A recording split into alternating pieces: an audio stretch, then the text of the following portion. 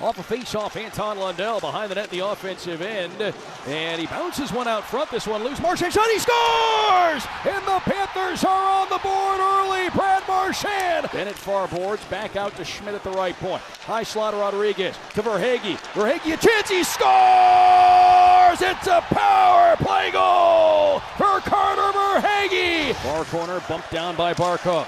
A battle for a loose puck. Panthers have it. Reinhart a shot. He scores out of the far circle, off the iron and in. Sam Reinhart gets the Panthers up by a pair once again, and it's taken away. A breakaway. Luostarinen hands it on. Bennett in. Bennett scores. Top shelf. Barkov left it for Tkachuk to Barkov again. Right side of the circle. Tkachuk in front. Reinhart. Ekblad shot. He scores. A power play goal. Mikkola at the line, near side. One-time drive, they score! A power play goal, a one-timer from Evan Rodriguez. And the Panthers now lead 6-1. That got ugly quick last night in Game 3 of the Stanley Cup Finals. The Panthers win 6-1. They take a 2-1 series lead over the Edmonton Oilers, who pull their starting netminder in the third. Skinner out after giving up 5 goals. Pickard in, plays 16 minutes, the former Av. 2-1 is the series there as we welcome you into the morning sprint. Alex Ryanemi alongside the coach, Mike Sanford. KJ Granderson is behind the glass today. If you want to join us, please do so on the Shop Mazda text line. One price, one person, in 1 hour. You can do that at 303-504-0925. A whole bunch of stuff to get into today. We have mandatory minicamp starting in just a couple of hours over the next 3 days.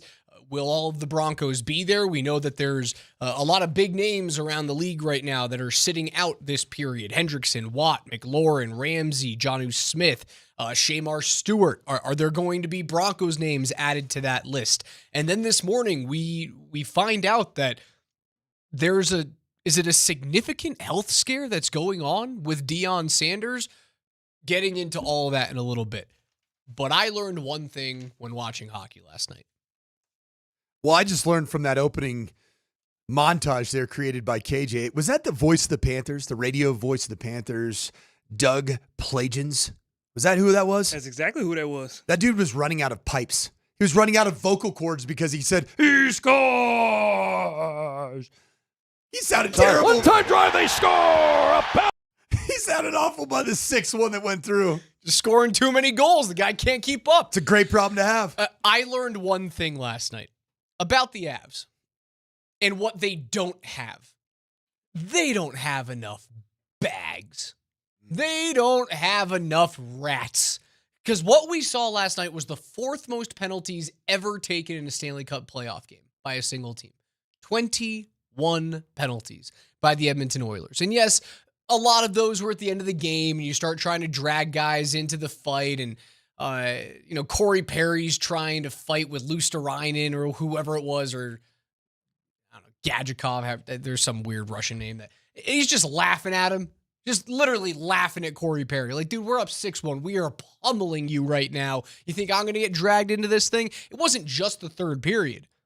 Edmonton got goaded into the Florida Panthers game of, we are going to get under your skin so often that you can't handle it. Niko Mikkola. That was Mikkola, it. there It you was go. Niko Mikkola, the Finnish defenseman, not the Russian. Yeah, Corey Perry, I'm watching the clip of it right now. He's just laughing at his face. Just a nasty two-hander, dropped the gloves, and Nico's like, ha! Yeah, you think that's going to work? Fun. It worked in the first 2 periods. That's fun, old man. What are you on your 15th team in 27 years, old man? What do you say now, Corey? And what ended up happening was you played shorthanded for far too much of that game, and you couldn't come back. And I need more bags on the Avs. I need more dudes like Sam Bennett, more dudes like Brad Marchand. Honestly, and I know TJ Gallardi.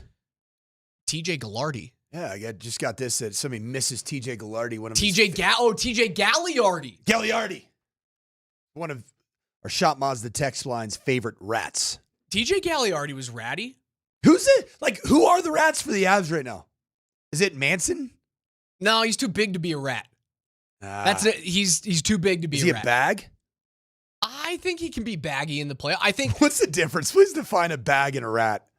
I don't know. Are they identical? I know it when I see it. Are they truly identical? They're kind of identical, but I know it when I see it. You can't be kind of identical. Like, you know who's you a either rat? are or Like, you're not. Brad Marchand is a rat. Okay. Sam Bennett is a bag. What's Rempy? Just a big, the goofy ogre? son of a you-know-what. He's an ogre. Yeah. He's a fake hockey player. He's an oaf. He's an oaf. He's one of the guys. I hadn't heard the name TJ Gagliardi in a minute. You need more of those types of guys. Did need you add more anybody? guys that are going to drag you into and drag your opponent into an area that they don't want to go. What do you think it is with the Colorado Avalanche that you really haven't had that guy for? You haven't had that guy since Naz left. Nathan McKinnon's kind of the closest thing you have. Yeah, but it's not real ratty though. Like the rat is a guy that's he almost, threw a helmet at a dude's face. right. I get That's that part of pretty it. ratty. That was more of an anger outburst. Like a real rat understands the assignment on a daily basis. Understands that they are there to agitate, irritate, and get under the skin of other players that are potentially going to define the outcome of the game. And that's exactly what Edmonton has, right? The Oilers have players that if you do get under their skin or if you start to upset the apple cart just enough, then you end up having system failure across the board, which is what last night was. I'm trying to think back of teams in the past that had those types of players. Like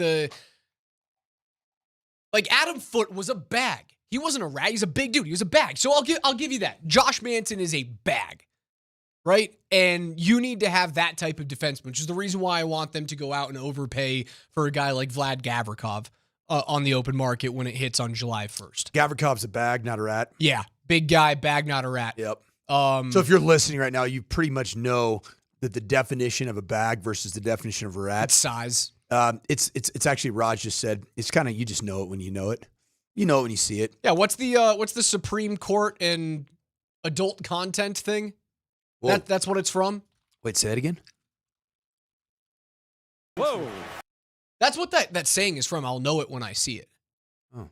It's from whatever. I forget what the Supreme Court ruling was all those years ago. It was the United States versus, I don't know, freaking the adult entertainment industry. There's got to be some rats and some bags just hanging out up in Loveland, with the Eagles. Is there anybody that's ratty or baggy up there that you could just say, hey man, just you got a job to do? Jacob Ellis versus Ohio, 1964, when Justice Potter Stewart coined the phrase, I'll know it when I see it, when talking about, is this explicit or is it just like PG-13?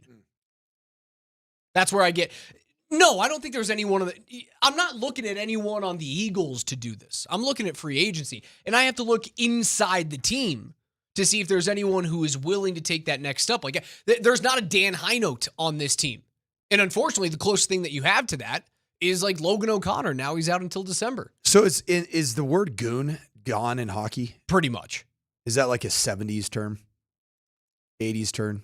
Yeah, the goons are like, Matt Rempe's a goon. Okay.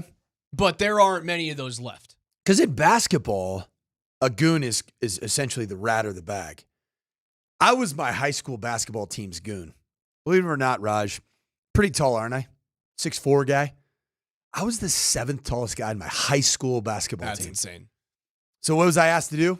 Just go in there and guard and get under the skin of really good offensive players and just follow them around and foul out and get them to the point that they're pissed off and they're like, screw this. My elbows and my shoulders look like Nikola Jokic's flesh. That's what I was there to do. It was a blast. I liked that job. I don't understand why nobody on this current Avs roster would embrace that role, because it is so important, man.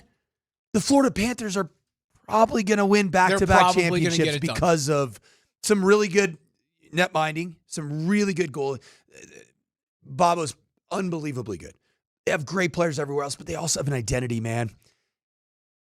And if the Avs want to get done what they need, they can get done. Why not create some semblance of an identity with regards to, you got great players, you got elite top line skaters. Not everyone's going to be Nathan McKinnon. Brad Marchand, it's funny because he's playing in this series, and he's one of the reasons why Edmonton got dragged into that crap yesterday and could never resurface, right? That is the rat of all rats, is Brad Marchand.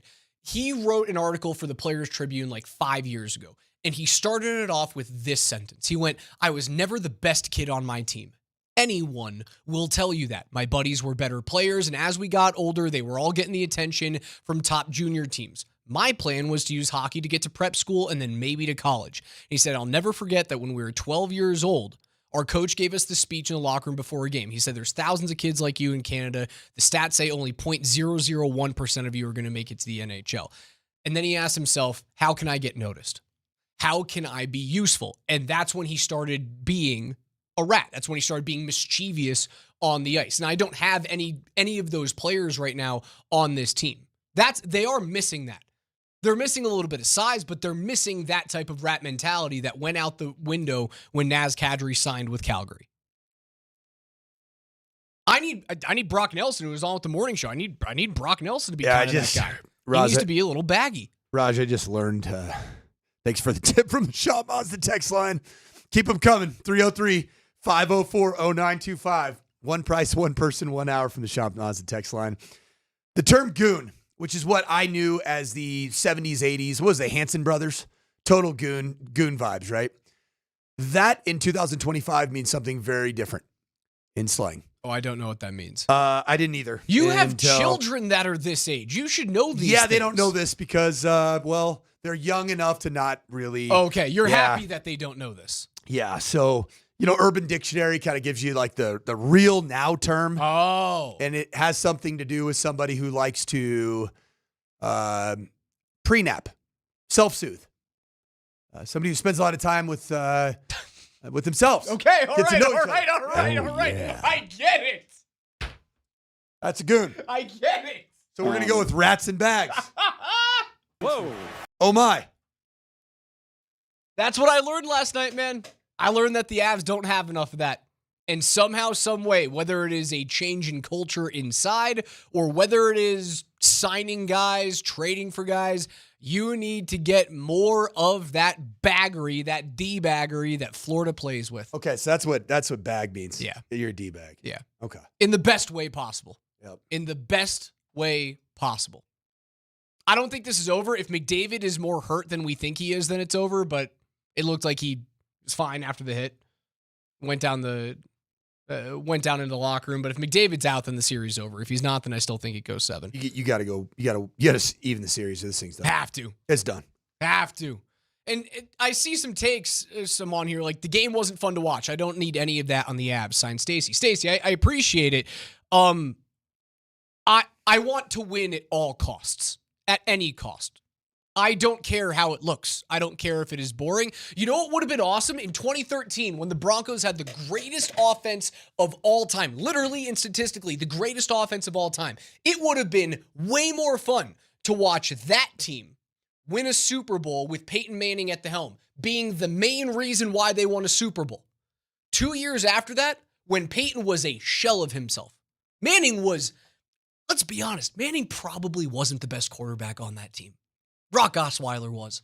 Just in terms of throwing the ball on air. Just in terms of athletic ability that year. Athletic ability and just at the time of Peyton Manning's arm talent. Did I care that Peyton Manning was a shell of himself that year? You know what Peyton Manning did? No. Peyton Manning threw shoeboxes better than anybody on planet Earth that Yes. year. Have you ever thrown a shoebox, Raj? Probably not easy. I got tiny hands. Is it a perfect spiral when you throw a shoebox all the way across a room? Guarantee it's not. It is not. But you know what? It got there on time, and it was brilliant. I didn't care how they looked when they won. They looked completely different. I'm totally fine with the Avs being that gross, mean, hate to watch you play hockey team, as long as they win. Things need to change. More to get into today. The health of Deion Sanders. Minicamp opens up in just a couple of hours. That and so much more coming up on the Morning Sprint. That is Coach Mike Sanford. I'm Alex Ryan. You're listening to Altitude 92.5.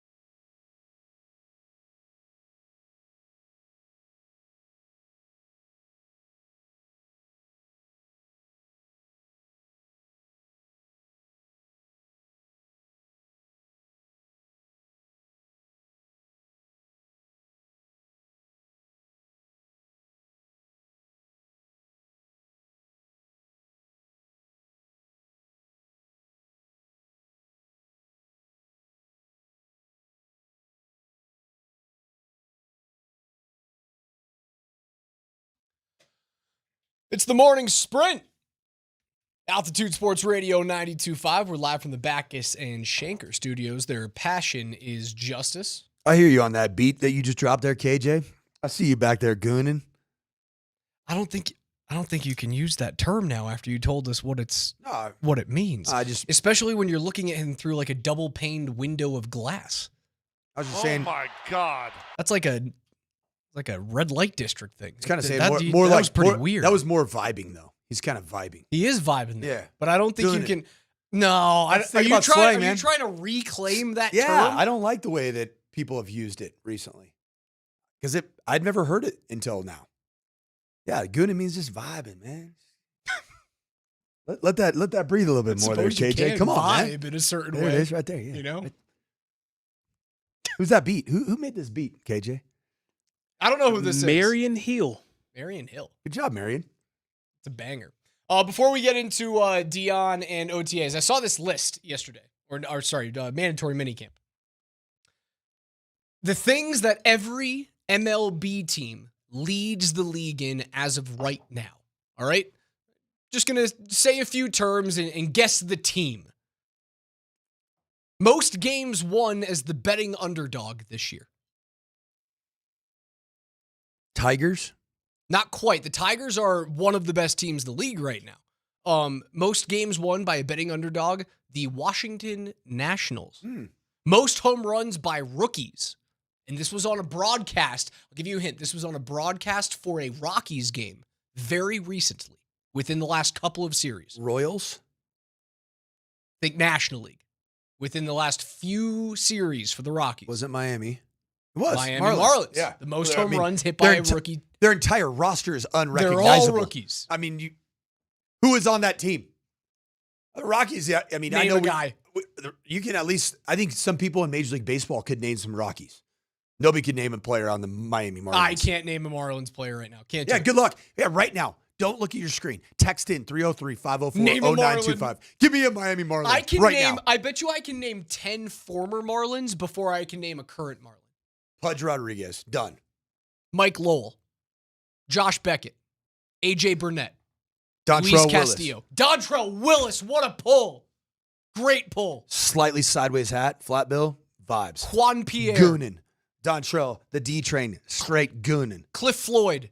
Easy layup, Jazz Chisholm. Jazz Chisholm. Wait, is he an active Marlin right now? No, he's no. not. He's like a Yankee or something. Yeah. Jazz Chisholm is a layup. I'll give you that. He was on the cover of MLB The Show. Miguel Cabrera, once upon a time. Miggy. Was Gary Sheffield a Marlin? Was he part of that first Marlins World Series team? I think we just named 10. There you go. Yep. I got 10. There's not Sheffield a single was. Marlin.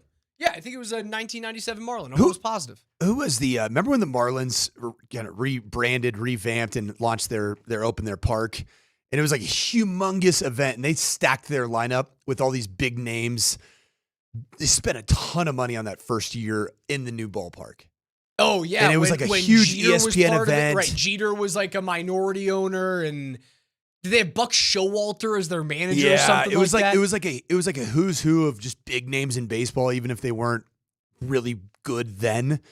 And that team sucked. They were terrible. That's tough. Okay, I got ahead of myself. I'll go two more, and then I'll ask you what you think that the Rockies lead the league in. How about the best record on Wednesdays? I like the San Francisco Giants there. The Pittsburgh Pirates have the best record on Wednesdays. The San Francisco Giants have the best bullpen ERA in the league at 2.32. What do you think the Rockies lead the league in right now? And it's a good thing. It's a good thing. Okay. They do lead the league in suckery, and they lead the league in losses, but they do lead the league in one statistic. It's offensive. One stat on the offensive side. Stolen bases? Triples. You're close. Triples. Finding a way to get to third. They lead the league right now. They have... Is that a Coors Field 19? thing? Yeah, it's cavernous outfield, dude. It's exactly what that is. Cavernous outfield. My favorite part of this list was the Baltimore Orioles. All of these things are like most pitches thrown over 100 miles an hour, most strikeouts pitching, best batting average with runners in scoring position. You know what the Orioles are? They're the heaviest team by average weight. So all of these teams get like a stat. And then whoever made this thing was like, the Oilers are just a bunch of fat asses. I mean, they could be just muscled up juice monkeys. Adley Rushman's a big dude. He's got some beef to him. This thing that's happening with Deion Sanders, not in Boulder. They're starting the football summer camps, and it seems as though Deion Jr. is also staying behind with his father. There's been a setback in his health. They say it's a little setback, nothing that he can overcome, but not exactly what you want to see in terms of the guy who's leading your program into what feels like the unknown again, and he's not there. Concern. If you're a CU Buff fan, this is concern. Because Coach Prime's had health problems that have plagued him for the better part of the last decade. A lot of it was with the clotting, but concern for the health of a leader that has brought a lot of energy and juice into your program, but also concern of what does this look like? Because this is a really impactful time of the college football calendar. Not just is the month of June for high school aged camps, which is what a lot of people are talking about, where a lot of recruiting happens. I mean, we have players going all over the country to different camps. We had a bunch of these weeks. Yeah, we had a bunch of players at CU's football camp on Thursday. And actually, this is the first I'd heard that Coach Prime wasn't there. None of the kids even mentioned it. To me, they had a great experience at camp. But it's also a big time because this is when your incoming class of players, either your freshmen and then more importantly, a lot of your new transfer players, your portal players, you're going out and you're doing football right now. I mean, frankly, right now in the high school level, I'm recreating the college game and I'm installing offensive concepts. That's why my voice is a little bit hoarse. This morning at 6 a.m., putting in offensive and defensive structures and then going out and practicing it. We're 6 a.m. to 7 in the classroom, 7 to 8 out on the field.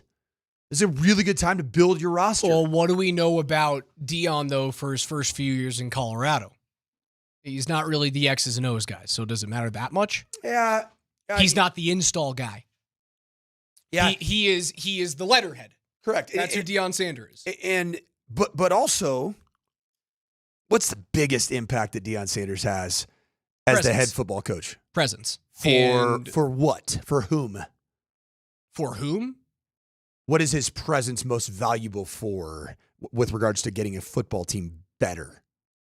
I don't know. Attracting players Recruiting. because of his. But if you're not physically on campus during one of the biggest months of official visits, then you lose that availability to have that impact of in-person, and you just don't have that. I just don't know what this means for his future because he's had the blood clotting issues. He had to pull out of. He was supposed to be the keynote speaker at some sickle cell foundation event in a couple of days. He had to pull out of that last minute, and with all it was a couple of days ago. It was a couple of days ago. June 8th, right? Thank June you. 6th. Yep. Mm-mm. Now, with this added health issue, it adds in another wrinkle too. When's Deion leaving? It's not just are the pros going to get him? Does he want to follow his son or does he want to follow Travis to the NFL? Does he want to go to a big time? I'm not saying this to slap Colorado in the face. Does he want to go to an SEC or a Big Ten program? Now you add in this extra wrinkle of this is another out.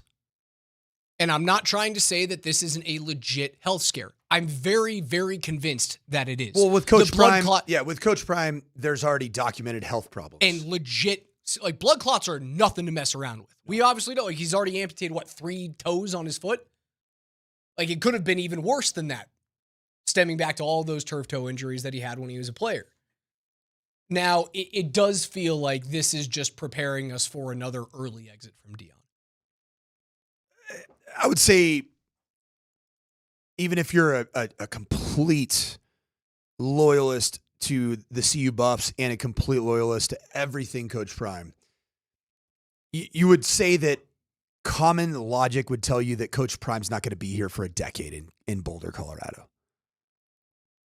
There are certain people that I've talked to that are surprised that 2 full years was that Coach Prime was coaching this team for 2 full years.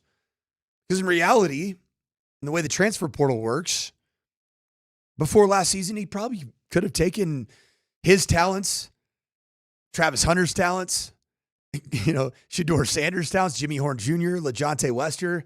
He could have taken those guys with him somewhere else in the SEC or potentially a Big Ten or ACC type school. But he didn't. It was interesting. A lot of times I look at the comments. I just want to, comments are, at social media don't necessarily tell the whole story, but at least if you see a common theme of comments, you think, okay, this is what at least the detractors are saying. You know what name got brought up a whole bunch in the comment section about Coach Prime and a health scare and not being around the program in June? Urban Meyer. If you remember, Urban Meyer at the University of Florida had some health problems. Air quotes, health problems. Do you think this is Urban? Severe headaches? I don't. I don't think this is the same thing as Urban Meyer. I don't think it is at all. I think Urban Meyer was searching for an out, and that happened to coincide at the same exact time. I don't get the feeling that Dion wants out yet. I do get the Coach feeling Prime can, as unbelievably athletic and as Superman as he was as a player, walking is laborious for Coach Prime in his post-surgical world that he has to live in. It's not like Tiger trying to walk 18. He lives in a ton of pain, man. And you never know how much it's getting worse, if it's furthering. There were people on the inside that I spoke to that were actually blown away that he even coached the first game in person based off of how severe all of his surgeries were in July and August of 2023 prior to his first game against TCU. I had the feeling that Urban was ready to leave the college game and ready to make the jump to pros when that all happened. I went, this all seems very, very convenient, especially with, I'm sure, what the NCAA was trying to do with sanctions and stuff like that. I don't get that feeling from Dion yet. Now, if they struggle and they win 3 games this year, that changes the thought process drastically. Drastically. Because then if you win 3 games, you go, well, it's not the same thing without my son here. I'm not having that much fun. I haven't gotten the same recruiting classes, whether it's from the high school ranks or from the transfer portal. And now I'm staring another 5-4-win team in the face the next season. That's when the opt-out happens for him and he gets paid out the full amount. That's the crazy thing that's tied to Deion Sanders right now is that there's no downside for him to get out of CU. He can walk away and be paid out. That's not an issue. I don't get the feeling that it's right now, but I do get the feeling that it's preparing us for something that will happen within the next 3 years. Well before this report from Heather Dinich came out this morning about I hope I'm wrong. About Coach Prime not being in Boulder, not participating physically in person with the June official visits, recruiting, the beginning of your transfers coming in, your portal players, all your incoming freshmen. Uncle Neely sat down with our good friends over at DNVR, and this was even before all this. This was like on Thursday or Friday of last week, and had a little bit of an update about Coach Prime and his health.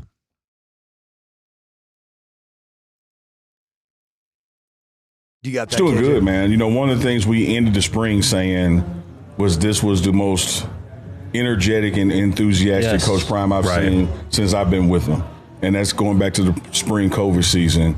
And as he told Asante, he had a little setback, but nothing that he can't overcome. Mm-hmm. And FaceTime with him the other day, man, when he's home, people get a to-do list. Please know he is still the head coach of this football program as he, takes some time off. But he's still engaged, man, energetic. That was Uncle Neely, who has been covering Coach Prime since Jackson State and knows him, very, very, very close friend. When we talk about Coach Prime and is this even a tea leaf as it relates to the beginning of the end for CU and Coach Prime and the relationship? It is important to make sure that there are a lot of people out there like 0150 on the Shot Mazda text line saying that you should stop talking about Dion without acknowledging that he probably would love to be at practice. I agree. I think he would love to be at practice. And this is a real health scare. What we're saying is that there was a pre-existing health concern about Coach Prime even going into his first year as the head coach. Yeah. So that's not insensitive, that's a reality. What I think about what Coach Prime has built at CU, he has what I believe is probably an heir apparent on the staff right now, which is a good thing. And Who is that?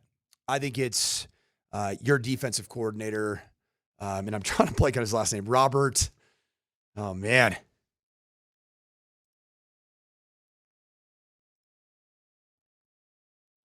What happened to your AI, Coach? I thought you learned that yesterday. There you go.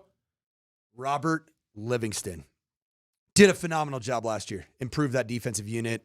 Respected, loved by everybody. I think Coach Prime and him get along well. I don't think he's necessarily the guy that is ever overshadowing Coach Prime in any way, shape, or form, but he's just a behind-the-scenes worker.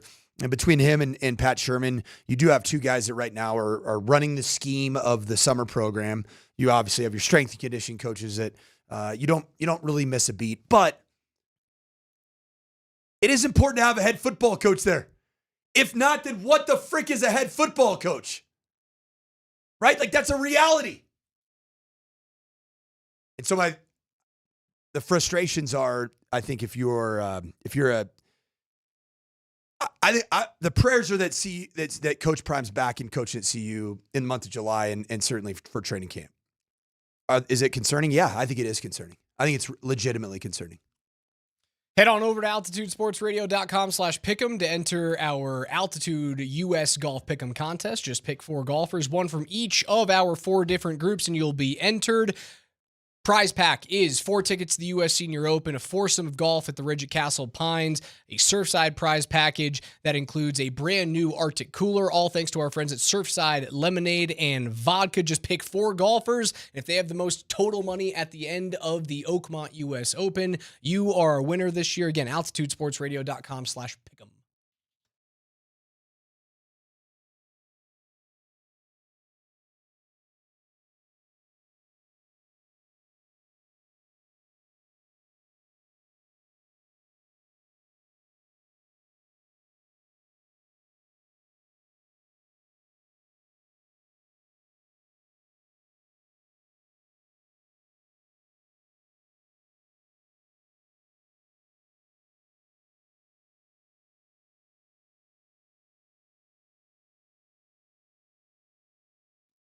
What is good, Colorado? Summer is here. Maybe not officially, but it sure as heck feels like it. It's going to feel like it next week. And as the weather and the temperatures continue to heat up, sports action, it's heating up at Circus Sports Colorado. If you're going to make some bets on the U.S. Open that's coming up this weekend on Father's Day weekend, download the Circus Sports Colorado app. From baseball to playoffs of NBA and NHL, Circus Sports has it all. Circus Sports Colorado isn't just sports betting.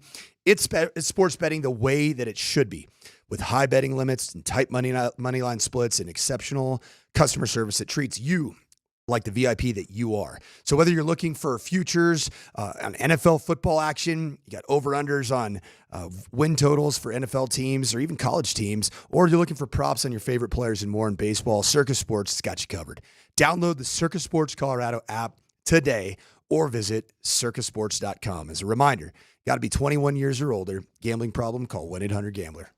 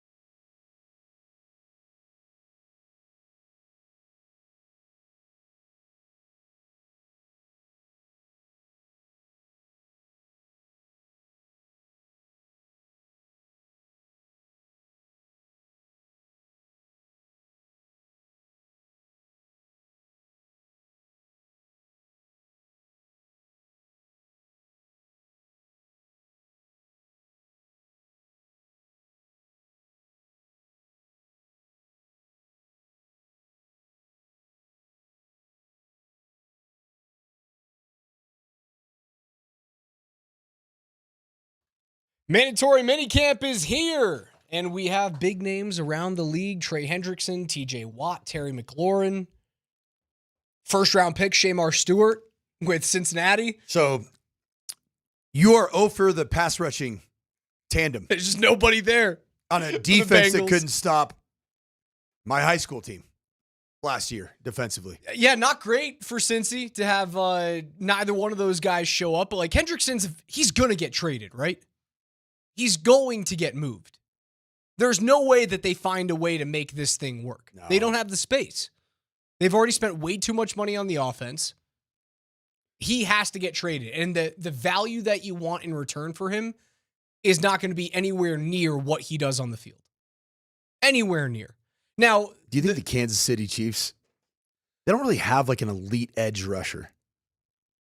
They have an internal edge rusher, best in the game. you Chris still Jones. think Chris Jones is still the best in the game at his spot? I mean, You're not going to like turn up your nose about Chris Jones, but I feel like his best years are behind him. let me see. This 80 and a half career sacks. And this past year, yeah, you're right. He was he just had 5. He's slowing down. 5's pretty good, man. He's starting to slow down. 5's a decent number for an interior defensive lineman. The good news is that there aren't any Broncos here. Like, we might find that out later on today man. or tomorrow, but like Nick Bonito isn't on this list. Singleton isn't on this list. Jonathan Franklin Myers isn't on this list. Malcolm Roach isn't on this list. Chris Jones in 2022 had 15 and a half sacks. That was 3 years ago. Jeez. 10 and a half in 23. He's not the same guy. He's slowing down. He's slowing down, dude. It's actually happened to him in his career before. He had 15 and a half sacks in the 2018 Super Bowl season. And then 9 sacks, 7.5 sacks, 9 sacks after that. If you were Nick Bonito's agent, would you tell him, don't show up? We don't need you to be at mandatory minicamp this week. Make a stance, make a play. He's probably telling him that, Raj. And we know it truly, right, you can get fined right now. Obviously, that's the reason why it is mandatory minicamp. You can get fined. And that's the reason why the names that I just rattled off are they're worthy of talking about now as compared to when you have voluntary OTAs. It really matters come training camp time, toward the middle and the end of the summer. If I'm Bonito's agent, I'm telling him to sit out.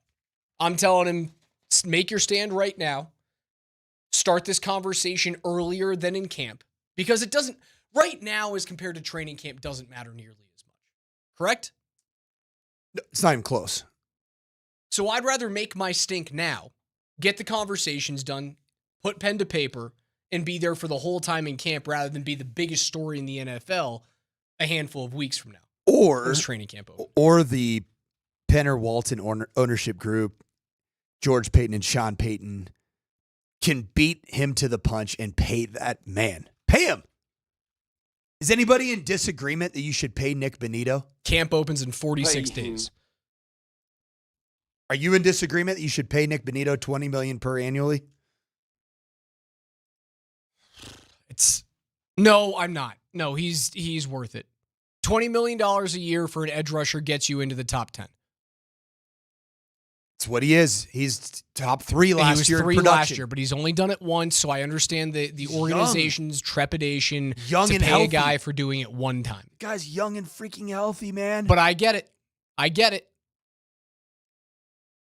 Getting him into the 20 range gets him to Hendrickson. It gets him to Leonard Williams, gets him above Bradley Chubb and Khalil Mack. He's better than all of those players. Maybe not Hendrickson, but I think he's better than the rest of those players. When you talk about an incredible ascension. But if you get to 25, man, 25 to 28, then you're talking about TJ Watt, Hines Allen, Bosa, Burns, and he's not that guy. I disagree. He is a third-year player, Raj. Third year. A lot of those players took 4, 5, 6. Look at Trey Hendrickson. How many years it took him to get to the point where he was having a 13-plus sack season? He did it in his third year, and really it was only his second year playing. And he stays healthy, and he's available, and he's out there. games played, 15, 15, 17 in 3 years. And his first year was probably because he just flat out was a rookie player, didn't contribute. These edge rushers take time, man. They take time to develop, and he is so far ahead of schedule. Pay him now. And the organization has shown you with these, at least this new version of the Broncos, under this new ownership and Payton at the helm, they've shown you that they're willing to pay those younger players earlier. And it's paying dividends in Pat Surtain right now, right? His extension kicks in this year, the rookie extension, and he's the 4th highest paid corner on the market. Imagine if you didn't sign that rookie extension until now. Imagine you had to wait until a Defensive Player of the Year trophy was on his mantle, and then you have to sign that extension. I am typically the guy who wants to pay guys early on. Like, look at the Nathan McKinnon thing. The Nathan McKinnon contract with the Avs looks awesome right now. 12.6, you kidding? There's a chance Mitch Marner gets $1 million more than that in the open market, and he's half the player that Nathan McKinnon is. Trey Hendrickson was a 3rd-round draft pick, pick 103 by Sean Payton, actually, in 2017. His first year, he played 12 games. He had 2 sacks. Second year, he had 0 sacks. Third year, 4.5 sacks. So through 3 games, this is a guy who's been the sack leader in the National Football League in back-to-back years. Trey Hendrickson had a combined 6.5 sacks in 3 seasons. His 4th year was his Nick Bonito coming out year, exact number that Nick Bonito had in his 3rd year, which is 13.5 sacks. And then Trey Hendrickson's gone on to be 14 sacks, had 1 dip in 2022, and then 17.5. And now Trey Hendrickson's going into his 9th season, and the value that he has. Now, it's interesting because he started to get it on, like, just a bit of, like, you have to look at a declining career at some point here. Yeah, because he's pushing 30. He's 29 right now. He actually is. He is 30 now. He is 30. Different story with Nick Bonito. Nick Bonito is young, healthy, and he is only going to continue to get better. If it's between 20 and 23, I'd say do it. Is that enough? It will be. You know why it will be enough? Is because the analytics of like PFF, they don't like Nick Bonito. Do you know why that is, Rush? No, I don't. Educate me. Where are all of his stats really wrapped in? One phase of playing defensive end or rush or pass rushing. They don't love him in the run game. No, they sir. don't love him. No, sir. I mean, he's not going to really be a guy that you want to drop back in coverage against the tight end. And that is a bit of the difference between Nick Bonito and, say, TJ Watt. Nick Bonito and, say, Max Crosby. Those guys are ballistic, don't stay blocked run stuffers in addition to being really good pass rushers. They're catch-alls. Nick Bonito is a twitched up, can bend the edge, pass rushing son of a gun. Pay him $20 to $23 million annually, and you will not regret that. Take us wherever you guys want to go today on the Altitude Sports Radio mobile app that's powered by the Will Height Law Firm. Their injury lawyers, go to willheightwins.com. That is willheightwins.com. We'll be back in a couple of minutes here. That's Coach Mike Sanford, Alex Ryan, Emmy. You guys are listening to Altitude 92.5.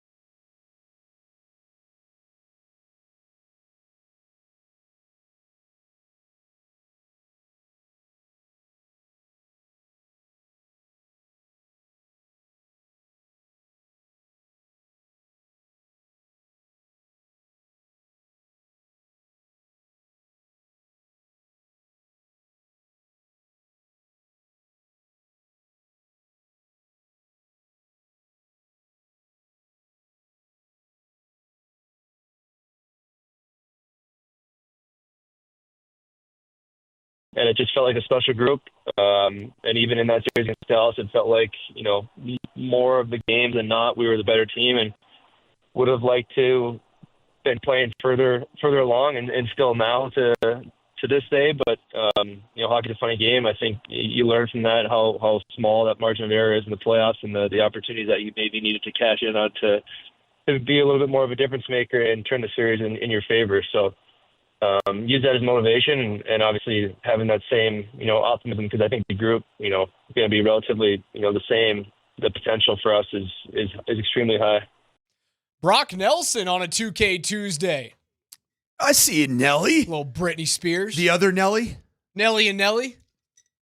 Also, I'm looking at the Rancho Cucamonga Benefit Fund for Youth Sports and Youth Sports Awareness Fund, We Pay, They Play jar, which has been a part of Altitude Sports Radio for like 5 years. 5 years now.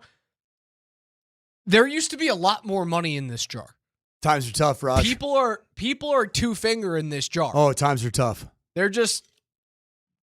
taking things out. There used to be a 20 in here. There used to be a handful of ones. There's $2.5 $5 bills in here. The one that I just pulled out is missing a large portion of it.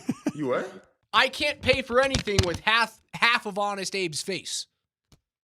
Raj, there's clearly somebody at the station who's got an issue with nose beers and is using that as their fund for nose beers. Oh my God. That's a hell of an accusation. That'll get us started, Raj. That'll get the energy going. Nothing like some nose beers to get everybody rolling. Oh, yeah. I bring Nelson in there for this reason. He feels like they should be playing. He knows that they should still be playing, or they would have had a very good chance to be in the Stanley Cup final against Florida.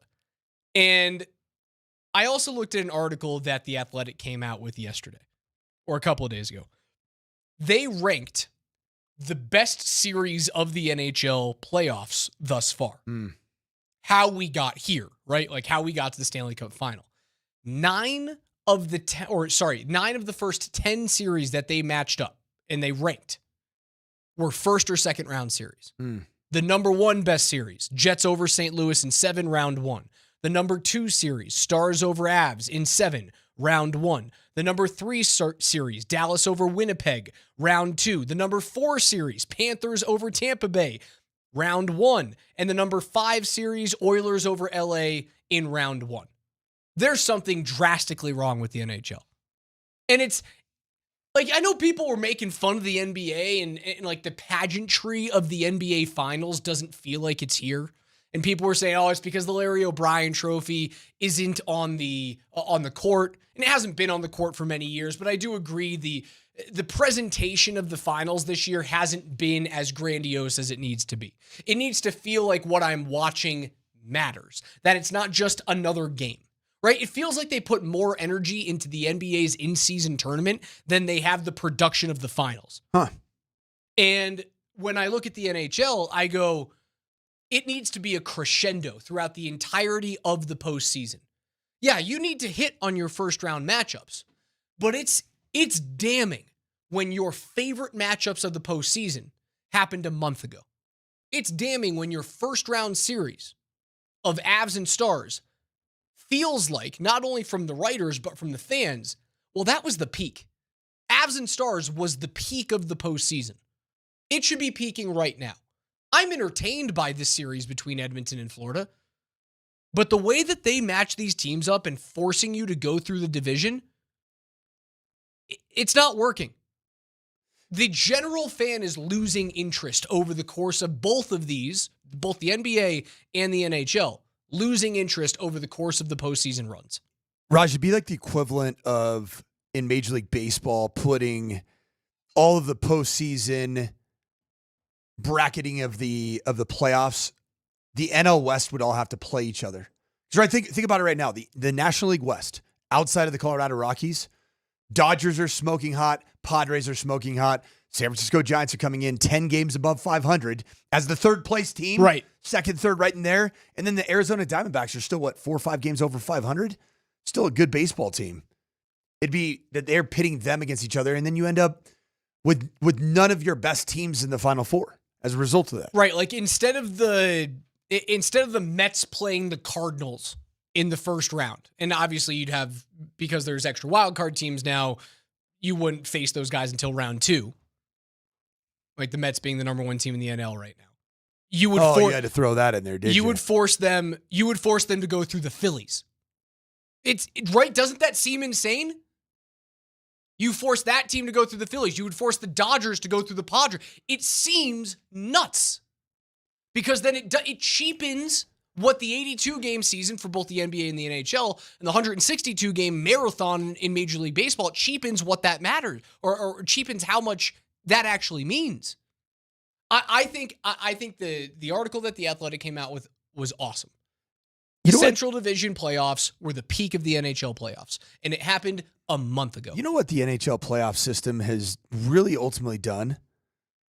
It's almost created dynastic type teams that don't feel dynastic whatsoever. Right, because are you that good, or did you just play in the Atlantic Division?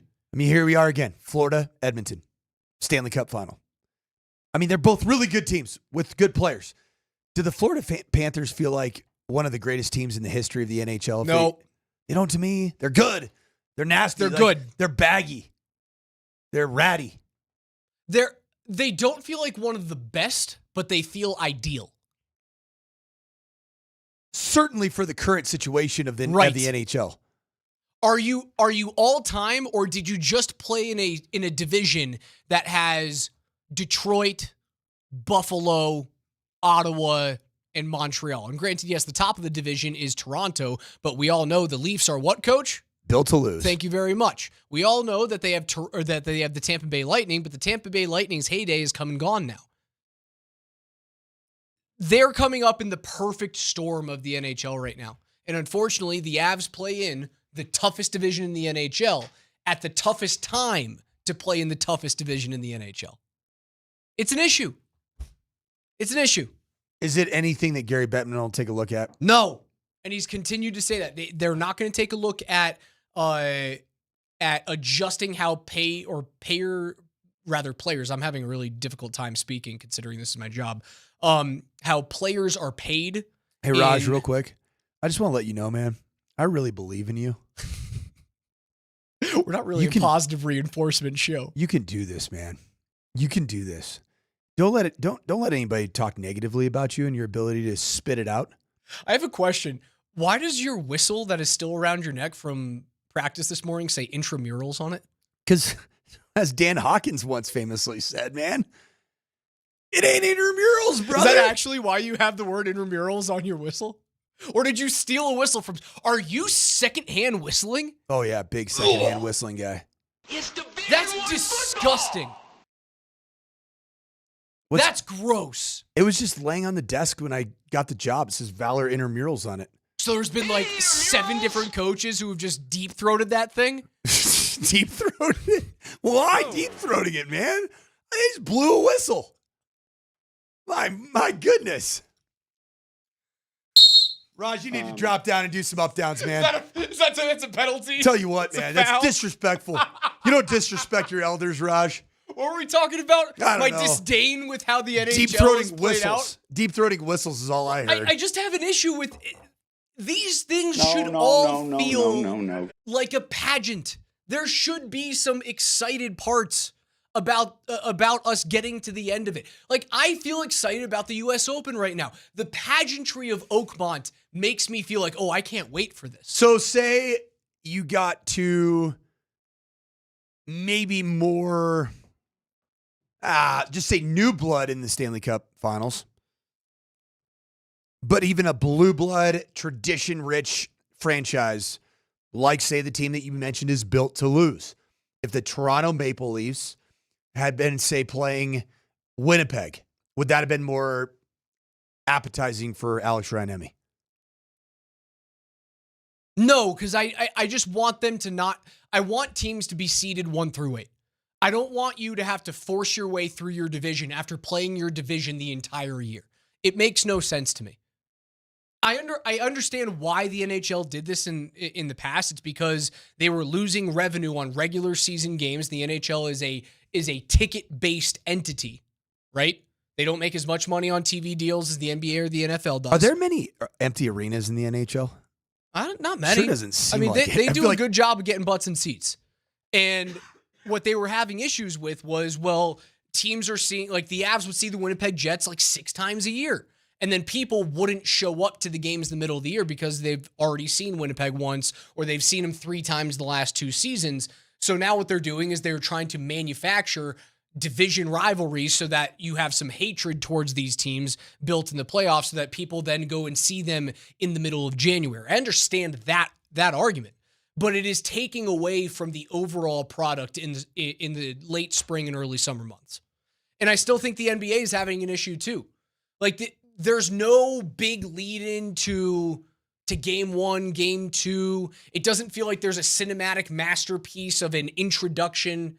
I don't have the same script of the NBA Finals on the court. I don't need a giant 60-foot tall Larry O'Brien trophy, but I need some sort of excitement.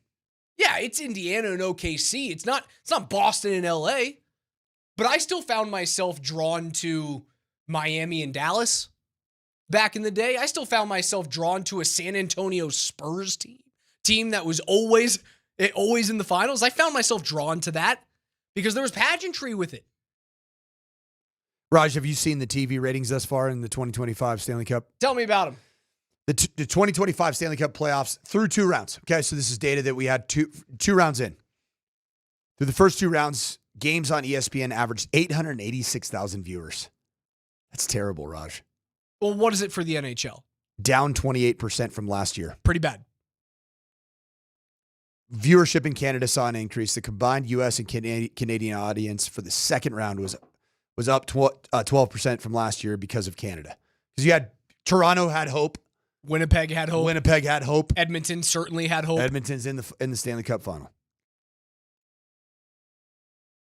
It's not like Raj. People are getting bored with the same matchups that they've watched in the regular season. It's the exact opposite effect of what they thought they were fixing. You know what those numbers are? Those numbers are kind of like on brand with like Big 12 and ACC, like non-Power 5 regular season college football. I mean, let's be honest. The NHL or non-Power 2. Sorry. The NHL is the ACC or the Big 12 as compared to the Big 10 of the NBA and the SEC of the NFL. Correct. That's as good spot on of analogy as you can get. That's who they are. For MLS, just because I love the beautiful game, can we give it Mountain West Conference or Pac-12? What are you giving Major League Baseball then? Well, I think we'll give Major League Baseball ACC. Major League Baseball can be the ACC, and then hockey's the Big 12. Big 12. What so is who's conference? Dan Hawkins? What's conference? What is USA? NHL? It's not. What's Conference USA? MLL. Major League Lacrosse. Let's go, man. Lacrosse guys are going to get mad at you. Well, you watch out there. Lacrosse guy gets mad. Hockey guy gets mad too. I mean, hockey guy's Big 12. I like the Big 12. There's some good teams that come out of the Big 12. There's some great history in the Big 12. It's the Big 12. Thank you, Coach. Yeah, the NHL, that's not a good thing. It's not good. And you got a cap that's going up. Heavily, yeah. $105 million at the end of next year. Old Gare Bear. Hey, listen up, Gare Betts. You're going to have to probably take yourself to some real hard conversation time here in the near future if your numbers keep going down. Because the bottom line for all of these sports, including college athletics, man, it's all driven by TV viewership and advertising revenue. It's what it is. All I know is that Brock Nelson thinks they should still be playing hockey, and that means that you just signed a guy who realizes his days in the NHL and his chances of winning a cup, those years are becoming finite very quickly. I like that from Brock Nelson. I like Adam from the Shop Mazda text line coming in with Major League Soccer is the Mountain West. NASCAR is Conference USA. Although, man, NASCAR gets some pretty good viewership. National Lacrosse League is FCS, and the WNBA is the SWAC. The SWAC. It's interesting. Yeah, but the SWAC doesn't have a Caitlin Clark, man. Come on. NFL notes are next.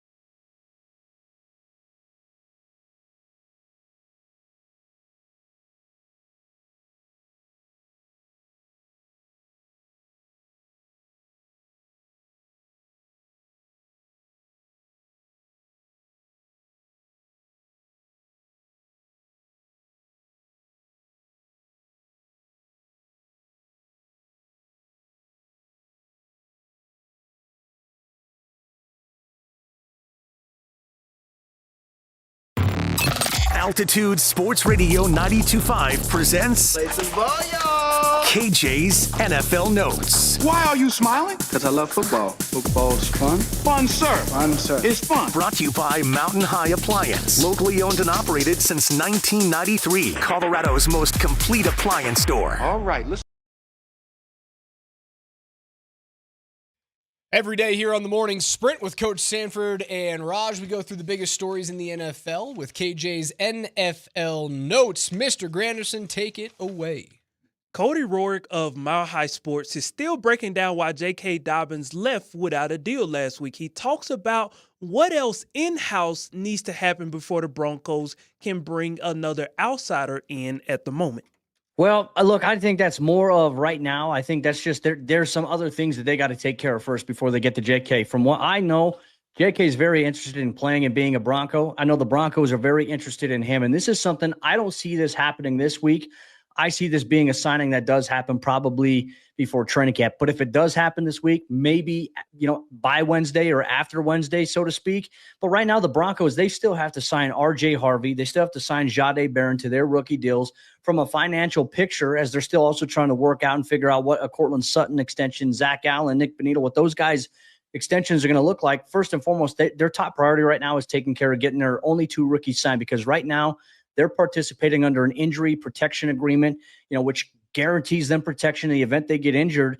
They're putting a lot of good faith out there by going out there and competing, which, I applaud.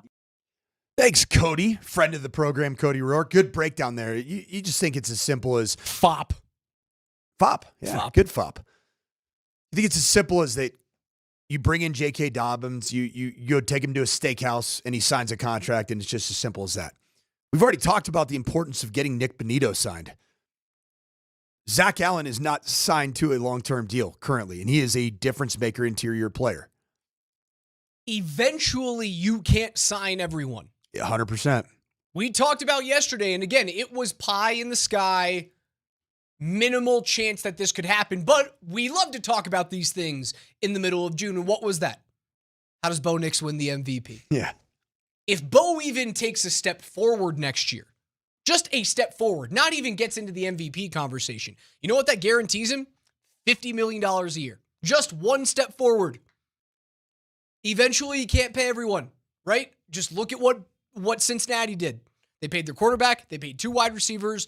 They had to say goodbye to an excellent dual threat running back in Joe Mixon, rather. And now you don't have a defense. Right. So if you sign Allen, and you sign Bonito, and you already have Surtain on his extension, and then you're going to sign the two rookies, and now you have a $50 million quarterback coming down the line in 2 years, where are we left? Raj, does it not feel like Russell Wilson is so far in the rear view mirror? I don't think about him ever, which is amazing, because he used to dominate my thoughts every day. Is it not anything dangerous? Is it not incredible? Like, even us that do this for a living in Denver sports talk radio, the Broncos are still in the hook this year for this $32 year. It's the final year, right? $32 million, though. Isn't that wild? Like last year, everybody got it. It's all we talked about is the $53 million cap hit, and because of that, the Broncos are a bad football team, and we were all wrong. Everybody was wrong because you hit on your drafts, you hit on some of your free agents. But you still do have to dish out $32 million in dead money to a guy like Russell Wilson. You can't sign everybody this year. Who's going to be the one guy that has to sit it and eat it? Probably John Franklin Myers.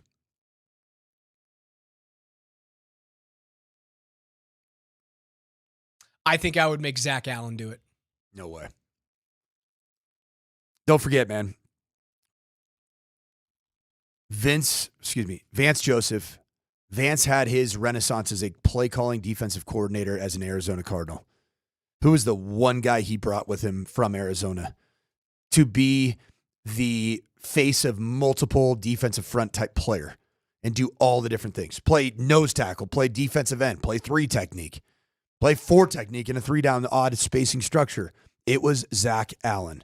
Yeah, the reason why I would say... The only way Zach Allen's not long-term here is if for some reason VJ doesn't make it out of the 2025 season, which would be obviously wild.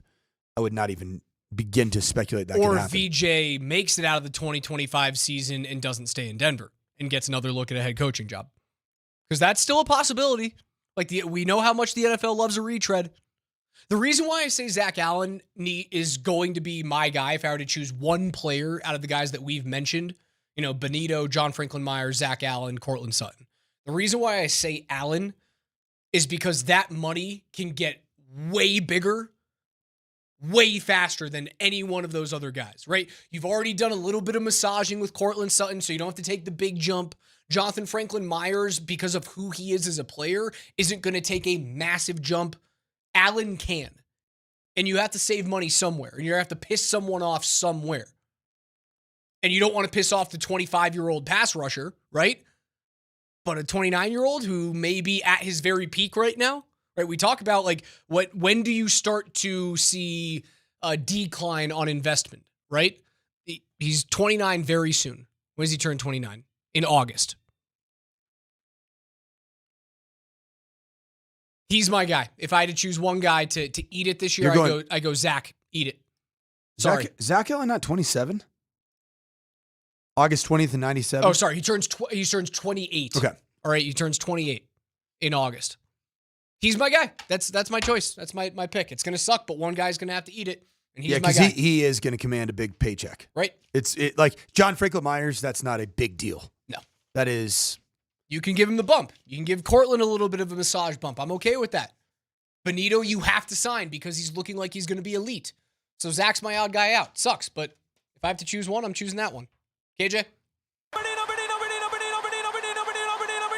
Speaking of edge rushers, former Broncos star DN Alfred Williams spoke to Chris Thomason of the Denver Gazette recently about Nick Benito and insisted that the Broncos don't play around and should pay him market value, which you guys talked about earlier, between 20 to about 23 to 25.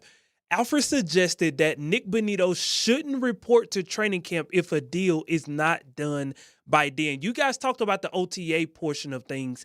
I'll switch up the question here. What are the odds that if he doesn't get a deal done before training camp, that he would think about sitting out?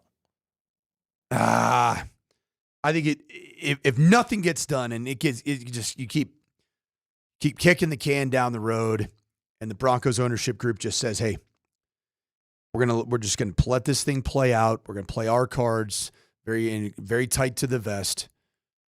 I do think that Nick Benito is justified in holding out.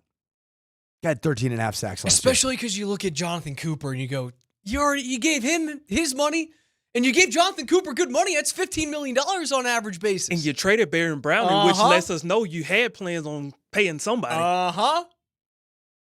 I think he's well justified to sit out. And I would do it. I'd sit out. I would sit out camp this week. I wouldn't show up to mandatory minicamp. Get it done now, so it doesn't hang over you like a rain cloud come July 26th. Are they out there right now? They are out there in 50 seconds. So they're going to be actually physically be out there exactly at 11:30, but they're not out there right now at 11:29 and 10 seconds. Oh, sorry. No, I apologize. 11:15 is when practice started today. Very nice. So they've been out there for 14 minutes and 30 seconds. Did we get invited? We did get invited. Not to do our show there, but we would just have dead air if you decided to go. Oh. I suppose you can try and do that Wednesday and Thursday and see how that goes over with the boss. I do love football. You do love ball. Big knower of ball over there. Just lover of ball. KJ, what's next? Players who are either looking for a new deal or to be traded that have not reported to mandatory minicamp so far. Trey Hendrickson, TJ Watt, Terry McLaurin, Jalen Ramsey, Jonnu Smith, and to a lesser degree, Shamar Stewart. Guys who have reported to camp under the same criteria, James Cook, Kirk Cousins. Awkward. Which guy is most likely to get a new contract or to be traded first? Terry McLaurin is the most likely to get a new contract. Trey Hendrickson is the most likely to get traded. The reason why is, well, Cincinnati doesn't have the money to sign Trey Hendrickson. And Cincinnati as a city, as a general region of America, hates defense.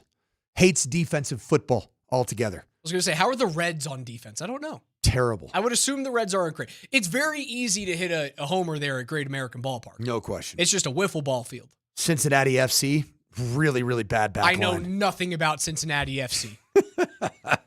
What a pool, coach. Is there an American Hockey League team in Cincinnati? Maybe the Cyclones is my guess. The Cincinnati Cyclones. Is that a team? You can look at that up later. Those are my 2 ones. The reason why Terry McLaurin is the most likely to get a new deal. In the age of AI, all you got to ask is, how are the Cincinnati Reds doing defensively? Very bad. Well, their defensive performance in 2025 has been a subject of significant focus, with the team struggling in several key areas. I love how AI gives you like it gives you a dissertation. There's pros to the numbers that you're asking for. Yeah, the Reds are they're essentially second to last in defense. Okay, So Cincinnati hates defense. they hate defense. The Cincinnati Bearcats suck on defense. Like Moser's daughter goes to school there, doesn't she? She hates defense. She just wants to score points.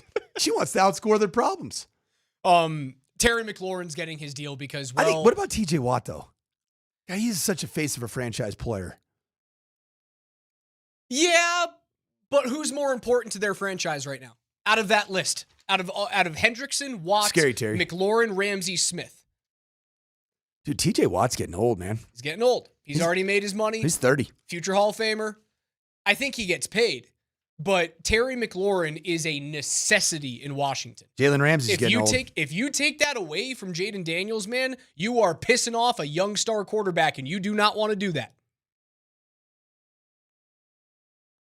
What's your answer? My answer is I think that TJ Watt gets I think he is the way that team is constructed and him as a leader, I think he gets the deal done first. TJ Watt. Who gets traded first? Jalen Ramsey, 30-year-old. Because they're already looking to trade him. He gets moved all the time. I mean, that guy, I feel like he's just a player that just trade after trade after trade. KJ, keep it going. Cincinnati Cyclones, they missed the playoffs for the second consecutive year. Hey, I got it right. And they also have the most overtime losses in their entire history this Are the season. Cyclones an American Hockey League team, or are they in the coast? They are American. They're in the A. What's the ECHL? The ECHL is the coast. The East, Okay, so yes. they moved to the ECHL. Okay. All right, there you go. One thing we as a show have been worried about is if Cleveland is a good fit for Shedeur Sanders. Well, Dan Orlovsky broke down on Get Up why schematically it could be a better fit than we anticipate right now as we sit in June. And let me say this. If this offense is going under Kevin Stefanski, at least rumors to what it was a couple years ago, he's perfect for it. Because he's perfect for the under center, play action, control the line of scrimmage, see the defense, get from 1 to 2 to 3 quickly, or 1 to 2 to 3. He's got to do it more quickly, but he's custom made for that. But the way that he thinks and the way that he can see something on the board, take it to a walkthrough, and then bring it to a practice, that's seen that's very how you quickly. win. That's seen very No, that's the thing. That's the thing for me. The stuff you talk, we've been talking about all the draft and pre-draft, but the superpowers that he has from the neck up, to me, that will help him get on the field faster than anything else will. Yeah, there's been a little bit of a wave recently in Cleveland that Shedeur he's making some headway. That's good news. That means, you know what, he's been given by Kevin Stefanski and general manager Andrew Berry a chance. He's been given a chance. Because I do think he's better than an aging Joe Flacco. I do think he's better than a massage-obsessed Deshaun Watson. I do think they've moved on from Deshaun Watson. I do think he's better than a Alex Ryanemi height comp Dylan Gabriel. And I know he's better. I have a Kenny Pickett hand comp as well. Correct. I can just throw you in that mix. You know what? I'm actually going to go with a Darren McKee hand comp in Kenny Pickett. DMac's got tiny hands. Very, very small hands. Got tiny hands. Very tough to grip anything, really. Whoa. Yeah, pause. Shedeur Sanders is going to win that job at some point in the season. And it's actually going to be pretty fun. It's going to be fun. For a while there, I didn't think that Kevin Stefanski was going to give him a chance to really compete. Flacco's the starter. He is. He's going to start game 1. Gabriel stinks, guys. And Sanders are on the team. Those are your 3 quarterbacks. Dylan Gabriel's not an NFL backup quarterback. Yeah, but he's on the team more than than Kenny Pickett is. You're not going to waste a pick on that guy and just go, yeah, we're going to launch you off into the practice squad or cut you. You're not going to do that. What was the Kenny Pickett reasoning? Probably just a insurance policy to get a veteran into the room is my guess, if you couldn't find a way to get Joe Flacco back in. Because I think he signed before Flacco. I'm almost positive he was there before Flacco. He was traded for DTR. Okay, there we go. There before Flacco, he was there as a insurance policy. They get Flacco there. Now Flacco's the fan favorite, successful a couple of years ago. That's the reason why he's there. But he's gone. He's not going to make it to camp. Won't make it through camp. What a story that would be. If Shedeur goes in the 5th round and finds a way to start next year. You kidding? To the point, though, that he's not a normal 5th round pick. He's not. If he starts and is the quarterback of the future for the Browns, it's like the greatest 5th round pick ever. There's been a lot of good 5th round picks. I mean, when was Tom Brady taken? Was it 6th? Brock Purdy, so he doesn't 7th? Count. He doesn't count. Oh, 5th round pick. 5th round pick.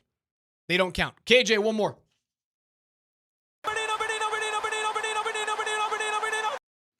The Colts announced the details on the transition of ownership from the late Jim Irsay to his daughters, Carly Irsay Gordon, Casey Foote, and Kaylee Jackson.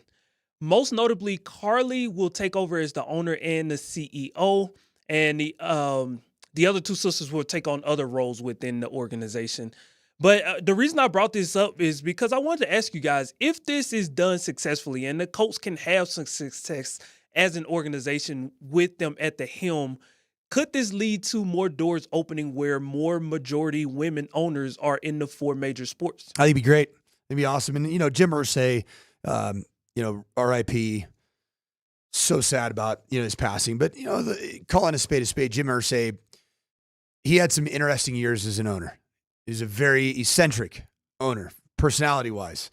Had his hand in the cookie jar a lot, and probably at times when he maybe shouldn't have. I think that actually the Indianapolis Colts are going to have a chance to really improve their situation from an ownership group perspective, because I just think that you have 2 daughters that have watched their father make some mistakes. And let's just call it like it is. My kids have watched their dad make some mistakes, and they won't make that same exact mistake twice. And oh, by the way, Raj, you were totally right. The list of 5th round quarterbacks is atrocious. It's probably pretty short. Like, who's the best one on the list? The best one, hands down. Not even close. Like Mark Brunell? Mark Brunell. Okay. 78 and 73. Yeah. But you look at some of these, man. Mike White, who I coached at Western Kentucky his draft year, 2-5 as a starter. Sam Howell, 5-13 as a starter. Spencer Rattler, already 0-6 as a starter. Brett Hundley, 3-6. Josh Johnson, 1-8. Troy Smith, 4-4. Dan, step out of the back of the end zone, Orlovsky, 5th rounder. 2-10. Dude, if Shedeur is the starting quarterback for the Browns. Steve Grogan was kind of a banger in 1975 for the Patriots. 75 wins, 60 losses, 182 tutters. He'll be the greatest quarterback ever selected in round number 5 if he ends up being the starter. The greatest player? That's another question mark. There's some really good players in the 5th round. Why are there way better quarterbacks in the 6th and 7th round than there are the 5th? I don't have the answer on that. Is it just because a lot of people are they either are going all in 1st and 2nd round with the quarterback, and then you just go, oh, there's a guy that we think we like his arm talent, and then it happens. That Tom Brady shows up every 40 years. Speaking of 5th round quarterbacks, I saw this funny little quick soundbite from Shedeur Sanders interacting with Joe Flacco at practice. Okay. Talk about young and old interacting. You ever hit that bench? What's that? Definitely not. I don't know if I've ever hit a public dance move in my life. Joe Flacco, not going to hit any type of gritty. You know what Joe Flacco should do this year on his first touchdown pass? Show the watch. Should show the watch. Mm-hmm. That'd be the coolest thing he could do. That's NFL Notes. It's brought to you by our friends at Mountain High Appliance, Colorado's most complete local appliance store, locations in Denver, Louisville, Littleton, Colorado Springs, and Glenwood Springs. They offer every major appliance line and brand, and you can find them at mountainhighappliance.com.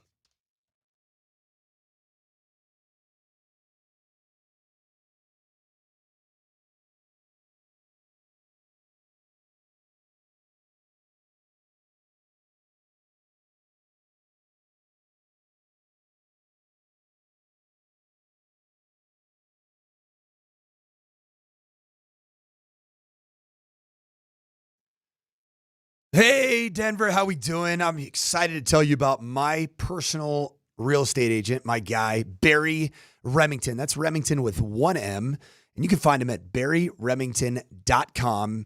His team is the WK Real Estate Team, the Remington team, and he's a proud Colorado native. Barry grew up in Arvada, attended Fairview High School. He knows this market. He knows it from Boulder to Denver and beyond. He teams up with his daughter, Cassie, who's worked alongside him for 7 years. And as a team, they are the perfect combination with smart insights, wisdom, high-level communication, and a fresh perspective. I absolutely loved working with both Barry and Cassie. The bottom line is right now it's a buyer's market, and buying a home is a major decision. Barry ensures that you find the right one without, most importantly, getting stuck in a bad situation. And if you're selling, Barry brings intelligence, strategy, and negotiation skills to get you the best possible outcome. What I loved about Barry is that he treats every client, treated me this way, my family, my wife, the way that he wants to be treated, with hustle, discretion, and honesty. Are you ready to win in this real estate market? Then make sure you check out barryremington.com. They serve Boulder, Denver, and beyond.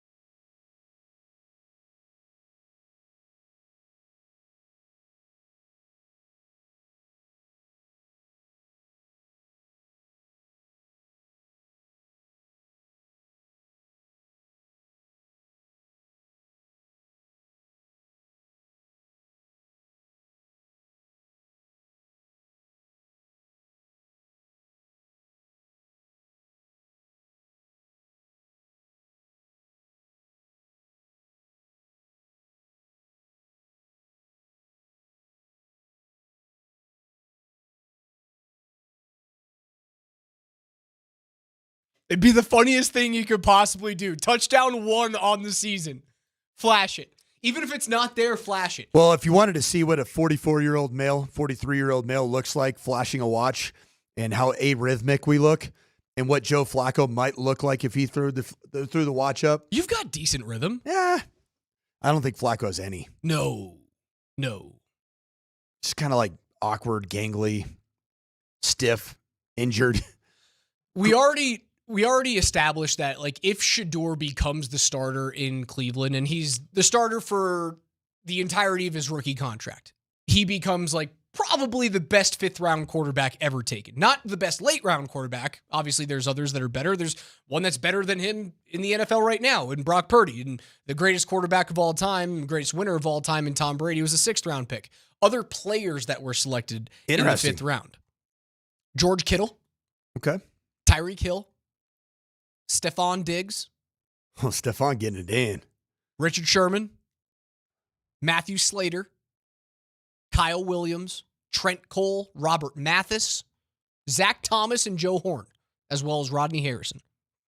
Pretty good 5th-round players. It's a lot of good ones. But Mark Brunell is the best quarterback that you can find in that round. Yeah, there's not much. No. And ironically, we talked about in the 5th round, Mark Brunell being the best quarterback in the history of the 5th round. There's a lot of drafts. The 6th round, ironically, of course, famously, 6th round has Tom Brady, greatest of all time. Also, some other good quarterbacks in there, though. Matt Hasselbeck. Great quarterback. Big-time winner, man. Great quarterback. Mark Bulger. Slinging that Pretty pill good for the St. Louis Rams. Yeah, pretty solid quarterback. Derek Anderson, good, solid player. Mark Rippon. Super Bowl. Not Brett Rippon. Mark Rippon. His uncle, correct? Washington Redskins. Yep, his uncle. Spokane, Washington's finest. Who are the best 7th-round quarterbacks? We obviously have Purdy right now and making his big deal with the 49ers. But I do feel like it's easier to find those guys because you're not typically taking quarterbacks in rounds 4, 5, and 6. You're either going first or second or final round, just going trying to find a diamond in the rough. Gus Frerotte, 7th-round quarterback. Good quarterback. Matt Castle got paid. Not a good quarterback. Not a good quarterback. But got a great season. Ryan Fitzpatrick. Awesome. Not awesome quarterback, great lifer. All right. My dad backed up this quarterback at the University of Southern California in the mid-'70s. Pat Hayden. I don't know the name.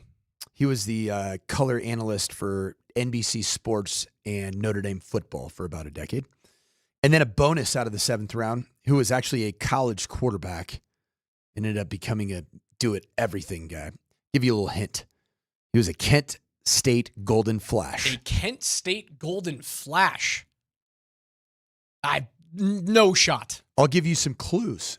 He's going to remind you of guys like Renfro, of guys like Julian Stokely. Edelman, like a yeah, short. It's Julian Edelman. Julian Edelman, yes. 7th rounder, who was All a quarterback you in had to say Kent was State. An average height wide receiver, white guy. Yeah, just a good old fashioned. All right. So what do they call it? Exciting whites. It's in the wine store. So could you make the argument that he's the best quarterback taken in the 7th round? He's got multiple rings, man. He was a gadget type of wide.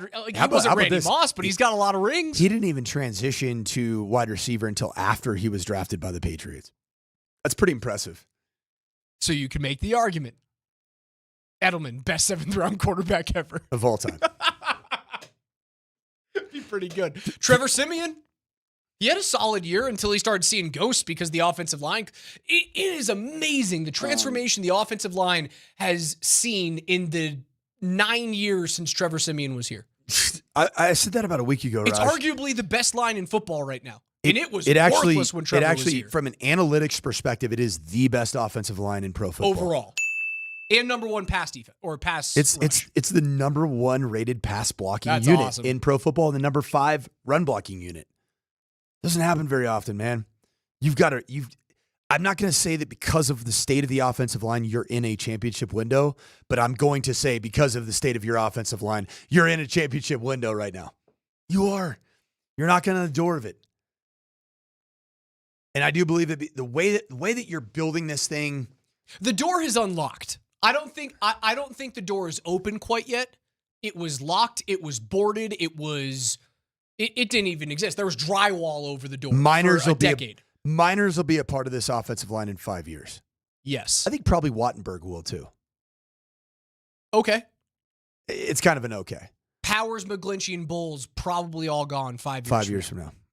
Two of them likely retired. 2 years from now, you might be close to having this entire offensive line intact. Not this, obviously this season, next, like this 2 seasons from now. They have to utilize a first or second round draft pick on offensive lineman over the next 2 years. It's probably this coming fall. Has to happen. Or this coming. There was a question that got draft. asked to us earlier on in the program that we never got into on the text line. It was, why didn't the Broncos select a running back in round 1? And why were they not in on Nick Chubb?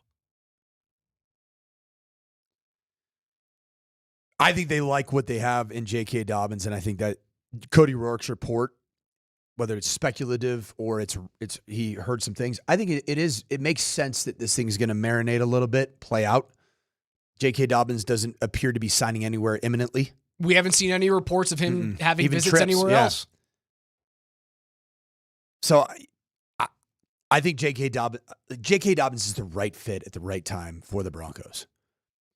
Nick Chubb feels like a guy that's either your bell cow starting running back, number 1 guy, or out of the league, or completely out of the league.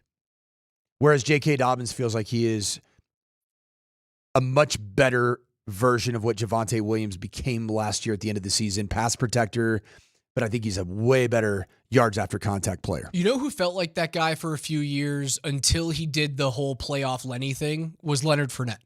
He's either bell cow or out of the league. Chubb feels the same way to me. And I don't know, like maybe Chubb can take a page out of Fournette's book where it's like, you don't really start turning it on until the second half of the season when we really need you.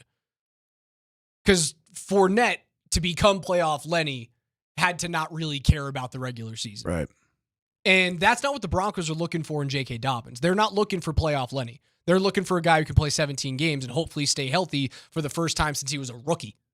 And they're also looking for a fantastic mentor for R.J. Harvey. And J.K. Dobbins is not a 33-year-old running back that's been in the league for 11 years. Just to be clear, J.K. Dobbins is 26 years old.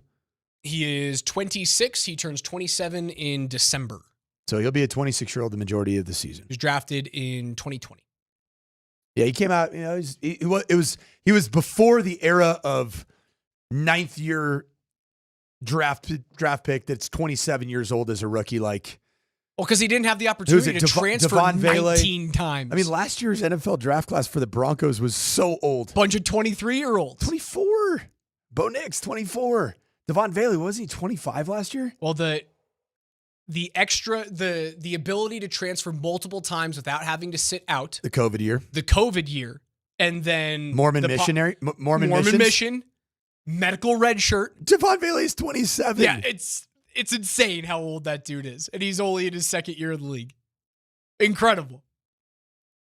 I don't know. It's so funny. I love when we talk about Devon Bailey like he's a little kid. Like Devon Bailey's got Devon so Bailey's big. 4.5 years younger Devon than Bailey's he's starting to develop. He's 27 years old. He's a grown man. He sure is.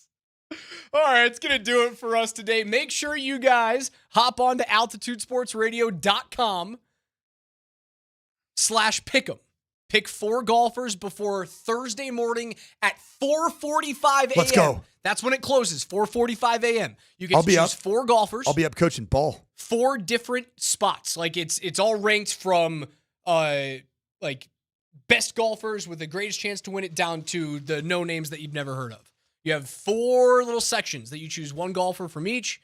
And then if you have the most prize money at the end of the week, you end up winning a foursome of golf to the Ridge, 4 tickets to the U.S. Senior Open, a Surfside prize package with an Arctic cooler, all thanks to Surfside iced tea and vodka, made with real brewed tea, only 100 calories, 2 grams of sugar, and 0 bubbles. Look for the can with sunset stripes at bars, restaurants, and stores near you. Again, enter now at altitudesportsradio.com/pick'em for your chance to win.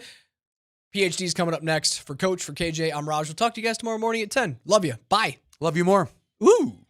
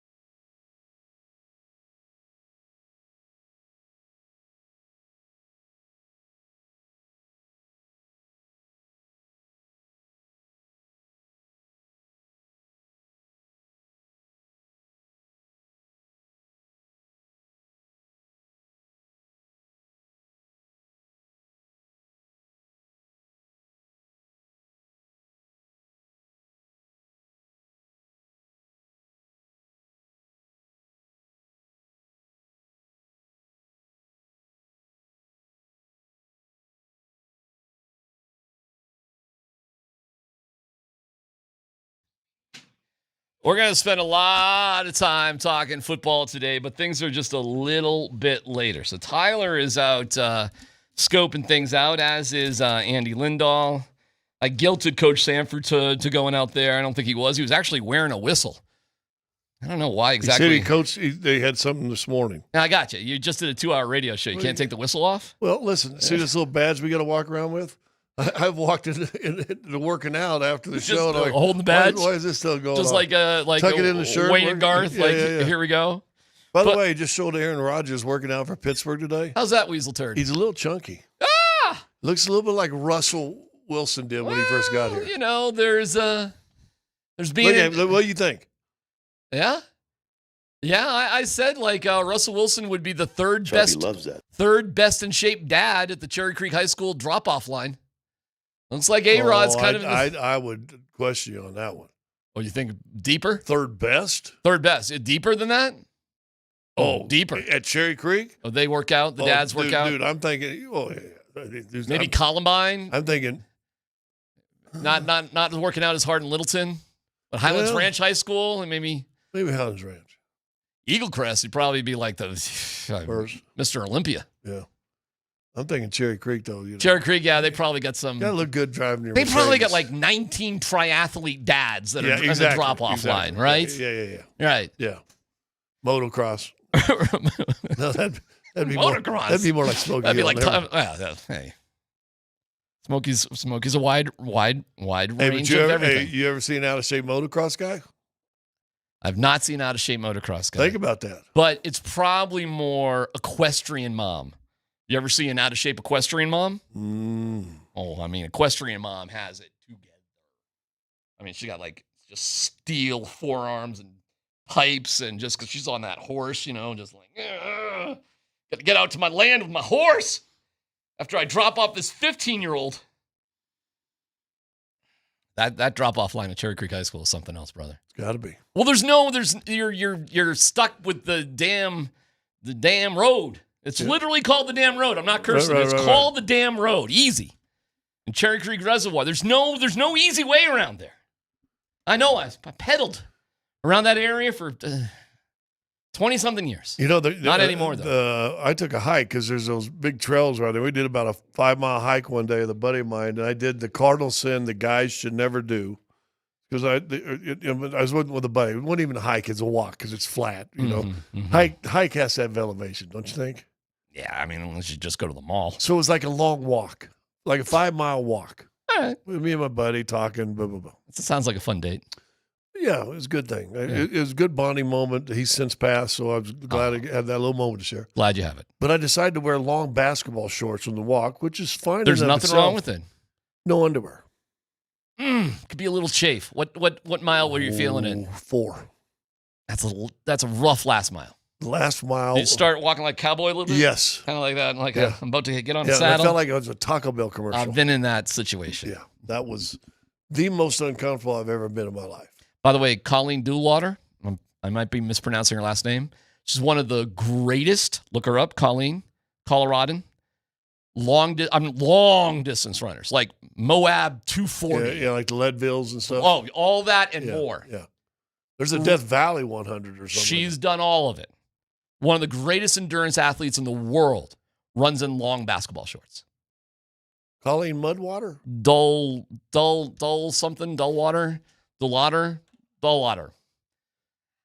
Dullwater. Anyways, I was watching videos on her, and she wears Solomon trail shoes, so I got some. Mm-hmm. I still couldn't do more than like 4 or 5 miles. But she runs look at her. I'm getting it wrong, but she runs in long basketball shorts. That's what she does her deal in. So you had the right idea. You just didn't have the undergear. Colleen Downloader, don't look it up now. I'm sorry I distracted you. I gotta ask you though, why were you walking around with no undies and basketball shorts? Period. Well, how often do you do that? Maybe that's really the bigger story here. There's a Colleen DeRuck. I'll get it for you later. Don't worry. All right. I could be screwing it up. Because I subscribe under the premise in the summertime, underwear. Less is more? Yeah, before 6 p.m. is, very optional. Can I tell you something right now? I am not wearing underwear right now, technically.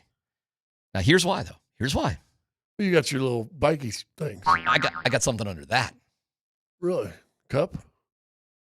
Yeah, I'm wearing a cup for a radio show. Well, I mean, after you're running some cement, it might be good to have a cup the way you ride sometimes. I got you some. Yeah, I deserve that. What do you think I have underneath? A jock strap. I got my swim trunks. I got my not my floaty, fancy, Yeah. Beach Boy swim pants. I got my tighty tights. I'm gonna do some laps. What are those called? The ones like racers. Well, yeah, not racers. Yeah. Racers don't even wear them anymore. Whatever them are. Yeah. Oh no, you should see me in this outfit. Like you could be a fat middle-aged guy in France right now at the beach. I'm doing some laps later today. I'm getting my splash pass at the local swimmy swim, which is about a mile down the road. It's 80 freaking whatever. I'm looking forward to doing some laps. Now, it's been a minute since I did some laps, but I was doing good last year. Last year, I was getting up to 60 or so laps at a pop, which takes about 40 straight minutes, by the way, for me. I ain't fast. And that's around a mile or so swimming. You're not real aerodynamic. Yeah, no. But sometimes float-wise, body-wise. Which is good. Ain't the worst thing. Yeah. I ain't no Michael Phelps. So I'm ready for the summer. I guess that's where I'm going. I'm ready for the summer. You got the Speedo underneath the bike shorts. Right. Yeah. Like that is summer. I've already been on the bike a bunch today. Yeah. Different way to work. Yeah, you came in really sweaty. I'm still sweating. I do sweat a lot. Yeah. I'm gonna, after we get done with this historic radio show today, which we're very grateful for your listening, we're gonna get some laps in at the Poolie Pool and get that splash pass going. I'm going to be at the pool every freaking day for the entire summer. And when it closes, and I'll have a tier dropping down, one single tier. So I'll do the one single tier on Labor Day. Outdoor pool? Hell yeah. I've done plenty of laps inside. I have. It's, I roll my eyes. Like, it all works. But, Scott, it's 80 degrees and beautiful.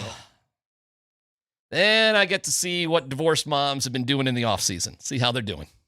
So how you faring, ladies? Do you have the goggles? Did you bring the goggles? Yeah. Got the goggles? I got the whole thing.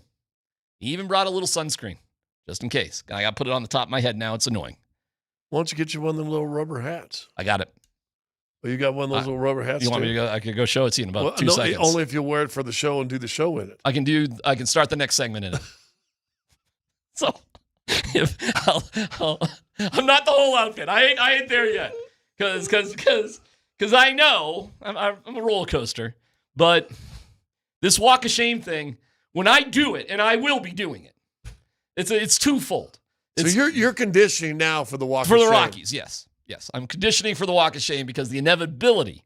And we'll be back towards March towards history, and at some time, somebody from this radio station will join me to watch the last inning of Rockies baseball and comment with me about it. Dan, I think we ought to put a memo out silently, include everybody but Darren, and make sure no one joins him so we can keep that streak going. Well, that ain't going to be a stretch, dude. It's already happening. Yeah, we don't need to send a memo out for that. Right, like it won't be news. Hey, that's something that hasn't been happening is still not happening. That is not news.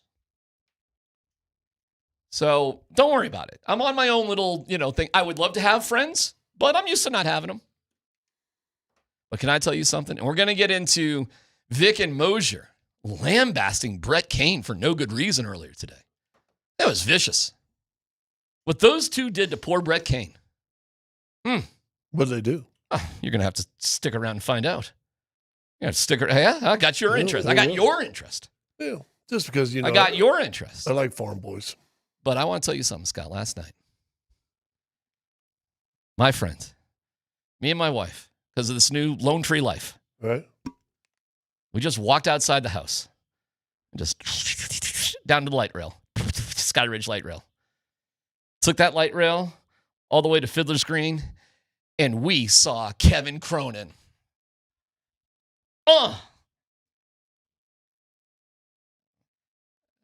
Lead singer of REO Speedwagon. And I'm sitting there and I got tears in my eyes. Down a little bit, Dan. Down a little bit. Don't lose it, but down a little bit. Yeah, my headphones not working. Oh, I'm sorry. You're missing some great radio magic right now. Well, but you listen to REO Speedway. And I'm thinking to myself, why does Scott hate this guy? Like, you're ridiculous on this. Here's why. Because they were monster when I was in like my first 2 years of college. And every dorm when you walk down the hallway, everyone's blasting REO Speedway. It's one of the things where it's kind of like Duran Duran was the same thing. Two bands of my college years I can't stand. Well, Scott, I'll tell you this. There's a bunch of, biatches in the rest of REO Speedwagon. Let me just tell you. And they have more or less kicked Kevin Cronin to the curb. But let me tell you, REO Speedwagon without Kevin Cronin is it's EO.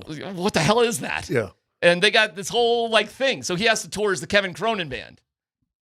But there's drummers from REO, his guitar players from REO, he's from REO, and we're rolling it's our just eyes. Somebody else owns the name. Yeah, there's legal crap between, a couple of guys that who gives a crap about. But I'm telling you, he is 73 years of age. And I looked at that crowd, and listen, I'm going to tell you about the REO Kevin Cronin crowd. They've gone through life. It's not the yacht rock crowd. Right. The yacht rock crowd is looking at their yachts and their 401ks and their CEO jobs, and I want to. And they're in the drive-in line at Cherry Creek. As much as yes, yeah, yes, and as much as I like the music and whatever, I was so much more comfortable with the. Well, there is no drop-off line at Smoky Hill. You got to figure out how to get to school. I mean, I don't know. You're on your own. 14, grow up. That's what the concept was. Figure it out. Get to school. Yeah, I was looking at a lot of people that have not been dropped off anywhere in their life except maybe on their head when they were born.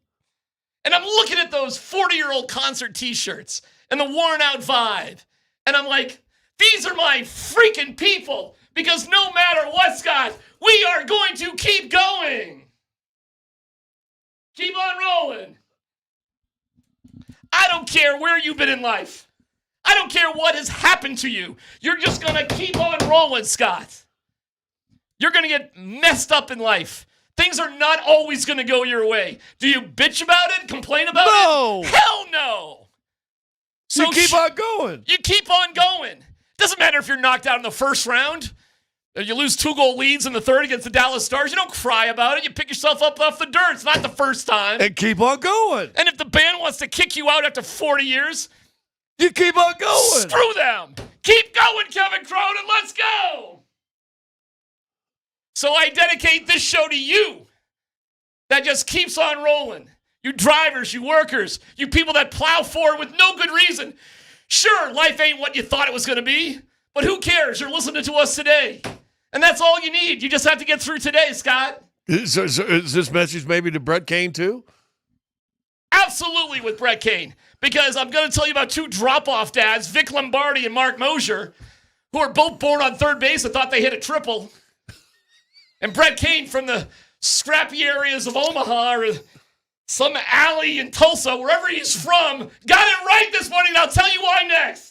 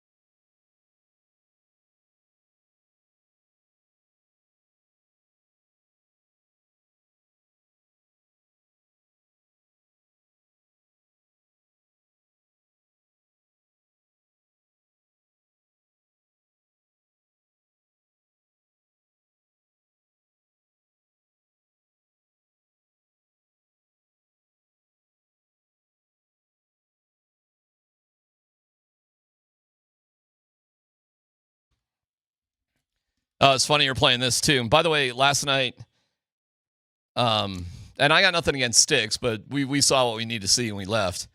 Do you know who opened up was Don Felder? So it was, yeah, man. He's doing solo stuff? Yeah, he and Henley and Fry like hate each other. And they've had major legal wranglings. Glenn Fry's passed. He is passed, but there's the estate of Glenn Fry. And when you get, like, they're the Eagles. These are the Eagles. And Felder just got in, oh, man. He got sideways with Fry, and now it's the estate of Fry and Don Henley. Well, didn't they have Vince Gill came in and was touring with him as the lead singer for Yeah, but that's Eagles? that's a hired hand. I mean, Felder was there. I understand that, but I mean, I was wondering if Felder was touring with them then. He was last with the band in 2001. Probably not. Oh yeah, he's the only time he got back together with them is when they all went in Rock and Roll Hall of Fame and he showed up, whatever. But Felder's, lead, guitar player with Joe Walsh, founding member of the Eagles. So that dude is 77. And he came out and played with a 4-piece band last night. We're just doing 50 minutes, dude, of just Eagles hits from him. Like, wow. Like, this is pretty cool. And then Kevin Cronin, who's in Sideways with REO Speedwagon, he comes out, does High Infidelity, entire album, start to finish. And I knew every track. I'm annoying my wife. I go, here comes this one, out of season. Next. Wish you were there. I'm doing the backside of the record in order, and then they did the rest of their hits, and it's just awesome. Like I said, we didn't stick around for Sticks. I'm sure they were good too, but it was like a perfect night. Like if you ever if you were just having a perfect night, the worst thing you can do at the end of a perfect night or in a perfect night is stay too long. Yeah. You got to know when, like, it ain't going to get better. Don't press your luck. Let's go. Could not have been a more perfect night. I know you're not into it, but the concept of, like, starting your life again real quick, and then we'll get into guys beating the crap out of each other, is when I was going through all the crap I was going through before I ended up here, I played Roll with the Changes by REO Speed. Every day I was on my bike. Every single day I was on my bike. So you see I'm a little mental with the bike thing. It's a little thing. Every day I would start every ride with Roll with the Changes. It's just like, okay, all right, come on. This is tough. You can get through it. Let's go. Got just one foot in front of the other. Let's go. I wonder how many people in their lives, and I think a lot of them would say, oh, I listen to music to help me get back on track. I would bet that there's very few that said, well, let me just throw on some REO Speedwagon. Well, if you listen to Roll with the Changes and you're going through some changes, you may do that. Well, there you go. Yeah. But you know what song I listen to now? I listen to Roll with the Changes every now and then, but you know what I listen to now? Limelight by Rush. You know why? That's another one of mine. Because, baby, well, you don't like it either? Okay, fine. Canadian, right? Really? You going to be hating on the Biebs soon? Bryan Adams? Well. Celine? I've liked him since 64. Or are you different with French Canadians? I've liked Bryan Adams since the summer of 69 or 64. 64? 64? You were before 69? But no, Bob Seger was 69. I listen to Limelight now because this show right here. Maybe we're in the limelight right now. I ain't bragging, just describing. Yeah. It's You're different. You're juiced about this swim, aren't you? Just about summertime. And by the way, it's not Colleen, it's Courtney. Courtney Dollwater. My bad. She is incredible. If you want to do some crazy different sport dives, dive into the world of Courtney Dollwater. DAU. She is one of my heroes. Actually, we're going to have another one of my heroes. Jeremy Bloom. Is Jeremy still coming on? 2 o'clock. 2 o'clock. 2 p.m.? All right, so he'll be here when Tyler gets back. That's good. But yeah, Courtney is a long distance runner. Like, just wait till you see what she can do. Very inspirational towards. There aren't a lot of sports where women can really compete heads up physically against men. Incredibly, ultra running is one of them. Ultra running. I mean, more than 100 miles. Because once you get over 50, then everything's equal. Yeah. I mean, maybe not 50. Men probably still have a pretty significant advantage at 50. It's really, it's crazy. It's once these races, even 100 men, in all honesty, have an advantage there. But once you get past these 100-mile races, which is insane to say, no, it evens out. There really is no significant difference between the highest performing men and women when it's after 100 miles, which is an insane thing to say. But that's the truth. And she lives in Leadville. She's incredible. She's one of my heroes. I would be nervous, like, talking to her. Really? Yeah, she's one of them. Yeah, I have so much respect for her. It's ridiculous. Go down YouTube. You'll see. I told you a long, long time ago my goal was to run the Leadville 100. Yeah, that's a dumb goal. Yeah. It's stupid. Why don't you just go to the Leadville 100? How about making that a goal and just watch it? I'm. You know what you should do? I'll be more serious.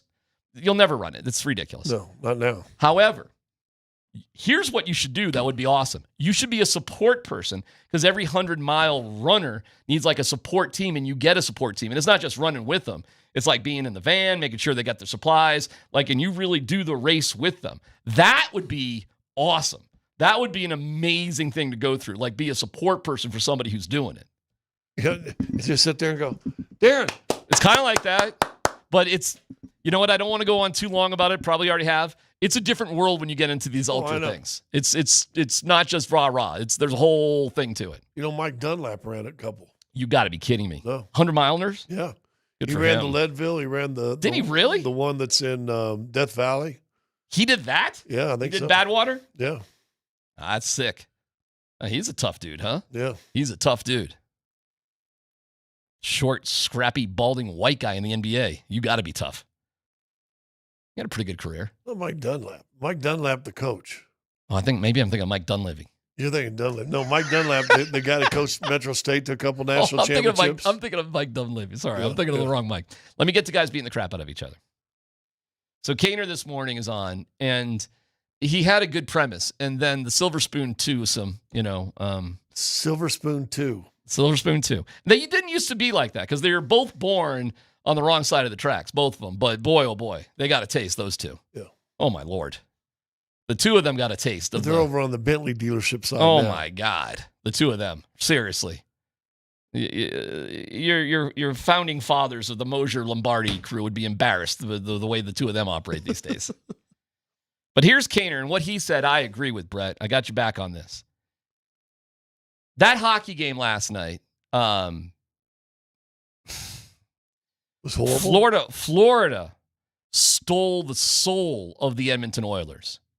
And it's not that they just beat them on the scoreboard, but they were physically outmanning them as well. They mushed them. Yeah. To the degree all Edmonton had left was the most petty, embarrassing aspects to draw upon, which was, squirting water bottles and fighting and, foolish stuff. Yeah. You're getting your ass kicked. It's 5-1. And your best answer Which used to be 80s and 90s hockey. If you're getting beat 5-1, 6-1, you knew someone's going to do something stupid, and there's going to be fights. But now that's usually in February or January, something like that. I'll tell you this. Edmonton did nothing to help their cause by getting into all those fights. Nothing. If anything, that gives way more fire to Florida. Because Florida is not a wussy finesse. They're not like that at all. They're tough. They're physical, they're skilled, they're experienced, and they brought on Marchand from the Bruins, who is a third-line unbelievable, the rat contributor to them, fitting right in. They humiliated Edmonton. They snatched their souls. And then Edmonton's way to combat that is just to rack up these endless amounts of penalty minutes. It's embarrassing. It's not tough. And it's like, well, I heard Vic, well, that's what the sport affords, so you can go ahead and do this. It's like, oh, my God, talk about dumb analysis. I don't know. It's when you fight like that, you're embarrassing yourself. You're embarrassing your fan base. Like, that's all you got? I mean, literally any team in the world, Scott, can get in a 5-on-5 fight against anybody else. That does not take toughness. That is not setting a hard screen. That is not playing tough. That's losing. Cowardness. You got nothing left in the tank. It's embarrassing. And the Oilers should be embarrassed. But you will agree that's been a little bit of hockey for a long, long time now. It's by bad hockey teams. Well, it's embarrassing hockey. Teams that are getting embarrassed resort to that. You know what teams that win? They do like Bennett did from Florida. They beat the crap out of you on the ice. They pick up a breakaway and score a goal. That's what they do. I mean, the Panthers beat the crap out of the Oilers just playing hockey, not having to fight. And this is not an anti-fighting rant, by the way. I understand fighting is an integral part of the sport, but that's not what happened last night. Last night just got into this, Donnybrook for no reason at all because there was nothing left. Well, what it is I'll give you the mindset on both sides. One of it going in, you go, oh, they're out beating the hell out of us. Let's show them that we're tougher than we really are. Whereas conversely, if you want to show them how tough you really are, why don't you hit them back on the ice? Well, yeah, it's too late because they're right there. Bennett, bam, takes him down. Second check. Watch this. Puck goes up on the board. Bennett, who just delivered 2 hits, just gets on his horse. Here's the puck breakaway. Oh, you're faster than me. You take it. There he is after beating the crap out of 2 guys. And there you go. Top shelf where Mama hides the cookies to put the game out of reach. That's kicking ass. That is hockey right there. Hardcore hockey. Bam. Putting guys on their ass. Clean hits. One a little harsher than the other. But he's skating 200 feet, Scott, to get back into the play to score basically a dagger sort of goal. Oh, sign me up for this dude. Sign me up for Mr. Bennett right there. And they just made the goalie look dumb. Not a bunch of the the softies from Edmonton that want to fight you when they're down 5-1 in the third period. Listen, I believe in tap. I do. But you gotta, if you're down 30 points and you want to set a hard screen, you're a jerk. You're an idiot. No. If you're down 30 points, you want to foul or fight, you might be a jerk. If you're at 30 points, you're still we ain't quitting and we're going to hit you. But I would say, are you hitting them the whole game? Right. Are you hitting them the whole game? I've gone on long enough. What's your take on this? I've been on both ends of that. It's not good feeling to be the team that's getting, for lack of a better word, punked. And that's what Florida did to Edmonton last night. Is that a fair word? Absolutely. Edmonton punked. No doubt. Okay, the question is this.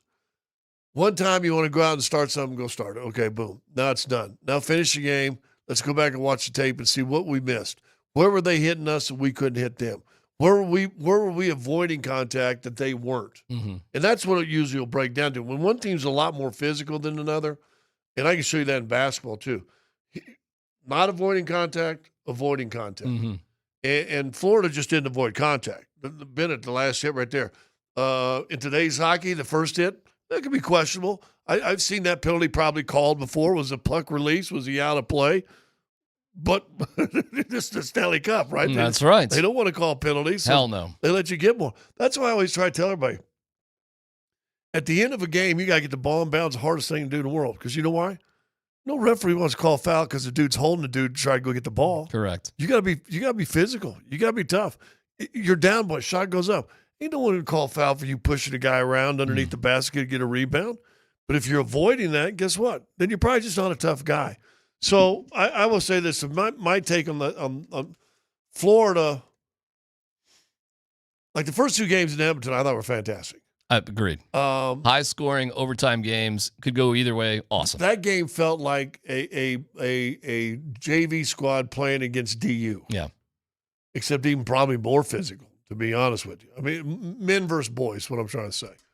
And listen, when you're on the back end of that, now I've been that guy that the starters don't want to play hard. I'm gonna come out and I don't start fights, so I'm gonna hit you. Okay, fine. That's not what happened, though. Yeah, but that's not what happened. And there's a difference.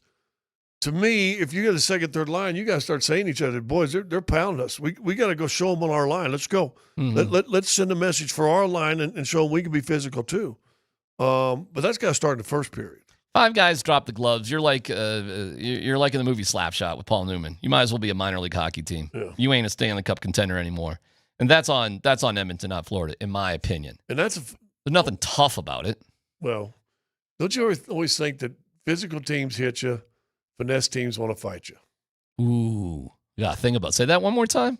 Physical teams want to hit you. Yeah. Finesse teams want to fight you. Interesting. Right? I think I could go with you on that one. And that's what that was last night. And then, night. Edmonton's got, Evander Kane. He's just a goon, and he racked up more penalty minutes last night than he's had in the entire playoffs. Something ridiculous like that. And by the way, they gave up at least a couple of power play goals. And you're just hurting your team, the ultimate goal. And Florida's laughing at you right now. They're laughing at you. Well, we'll see how Edmonton responds. You damn right. We'll see. We'll see how Edmonton responds. I'm not saying they ain't a talented team. Now, here's the big question. Here's the really big question. If you were an Avs, if you are an Avs fan, you're an Avs fan. If the Avs behaved like Edmonton was behaving, would you be fired up or would you be embarrassed? On air, I'd have said, I like the first fight. I don't need the next three. I like one guy the guy got flattened. If you want to go get on Bennett right there and play roughy up, go play roughy up with Bennett. I'd been okay with that. But starting to fight just because, like I said, finesse teams do that. Teams that are getting punked usually want to fight. I'll just go back to my days when I was with the Pistons. Were we dirty? Probably. But, we were real physical. We were a super physical teams. And you know who didn't like it the most? Finesse teams. I bet. They did one of two things. Wanted to fight you or just absolutely quick and quit, and you'd win by 40. See, Kaner had this 6-1's a 40-point game, right? Yes. That's a 35-point game in basketball. Yes. And it really wasn't even that close. I mean, it was 1-0 in the first minute of the game. But there's a lot of games that start like that and end up being something else. Yeah. That doesn't define you. But losing by 5 goals? In a Stanley Cup playoff game. My Lord. I remember when the Avs beat Tampa in Game 2, 7-0. And it probably was the best in the 20. And by the way, happy anniversary, 1996. Avalanche won the Stanley Cup on this date against Florida. This date. How was that game? Were you really? In Miami. Were you really? Yeah. Give me a little story on that one. Huey Krupp. Went down to the locker room after the game. What was your role in life? What were you doing? We did were you on KOA? We did it. No, I was with. I was with KOA. Yeah, I was with KOA. Okay, so they sent you to Florida? Yeah, they sent us to Florida. That's awesome. We did our shows right there. That little remember that in 1996. That Bay Area place, the little outdoor. Yes, what's the name of that? Because it's right next to the Miami Arena. Yes, I know what you're talking about. Yeah, Bayside. I think it's called Bayside or something like that. Whatever. One day did our show. We were there for a couple of days. One day we did our show in one of the restaurants there, and the next day we were just outside in a tent. That's boom, awesome. Boom. They sent you there for and that. Then you were at that game, and so was at the game. And my biggest ends in overtime. It's a walk-off win for the Stanley Cup. My biggest take was going down the locker room after the game, and we weren't getting sound or anything. We just got invited down there, and we were like, "Oh, this is gonna be cool." Whatever. Did you drink out of the cup? I did not. It wasn't my cup. Okay, so you turned it down. You could have. If I'd hung around enough, I probably could have. Okay. But it's not my cup. I agree. So I'm not hating on those that do, though. I think it's a personal decision. Yeah. Well, whatever. Well, okay. Yeah. But it's the first time I met Craig Stadler. That's random. Who was a Colorado guy, massive Avs fan, was living in Colorado at the time, and he would. In fact, I talked to him a few years later. I went to dinner at his house one time, and I asked him if he remembered. He was 17 sheets to the wind. I mean, he just remembers what a good time. But he was down in the locker room or in the hallway to the locker room. I stuck my head in the locker room once, no, that's my memory was met Craig Stadler and he was just tanked. That is so awesome, man. That's good for you. I was in 2001 when we were working at KVPI. They sent me, Willie, and Mark to Jersey for all the games. Oh, that's sweet. It was so much fun, and we were such. So you went to 3, 4, or we went 6. To every. I ended up, boy, talk about silver spoons. I ended up going to every single game of the 2001, every single one, all 3 road games. I was there for Game 7. I was there. I was lucky, very lucky. Okay. Well, I was at all 4 in '96. Very cool. And I was at every game recently in 2022 in Tampa and the whole thing. I was lucky on that one too. I was on the ice. That was crazy. You want to talk? I could get chills, because they do all the celebrations with the family literally on the ice. Never mind the locker room. There's stuff in the locker room too, but most of it immediately is. So I'll give you the story. It's I forget the name. It's like a JW Marriott or something like that, and it's just down the street from Amelia arena. We know where to go after the game was over. So first of all, I'm on the ice with everybody, doing that. Like, just stay out here as long as you want on the ice. Crazy that they let the media do that. But yeah, knew exactly where to go. Knew exactly what the hotel was. Other media friends of mine go up the escalator when the cup arrives, and it's game. Everybody's holding the cup. It goes up the escalator to like the third or fourth room. Third, fourth floor. There's no like security. It's 3:00 in the morning. Yeah. I could have easily, no problem, gone up the same escalator. Nobody would have known the difference. Bunch of muggles were doing it. I said to myself, kind of what you said. This is not my cup. And I just stopped myself from going up so I don't know. I don't know if I would have or if I wouldn't have, because I wasn't in the same room. But I wouldn't have had a problem. But I had that same exact thought you did. And I was like, this for me, this is good enough. Because as close as I am, as much as I've traveled, as much as I covered, I'm not on the team. And I'll tell you what was more that would have been easy to do is when the Nuggets won. And it was in Ball Arena, and that was that post game was like Caligula was rolling his eyes at that event. I mean, that was next level. I mean, there was like a 20-minute period where it was a little kind of like, okay, hey, should be here.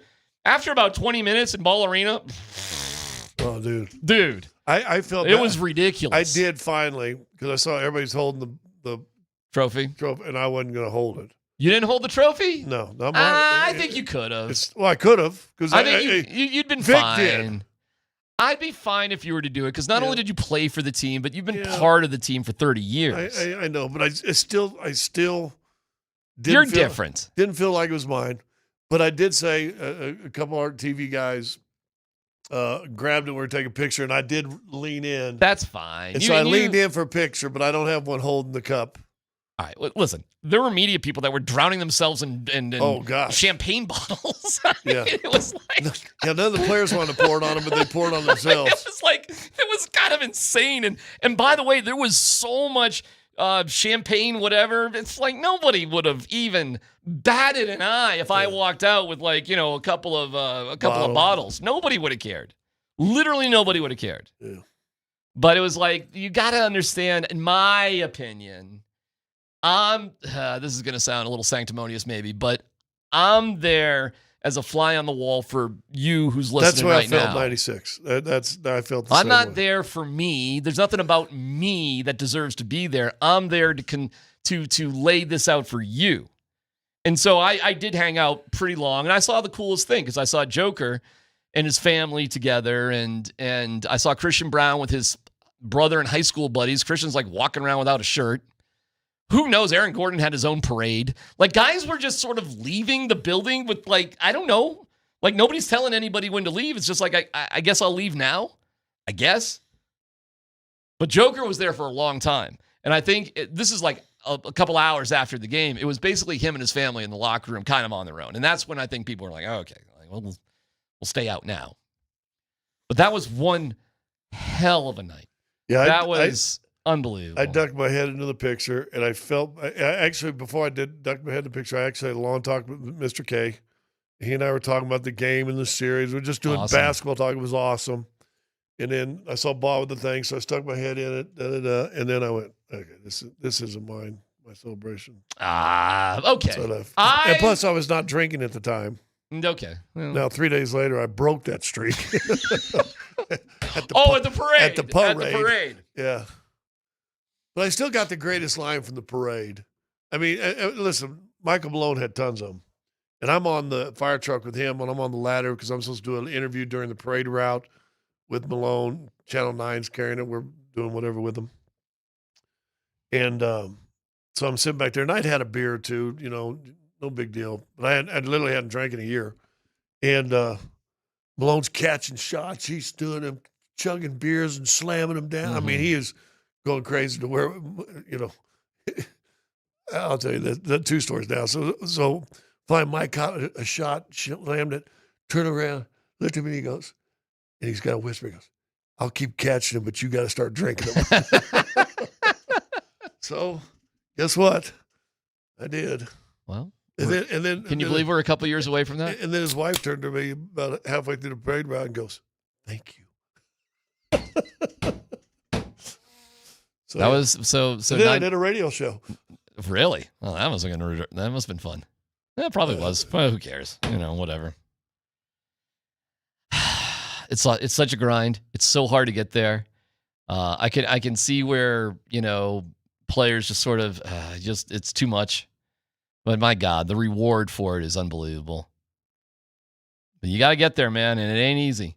And if my team was the Edmonton Oilers and we're that close again, Scott, and that's what happened to us last night, I'd be embarrassed as a fan. Well, when you run up behind people with sticks and hit them in the back when they're not looking, come on. All right, quick break. Let's take a quick break. I got you. I'm glad people are listening. The awesome stories, though. Great memories. Yeah. I went 96, 97, 98. Great memories. Awesome. It's PhD on 92.5.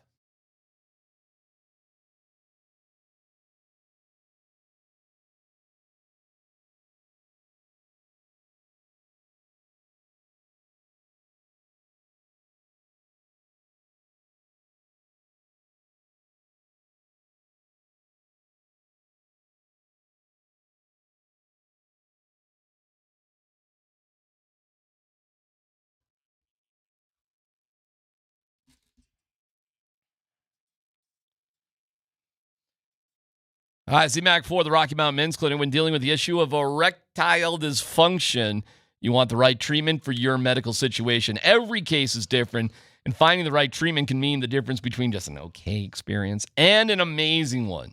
All right, get with the Rocky Mountain Men's Clinic, and listen, failure is not something that you're accustomed to and not something you need to deal with. They have treatments with success rates well over 90%. What do? That initial visit's only $99. You get a Colorado licensed medical consult, a T and a PSA test. If advised, a test dose. Listen, if it doesn't work in the office, the visit's free. But it's going to work, and you're going to be better for it. They've got an expert staff. Like a lot of men, you could be having sex the day after your appointment. So, with 5 locations up and down I-25, Fort Collins, North Denver, Central Denver, Castle Rock, Colorado Springs, this is easy. Just call 720-440-7900 or visit RockyMountainMen'sClinic.com.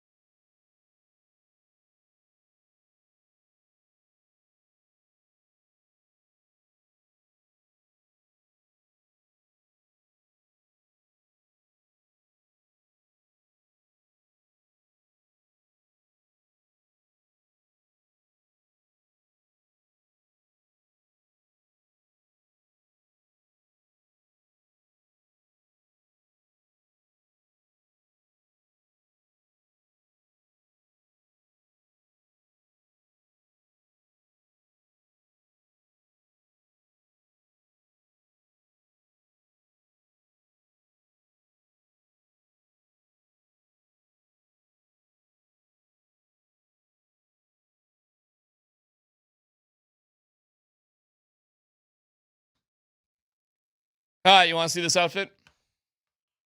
You with me? All right. It's summer, so now you just gotta imagine the tight swim trunks. Yeah. Just gotta. Well, you don't want to show them. No. Yeah, no. So you throw this on. Oh, I broke it! Oh my god! Oh my god! My fat head just broke these. Oh man! He's reliving senior year. Oh, that sucks. All right, well, this ain't gonna be the same because I just broke it. I cannot believe I just did that. How old is it? Well, not that old. It's been sitting in a drawer for a while. Well, this sucks now. I mean, no. Stupid. Put the goggles on just by themselves, I guess.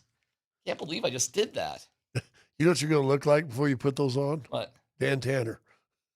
How's this, Dan? Should I just do the show like this? This is a special treat for you guys if you're watching this thing on the old YouTube or the Twitch right now. Oh, these are kind of intimidating, actually. These are a little badass, I think. Right? I cannot see anything. That's how it starts, though. It looks good, though. I think we do a show like that the rest of the summer. This looks a little badass. I'm not going to lie. Oh, this isn't embarrassing. This is kind of cool. Yeah, the hat would have maybe set it off. Damn, I cannot believe I just did that. Was it a seam or did you? I think it's just, it's cheap. It lost its elasticity. Yeah, I guess. Now, I guess does the swimmy swim place sell them? Oh yeah, these are nothing. I got like 3 of these. They're nothing. They're no big deal. But you don't have them with you. I don't. So you know what you do? See, no dumb question. Start the day. Yeah. It would be bad for you to go to the swim place and go, "Hey, I left my little rubber hat thing at the pool. Did anybody turn it in and lost and found?" Oh, I could do that. Now that's a quietly brilliant idea. I know. I'm gonna do that. Hey, can I see the lost and found? Oh, but look at this. Because what they do is they just have a bucket. I've done this before. I have lost something. I lost actually the carrying case for my goggles. And I literally, you know what? Boy, I'm ethically a good person, I guess, Scott. Because I go in there and there's like 3 or 4 of them. They ain't mine, but they would have done the trick.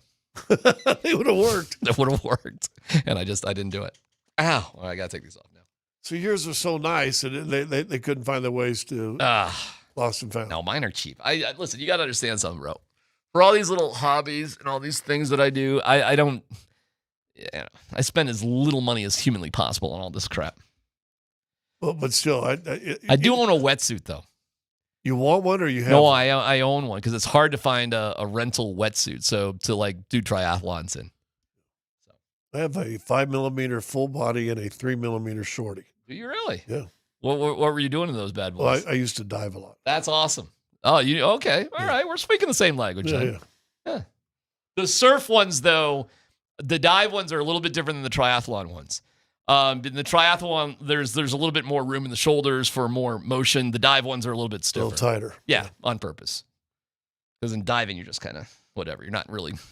I'm just going down and trying to stay warm. That's right. That's right. I'm just trying to go under the water and stay a little warm. All right, Broncos and we got Tyler out there today. So we'll be into a bunch of football stuff here later in the show. Jeremy Bloom will join us after 2:00 to talk about the NCAA stuff. The more you look into the NCAA stuff, it's really not a big deal, is it? Oh, Jeremy thought it was a big deal. Well, Why do you say that? Well, I want to ask him why. I want him to tell me why it is, because to me, it's like the big schools now. Just you're allowed to spend 20.5 from the school itself. Yeah.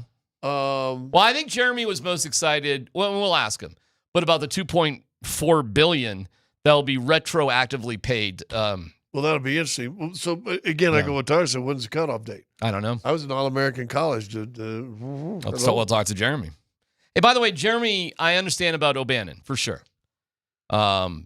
But Jeremy was one of the pioneers on this one too. Oh, absolutely. Because you had to have people fight this system over the years for it to have. There was a lot of little chips in the. And I think I've talked to Jeremy before. We can ask him again, but I think he has had conversations with Ed O'Bannon, and I don't know if Ed O'Bannon first started suing like EAS or not, or EA Sports, and then Jeremy's big thing happened when all of a sudden you lose all that money to compete in the Olympics or whatever it was with sponsors. Well, he had to give up college football. He continued in the Olympics. He made a very, very difficult choice.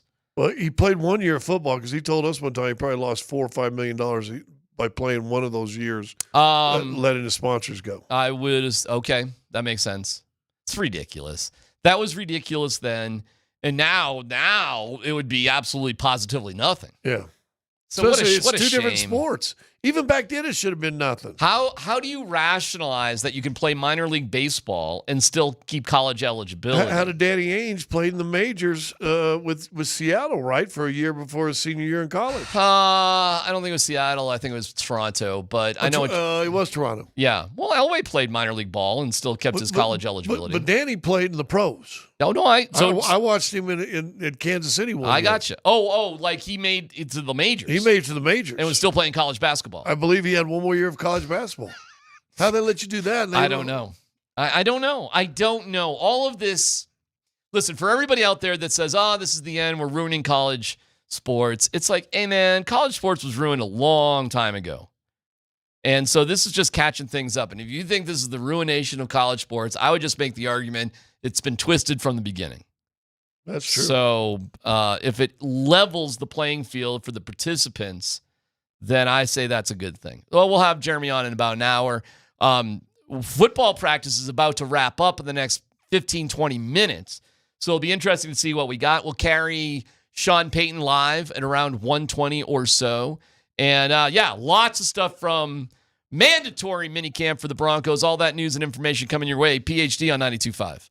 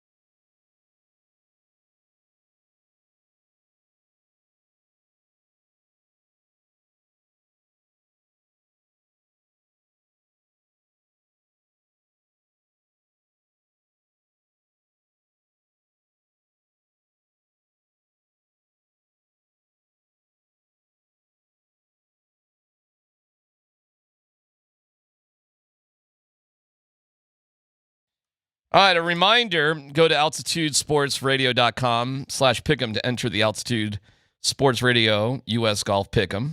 I'm excited for the U.S. Open to get going. 4 golfers. It'll be Scotty Scheffler will be one, and then you go from there.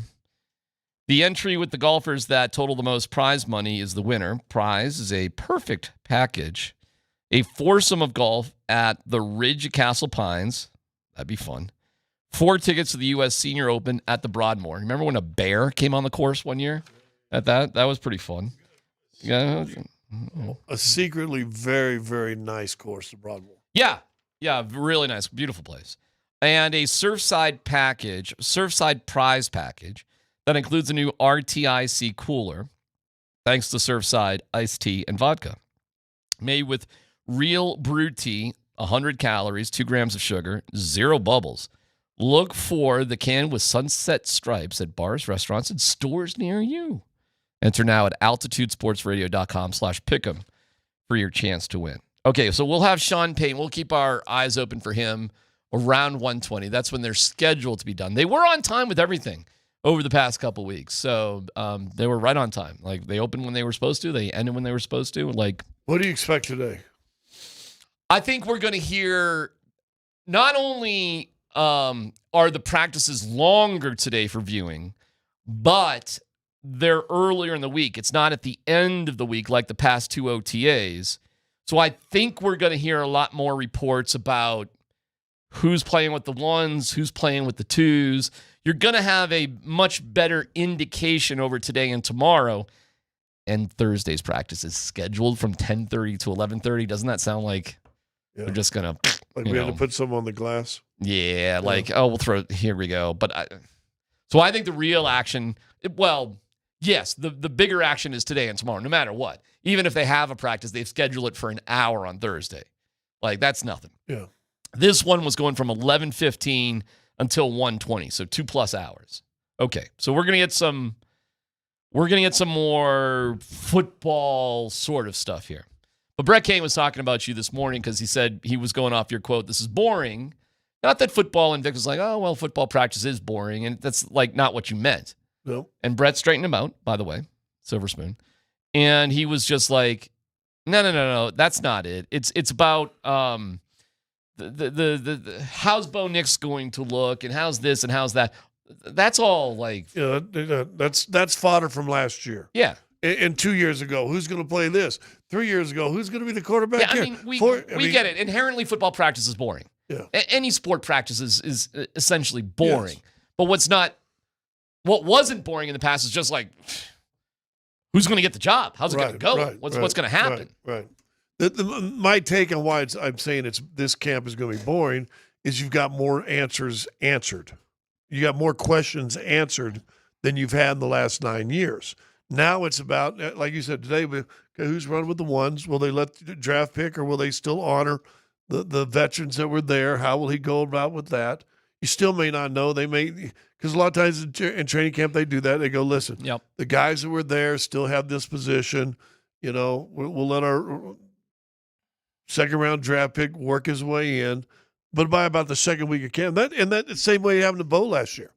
Bo wasn't always the running with the 1s the first week, 6 days of practice, but about the second week, all of a sudden he was in there more, and all of a sudden they stopped rotating. Training camp this year is going to be painful. Why? Because the Broncos are going to be ready to play football games earlier this year than ever before. Right. Because they don't have to guess and compete and do stupid stuff. So I'm to give not much of a hot take, but training camp this year will be painful because it'll just be like, oh my God, let's get to the games already. I mean, we always get to like that in every training camp.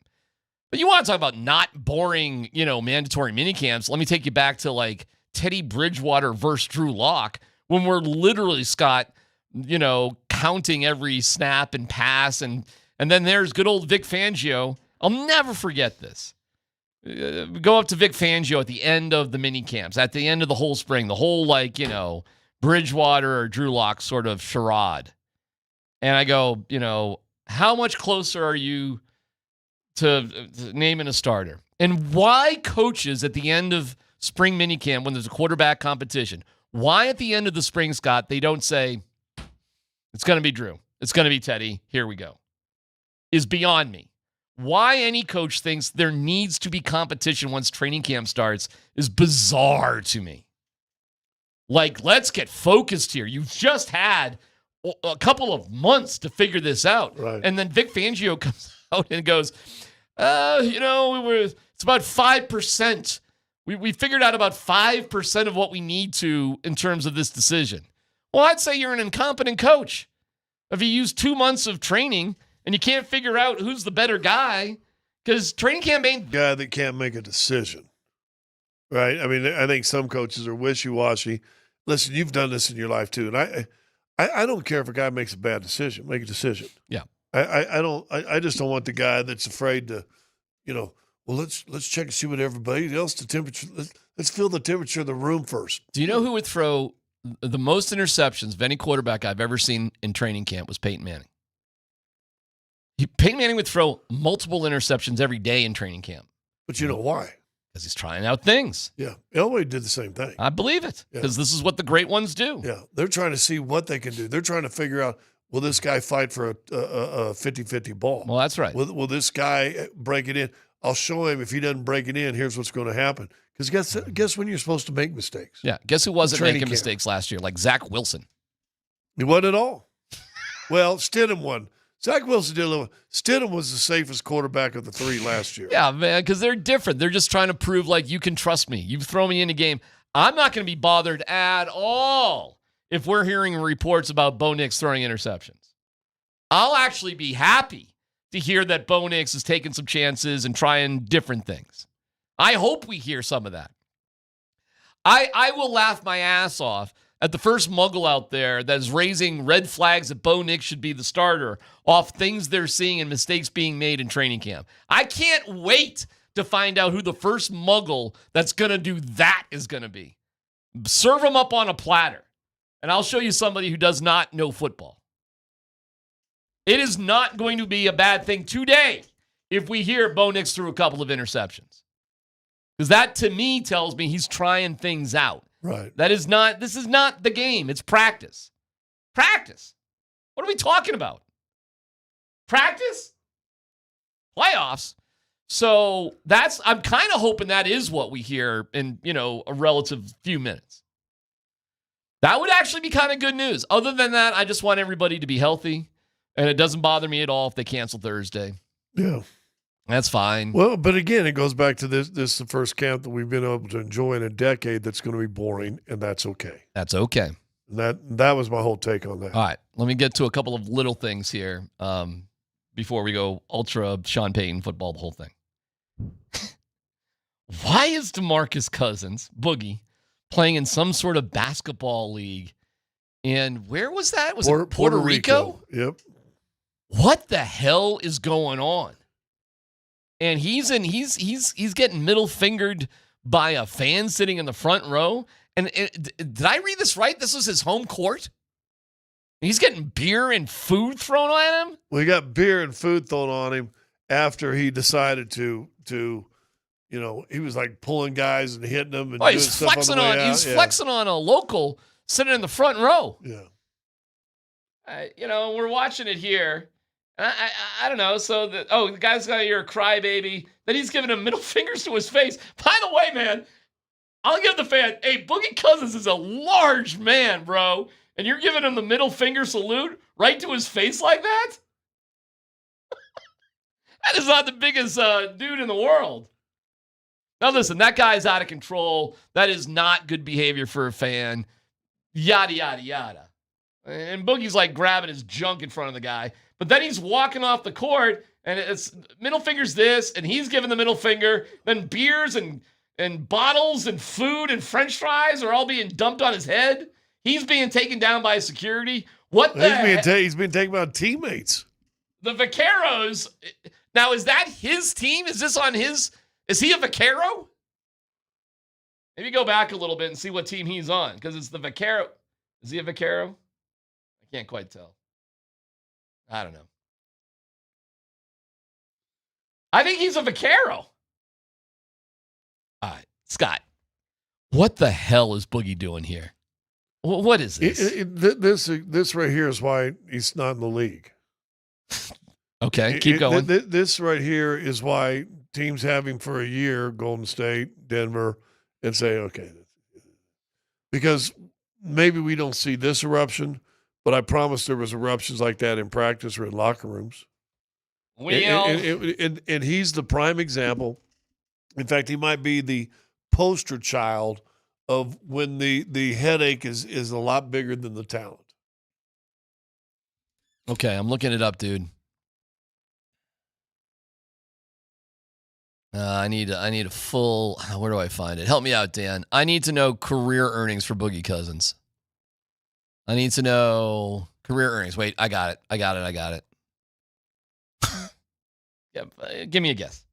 180 million. No, not that much. 94 million. 94 million. Okay. Well, yeah. I'll take half. He had one big contract. I'll take half away for taxes. It's 45 million. 45 million. Why is a dude who has made $45 million? How old is Boogie Cousins? He's not 40, is he? He's 30. Wow, he's only 35. It's 34, almost 35. Yeah. Wow, he's not that old. Because he thinks he can get one more $3 or $4 million contract. Well, he should actually. He couldn't because no. He's okay. No. I got you. But I understand what you're saying. Like, hey man, I'm not that old. I could still do this. Yeah, that's what he's trying to say. But what does that say? You're a bigger headache than your talent. Why is the guy who's okay? So he's trying to get back, and so this is what he's doing. Yeah, this is I'm still playing. I can look what I'm doing. I'm healthy. I'm I'm a contributing member to a team. I'm still 6'10". Yeah, instead I can shoot threes. Sell wolf cookies to. Right.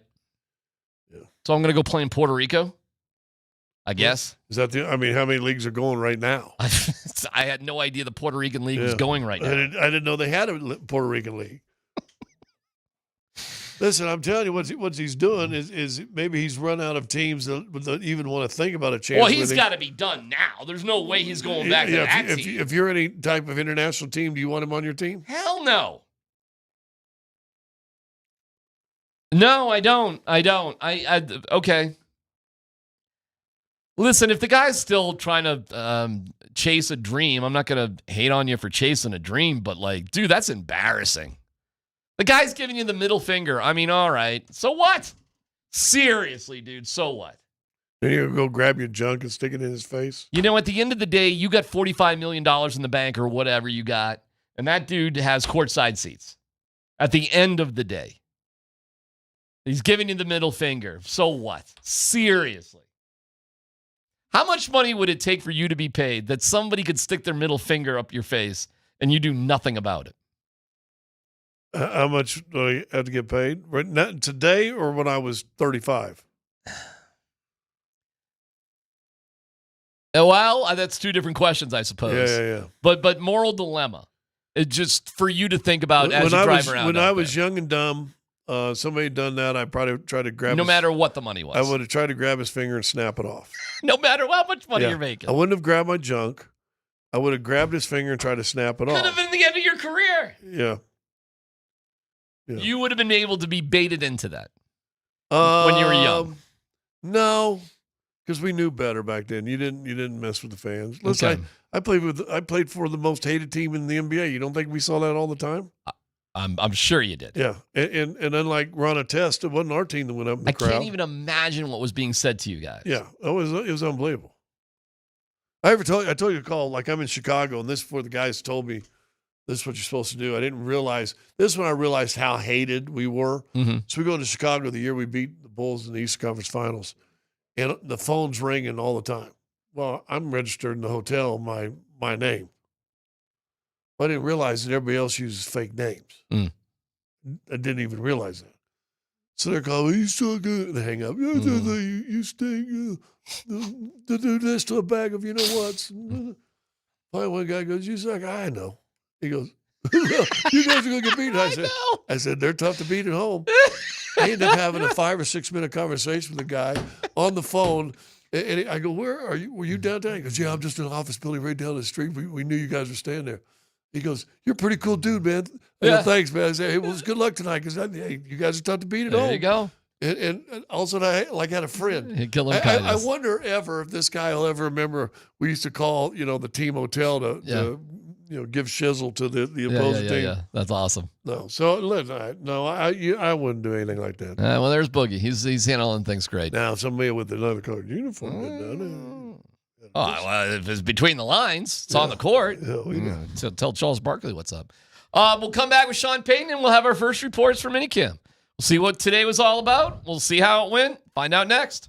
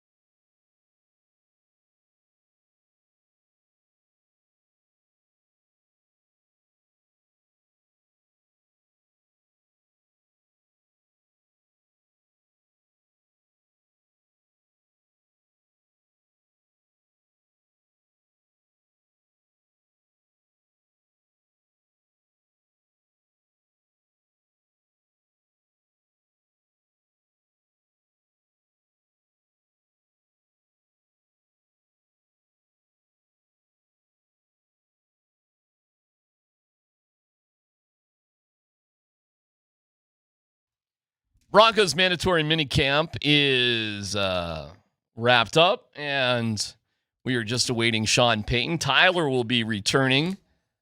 So he's not sticking around for the presser, so he may be back before Sean Payton gets done, frankly. We're over in the Park Meadows Mall area, so we're not more than, 10 minutes. Well, traffic being good to good old Dove Valley. We're close enough. So, yeah, Tyler should be back here reporting on things shortly. Anything in particular you're curious about today or want to hear about? The most interesting thing is, can you find a spot for Drew Sanders? Okay. That's just because he's an Arkansas guy. Okay. Congratulations, by the way, to Arkansas. Yeah, we got the World in Series. The World Series. And Murray State beating Duke. Are you kidding me? Okay. Quietly, really exciting time coming up. We got a hand on the podium. Thumbsucker. And he's got the rubber ring, so he's hesitant. Oh, yeah. That person had the rubber ring, and he had a tattoo put around his. That's overcompensation. Should have won the tattoo and he's got a gold ring on it? Yeah. Why are you doing tattoos of the ring? It's just. So you don't have to wear a ring. Yeah. Well, Anyways, sorry I interrupted. Drew Sanders, Arkansas. Yeah.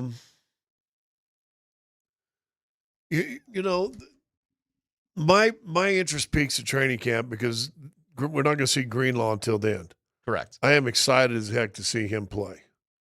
Because when they signed him, I went and did a little deep dive in some of his highlights. Mm-hmm. Dude, he is an active Jesse. Exciting. Smaller guy. Yeah, but built. Okay. Reminds me of a thicker Al Wilson. Like that. I think, and I was talking to somebody the other day about this, and I thought their defense was pretty good last year. I think they wore down as the season went, but I think they got a chance to have a top 5 defense legit this year. Absolutely. 17 games. So absolutely. But it comes to this: will they stay healthy?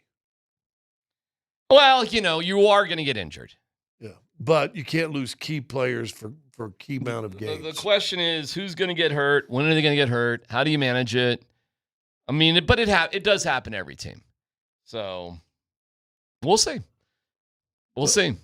And then we'll see if the tight ends are. Listen, the two things you want to help Bo Nix this year, the tight ends have to be active, and you have to have a legit running game. I love that we drafted a running back in the second round. Great. He talked to Estime the first time we heard from Sean Payton this year. He said, well, he's a guy who's got to have a lot more than 8 carries in a game. Well, guess what, dummy? He don't get to call his own number. It is funny. We're watching a replay of when the Broncos lost to Jacksonville in 97 or 96. It was a 96 season. 97 for the playoff game. Oh. Am I wrong on that? Yes, it was a 95-96 season, 96. You can work it backwards. What was the year they won the Super Bowl? Well, it was 97. 97 and 98 that won Super Bowl. Okay, so this was 96. 96, 97. Okay. But in this game, we're seeing TD with like 30-plus carries, Oh, you have 34 carries at one time for 184 yards. Yeah, that's in the third quarter, too, by the way. Yeah, they're running all over, but they're not scoring. The NFL just isn't like that, though, anymore. Not really. But wouldn't you like to see a running back show himself this year and average 15 to 18 carries a game? Sure.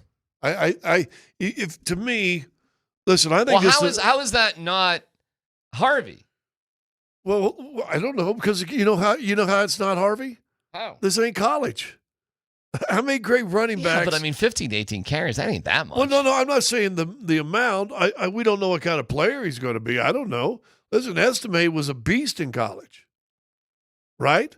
But I'm just going to stick with this. You want to help Bo Nix get into his sophomore year, avoid the sophomore slump and all the different things that happened, repeat as a 10-game winner and get to the postseason. You want to do that again? Then guess what? Make sure your tight ends are active and make sure you have a legit running game. And if you do that, guess what Bo's going to do? Bo's going to pick you apart. Bo will pick. If you've got a running game and you actually make the play action legit, Bo Nix is going to pick you apart. And if the tight ends are active, watch out. This is 97, by the way. Okay. Here's what I like. This is the win year. Oh, it is? Yeah, they just went up 10 in the third and fourth. Okay. They were never up 10 in the fourth in '96. Okay. All right. So this is when they. So Start now to they pull pile away. it on in the fourth quarter. Must. Okay. By the way, I can tell something with you. You can tell what? I can tell something with you. All right.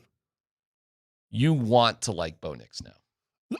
I am a Broncos fan, which I said this even last year, and I like that we're not going into camp. That's why camp's boring right now. I got you. Is because you ain't got to question a quarterback. We don't have to. Oh, is it Simeon? Is it Sanchez? I know what happens. I know what happens. Is it Bo Nix? I know what happens. But I think Bo Nix has some growing to do. I know what happens. Yeah. Oh, well, we're buddies now. I just don't got a picture. You can't. It's hard to get past that moment when you just hang out with the dude. When you have a conversation with the dude. Yeah, and it's just like, oh, and all nothing right. about football. Right. Just had a bro moment. Me and Sean had a bro moment. I know you did. Yeah. It makes you like the person. A little more. It makes them more human, and you find common ground. It's always a sticky situation as like a muggle. It's always a sticky situation. No, but see, you still want to be objective. Oh, I'll be objective.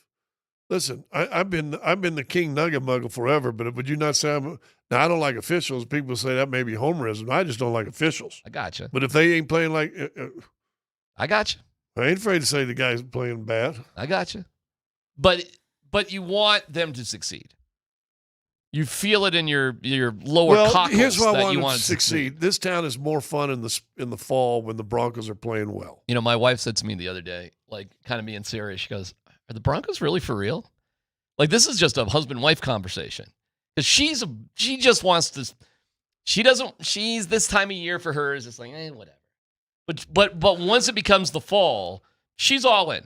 She's all in every game. She really gets into it, but the minutia of things is like Lawn chairs, beers at the in the DMac workroom. Now, when it comes to the Avalanche, I mean, she wants to know who's playing for the Eagles and who the assistant coaches are, and it's like, oh my God, she kills me with like all the minutia of the Avalanche, and do you know this, and do you know that, and this, that, the other thing, and like, okay, all right. So she could be, do a real muggle thing. So listen, I was talking to my hockey expert the other day. Oh, she does that all the time. That could be you. She goes like she has her girls. That's what she calls them. So she has a group of women that love the Avs that gossip about everything constantly online. And it's funny because she's not really friends with them like personally, but they're all in a sorority now. They're her girls. Yeah. She goes, well, my girls were saying this. Like your girls. I'm sorry. So what? Here's what I want you to do. But she's not friends with any of them. Next Avs season, I want you to get information from it. I want you, and you can look at me when you go. I'll tell you what the girls are talking about. Or just say, listen, I was talking to my hockey peep. Yeah. And look at me, and I'll go, oh, the girls. I'll know. I'll just say the girls, and you'll understand what I'm talking about. I mean, I kind of look at my wife like, I go to these games and talk to the players and coaches, and like, oh yeah, but you don't know. That's what she says to me. She might be right. Anyways, she goes to me, is this Broncos team going to be real? And like, I'm like, yeah, and I'm being honest here. I'm not playing a game. I'm not putting on. No reason to fib about things like this at home. And I'm like, yeah, I think they really are for real.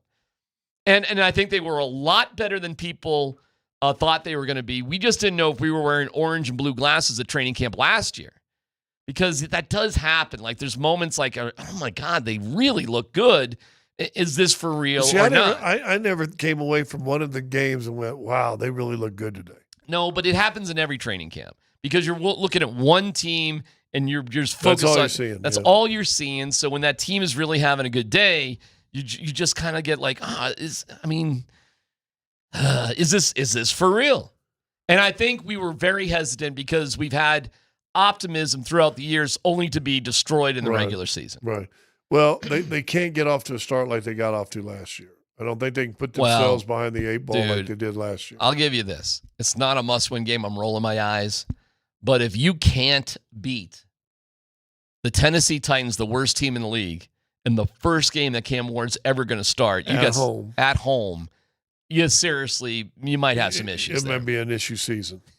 Yeah. Well, listen. But I don't think they will. I think they're going to roll up on the Titans. I think they're going to beat them relatively easily and go from there. I do think that the schedule is tougher. but you got one more year under the belt.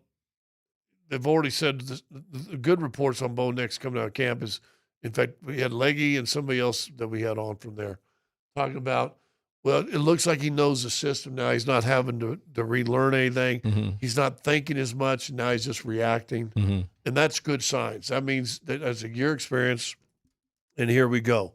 I am leery of the schedule, to be honest with you, probably more so than most people. And I'm leery about Sean Payton. I tell you what we should do, because I see Megan up there, who's wonderful, from the Broncos. Let's take a break right now, because I bet you we're really close and we won't want to blah, blah, blah, blah, blah. So let's take a break right now. And they're running a little bit later. And we'll come back with Sean Payton and complete coverage from mandatory minicamp coming up next.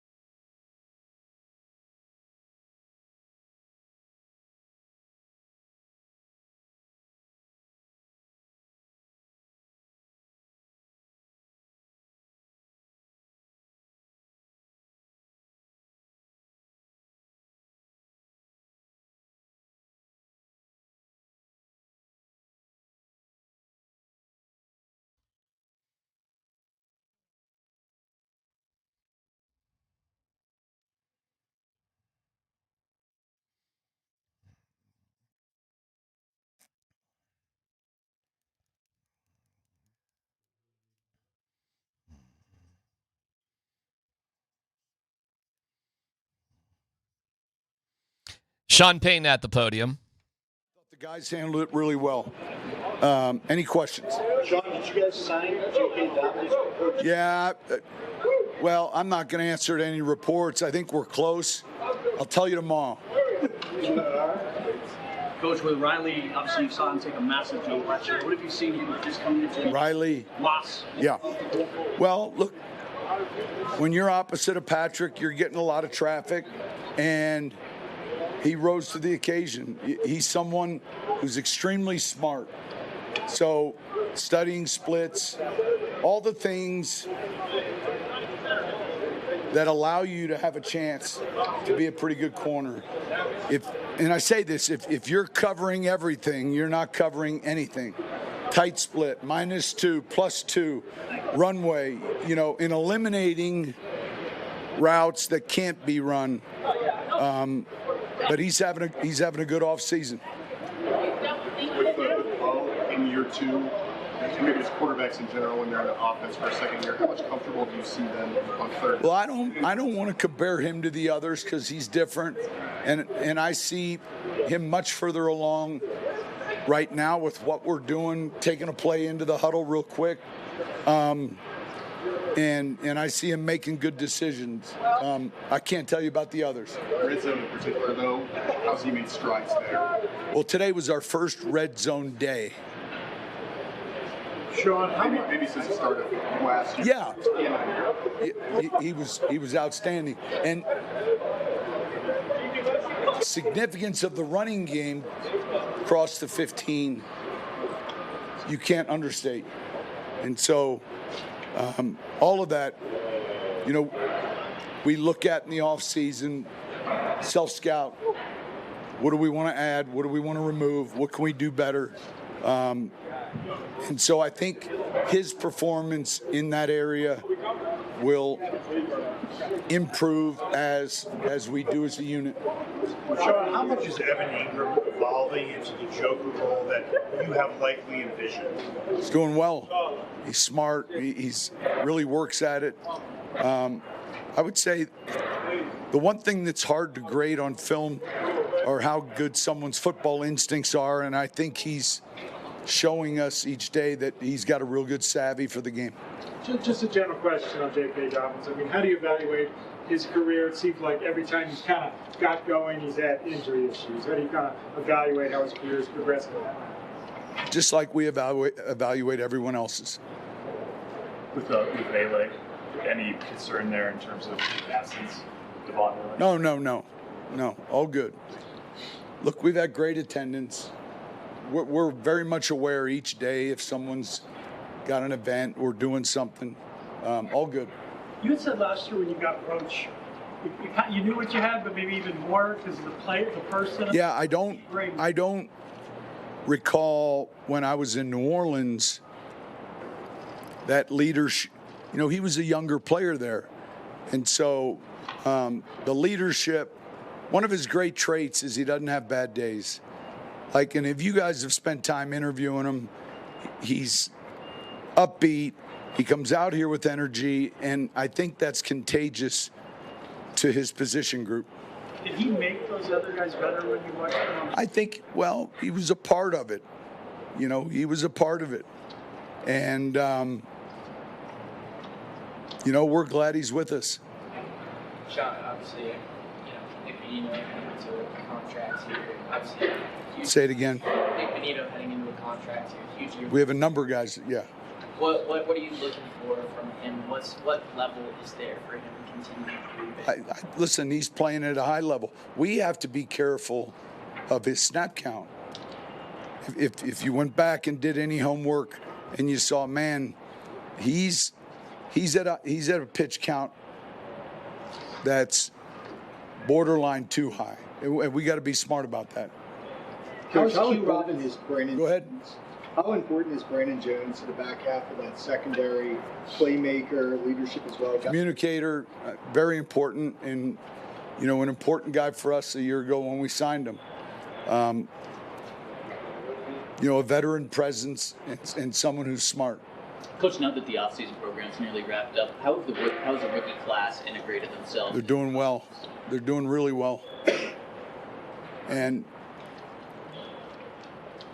I don't want to go through every position, but the last rookie I saw today was the punter.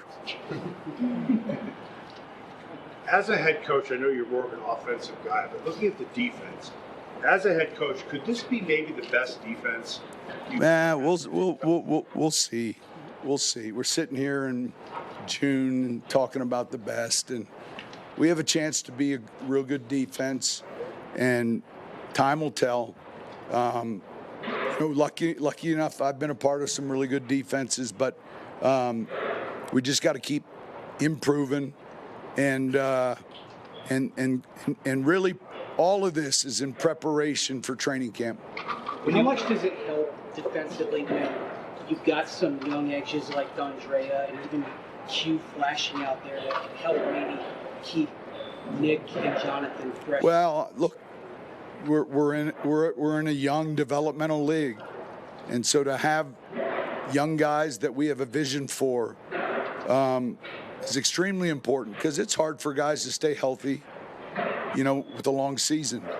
So your depth, you're creating all of that. When you have a bunch of tryout guys out here this time of year, how do you sort of do you intentionally try to get them reps, or how much are you trying to see? We're evaluating everything, and we'll watch the tape, and if they have a helmet and a jersey on, we're looking closely. Can they help us? What's the vision? What could they do? Because history has told me, personally, I've found guys in this camp that weren't on the 90, that later became on the 90 and then played the following year. So we have to evaluate them all. Coach, where do you see Caleb Loner in the developmental timeline of becoming football? He's coming around. He's doing well. There's some things that are new to him, and then there's some things that, that he gravitates to that I think he's further along with. But he's doing well. When you have a basketball player, do you put him in touch with someone like Jimmy Graham, or have him look at Graham and Gabe? Look at, all his cut-ups and all that I have. Yeah, absolutely. Brandon Jones was good last year, but now he's got a full season under his belt. How much even more comfortable is he now as he enters his second season? Yeah, I think it's a good question for him. I think Fonga next to him, the communication on that back end, those guys on the same page playing together. I know they both have high standards. When you talked a little about Audric, for the other guys in the room, Jaleel, today. Don't start counting. Just don't start counting. I've heard you guys counting, and it's like, don't count, because half you'll be wrong. Let's just see what they do. What are you looking for? I'm looking forward to see how they play, and they're going to get opportunities. I said it much earlier. I said, look, Audric's going to get opportunities. All right, we've seen Jaleel, but don't try to figure out the club right now. It's way too early. You can go ahead and try, but when you came here, it was never to just turn it around. It's to win championships. That's exactly right. How do you think this team is receiving that message after last year's success? I think pretty good. I think they have a high standard of how they see themselves and where we can be. So good self-awareness with this group that I think so. I think so. Now, a little bit of confidence always helps, and you get going, you win some games. Any team really that's been worth their salt has always put a string of wins together. We need to start faster. The last 2 years we haven't, but I like where we're at right now. One more question. My voice is getting hoarse. With John Day Barron, when he has the opportunity to learn from, be around a Pat Surtain, how can that kind of accelerate his progress? Well, I look, when you're around a talented player like that, and someone who's as good a person as Pat is, it's great for the room. And then, look, he's got others around him that are exceptionally smart. And he, too, I said this last week, one of his gifts is his football IQ and his flexibility, inside or outside. And so I think that's another strong piece to a group that's hard to find. It's hard to find corners. And those are premium positions. Thank you. Thank you. All right, well, we do have news that was involved with this as it broke, as Sean Payton stood to the podium. The Broncos have signed J.K. Dobbins to a contract. We go to Dan Buds Quins Tanner in the Altitude Sports Radio football closet and see what Dan's got in there in terms of information. Dan? Yeah, Mike Kliss is reporting the Broncos have indeed signed running back J.K. Dobbins to a one-year deal up to $5.25 million. So 1 year deal up to $5.25 million. Okay. Who was it that had 2 years, $6 million with an extra $4 bonus that was released this morning? For who? Dobbins. There was a fake Mike Kliss account that was reporting that. Oh, the one you guys sent on the thing? I didn't send it, but there was a fake Mike Kliss account. Oh. What's that, Dan? Are you pointing at something? No, he's pointing at Tyler's seat. Yes. The fake Mike Kliss account was incorrect on that, as it turns out. Well, we'll see. No. How do we know that this was on the fake Mike Kliss account? I confirmed. It's the real one. Well, why would Mike Kliss say it before the Broncos? It was reported by Zach Stevens' DMVR. Yeah, there's a it's bunch of coming people out. that are It's reporting being reported from multiple places, yeah. So, 1 year deal up to 5 point what? Up to 5.25. Up to 5.25. Okay. What do we think about J.K. Dobbins joining the Broncos? Had a good year. When he's healthy, he's going to be great. Another more talented. But again, it's just like drafting a second round running back. Or are you going to run the ball? And Interesting signing, right? One of the articles we said today, or somebody said today, talking about what would help Bo, which I don't disagree. Good, you got a staple, and they called the offensive line elite. Well, if the offensive line's elite, why was your running game so pathetic last year? I'll tell you this. This is bad news for either Audric Esme or Jaleel McLaughlin. Tyler Bidet, practice squad, whatever. I mean, who knows? You'll keep a couple guys there, but you're clearly not happy totally with Estime or McLaughlin, one way or the other. Well, Estime fumbled in the first game and then never got back out of graces, and then was a healthy scratch for a guy who'd been on the injured list for 7 weeks. And Bidet looked good in the preseason. Watson looked good in the preseason, but again, if you're going to run the ball 15 times a game, it doesn't matter who's back there. This deal with Dobbins is not some sort of mind-bending large number, but the number is large enough to indicate that he'll make the team and be part of whatever they're doing, at least in the beginning. There have been some other running backs that they've brought in that, like vet running backs, that just didn't even make it through a week or so. Dude, it's only like his 5th year in the league, isn't it? He's not that old. He's not that old. But I mean, hey, these running backs age in dog years, bro. So it goes quick. Don't forget when Jamal Charles came in here. Remember that year? It was so bizarre. Like, how did he fit in? And the answer was, well, he really didn't. You made me think that you talked about injuries a while ago and dog years, football players' dog years, right? Mm-hmm. Saw a thing on Jim Marshall. Remember Jim Marshall? Purple People Eater Eaters? Defensive lineman. 61 to 79 he played. Yeah, I mean, these D linemen, first of all, running backs fall off the turnip truck. Big D linemen are hard to find. Started every game in his 18-game career. Yeah, I mean. So talk about that. You think he played hurt a little bit? He's a tough dude. Hey, Hall of Famer's a Hall of Famer. But these running backs, man, it's a quick career sometimes. Okay, I like the signing. I think I laugh a little bit at it because we all thought the whole year was going to hinge on Harvey. It's not. J.K. Dobbins will likely be their primary. That's your starter. Then you're going to mix in Harvey. We had talked a lot in free agency about Dobbins anyways. He was one of those dudes that I liked the price. They had to wait a little bit. Hey, Tyler's here. You jump in on the conversation as we get the news about J.K. Dobbins. What's your reaction to that deal? I told you so. That's my take. I heard you giving me grief. That wasn't me. Yeah. That wasn't me. He pointed at your chair. All I know is I was right. That's all I know. Yeah. And at the end of the day. I'm glad we got him. I think it makes a lot of sense. It's one of the very few positional groups on the football team that was unsettled. RJ Harvey going in as the full-time starter just didn't feel right. As a rookie. Yeah, that just didn't feel right. So look, the money's not necessarily insane, but it's significant. It's significant enough that it implies that J.K. Dobbins is your starting running back. Right. I like it. What's not to like about it? Another veteran guy that can play. And can still play if healthy. At an extremely affordable price. For sure. We're not breaking the bank here. For sure. What was it, 5.2 or something? Up to 5.2, so probably $3 million and some escalators.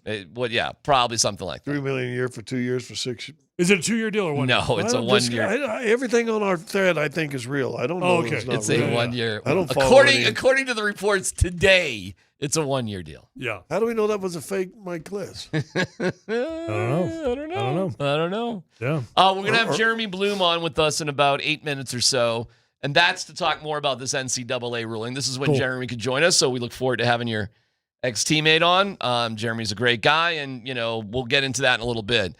We only have a couple minutes here. Why don't you just give us a brief overview of what happened in practice, and we can sort of take it for what it's worth. Well, it was a heavy day for sure. It was a much more lengthy practice than the 2 OTAs we'd been out to. Mm-hmm. So take that for whatever it's worth. I mean, you're in minicamp mode. They said it'd be similar, and it was similar. Don't get me wrong. It's not like it was night and day different, but it was definitely longer. Red zone day. Bo Nix was not super sharp at all. Jared Stidham was fantastic. I mean, if we want to go old school, we want to go back in time. Jared Stidham won the day, I would say. Not that we're playing that game anymore, but Bo just wasn't quite as sharp as he'd been the first 2 days. Not necessarily a bad day. He did have an interception, but it was a ricochet, not a huge deal. Mm-hmm. Did throw a really nice deep ball to Cortland Sutton at the very beginning of practice, which was good to see. Let's see, what else? Jaleel McLaughlin had a nice little day out of the backfield, catching the ball. Had a couple of little wheel routes there that the speed, just second he caught it, he put those burners on, and Pat couldn't catch him. Pat was trailing him, and he couldn't quite catch him. Okay. I mean, that's how fast Jaleel McLaughlin is. So, will be interesting when J.K. Dobbins gets in the building. What running back's in trouble? What do you think? Estimate.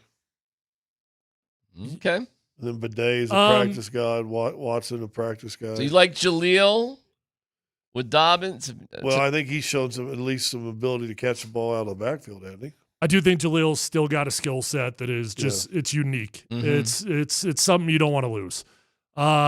If you had to put me on the spot today, I'd say Tyler Bidet. I know you guys are high on Tyler, and I know that he's in trouble. Well, I get it, but that gives you 4 running backs like that. So let me. That's not uncommon. Oh, you think they could carry 4 on the 53? I'd rather carry 4 running backs than 3 quarterbacks. I know that much. Okay. Well, you're allowed that luxury this year to carry 4 running backs since you're not carrying 3. Yeah. Yeah. I mean, so if you're carrying 3, obviously it's RJ Harvey, it's J.K. Dobbins, and then that does make it a little bit more tough. I mean, the third guy's barely going to play. What's the fourth guy going to do? No, I think the third guy will play. Not a ton. Well, unless you go 15 runs and everybody gets 5. Like they did last year. Yeah. Right. I mean, Sean Payton going to be Sean Payton or not? I mean, 4 running backs on the 53? All right. I mean, okay. Hold on. We carried 4 last year, didn't we? I don't think so. Did we? Well, we had Audric Estime, we had Jaleel McLaughlin, we had Tyler Bidet, we had Blake Watson. Yeah, but they bounced back and forth between practice squad, and we had injury. And we had Javonte. I think Bidet and Watson spent the majority of the season on practice squad. All right, I tell you what, let's take a break. Or injured list because Bidet got hurt right in that one game. Very quick break, but we got Jeremy coming up and more from training camp today to react to. And yes, the big news is that J.K. Dobbins has been signed by the Denver Broncos. We'll get to your reaction about that. Coming up, PhD on 92.5.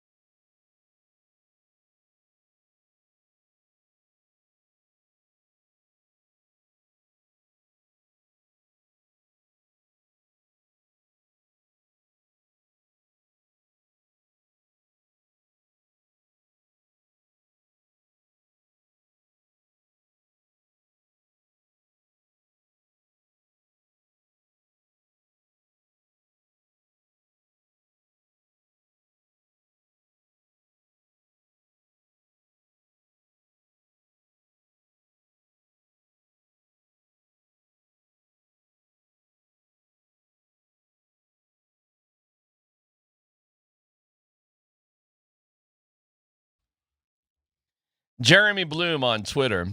The NCAA stole billions of dollars from college athletes over the past 6 decades. $500 million from Jeremy. Love to see them finally paying a price. Shame on everyone who propped up the lie that unpaid labor was somehow noble or part of the, quote, student-athlete experience. It was exploitation. Joining us, our guy, Jeremy Bloom, one of my favorite dudes in the world, who was fighting this battle and is part of the history of this epic fight for so long. Jeremy, thank you for joining us. We obviously heard what your reaction is. Perhaps you can go and maybe explain a little bit more and overall what your feelings are based off of what is happening with the NCAA.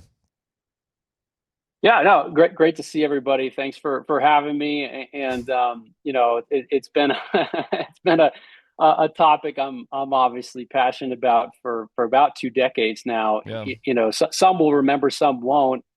When I was enrolling in the University of Colorado, I had just finished my first Olympics as a freestyle skier.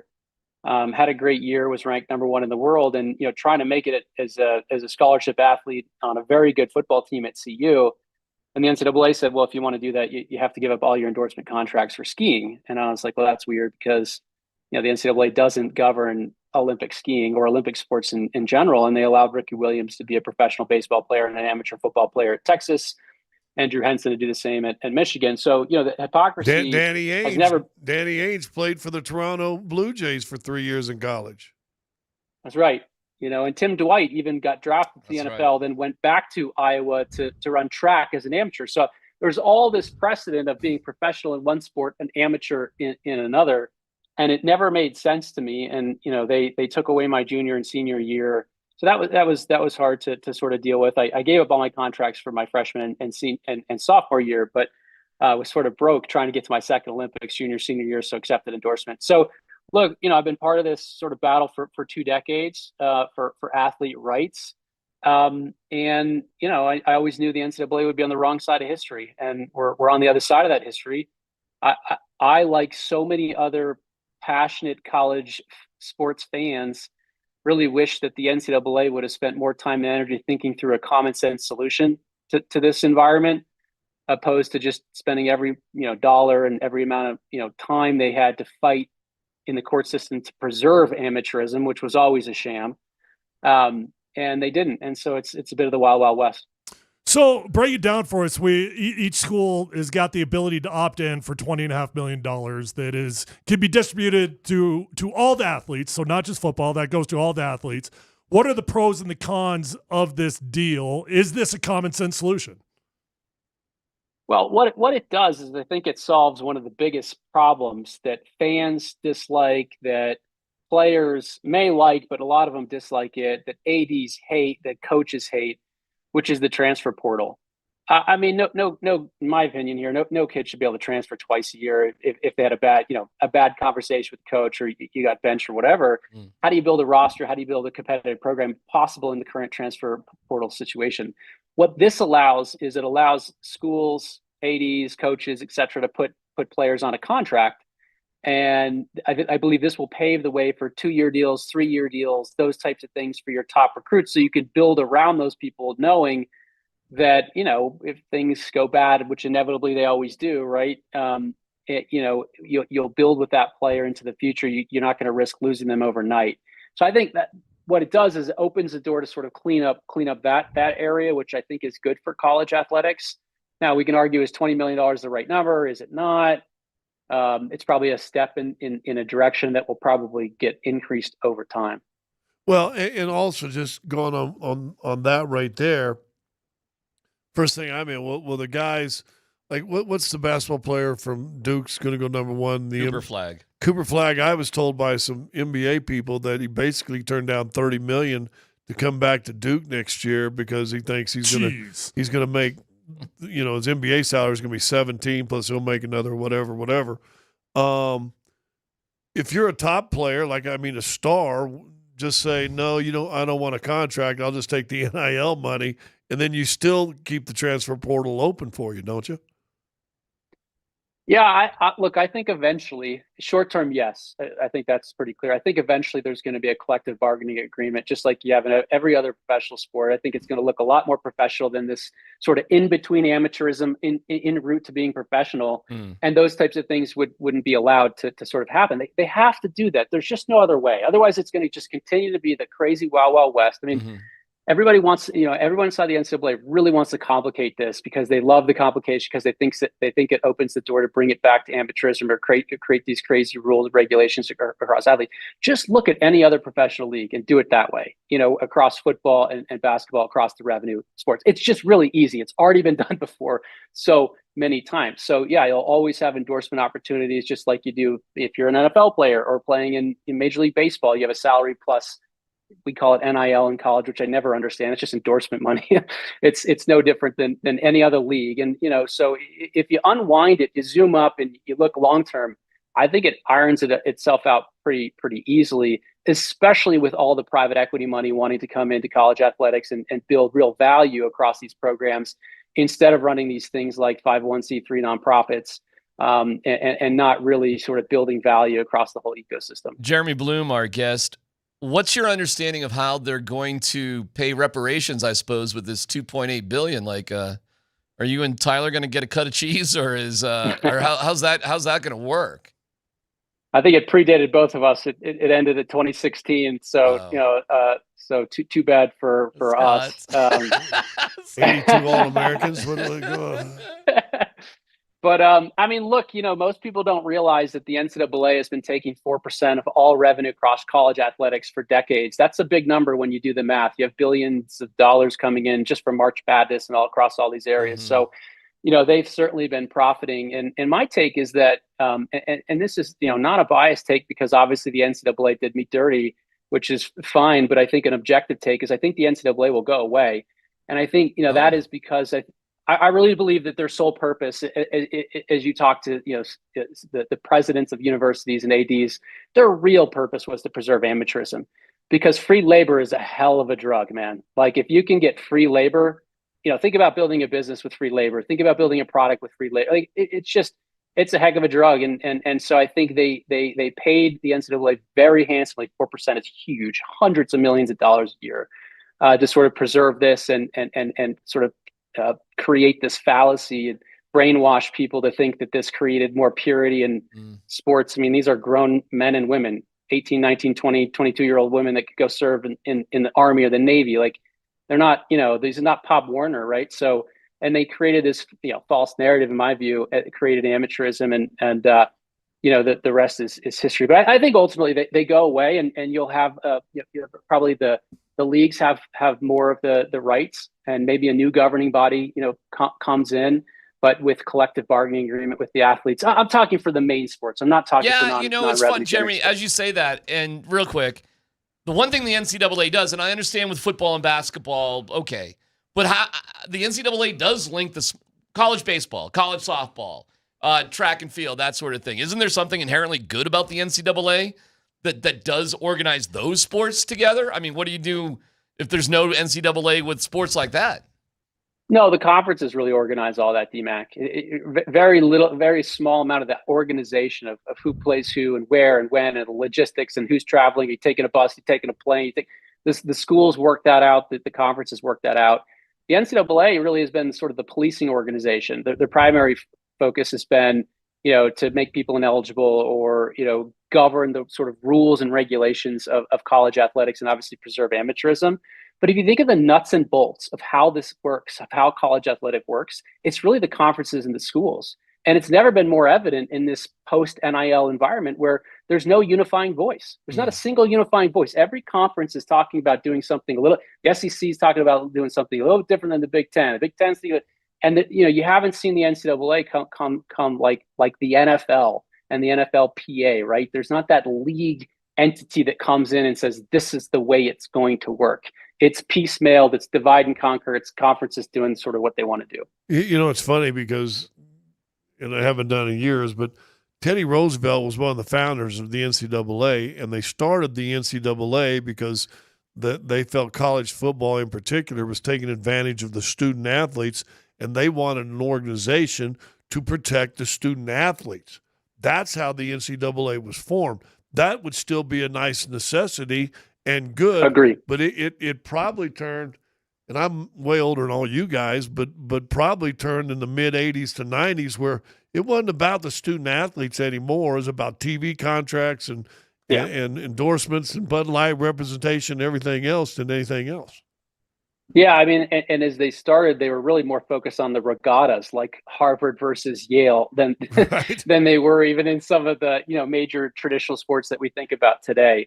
And so, yeah, well, there was I a bunch think of deaths in college football when it first started being big on the East Coast, and these guys are out there just killing themselves for nothing.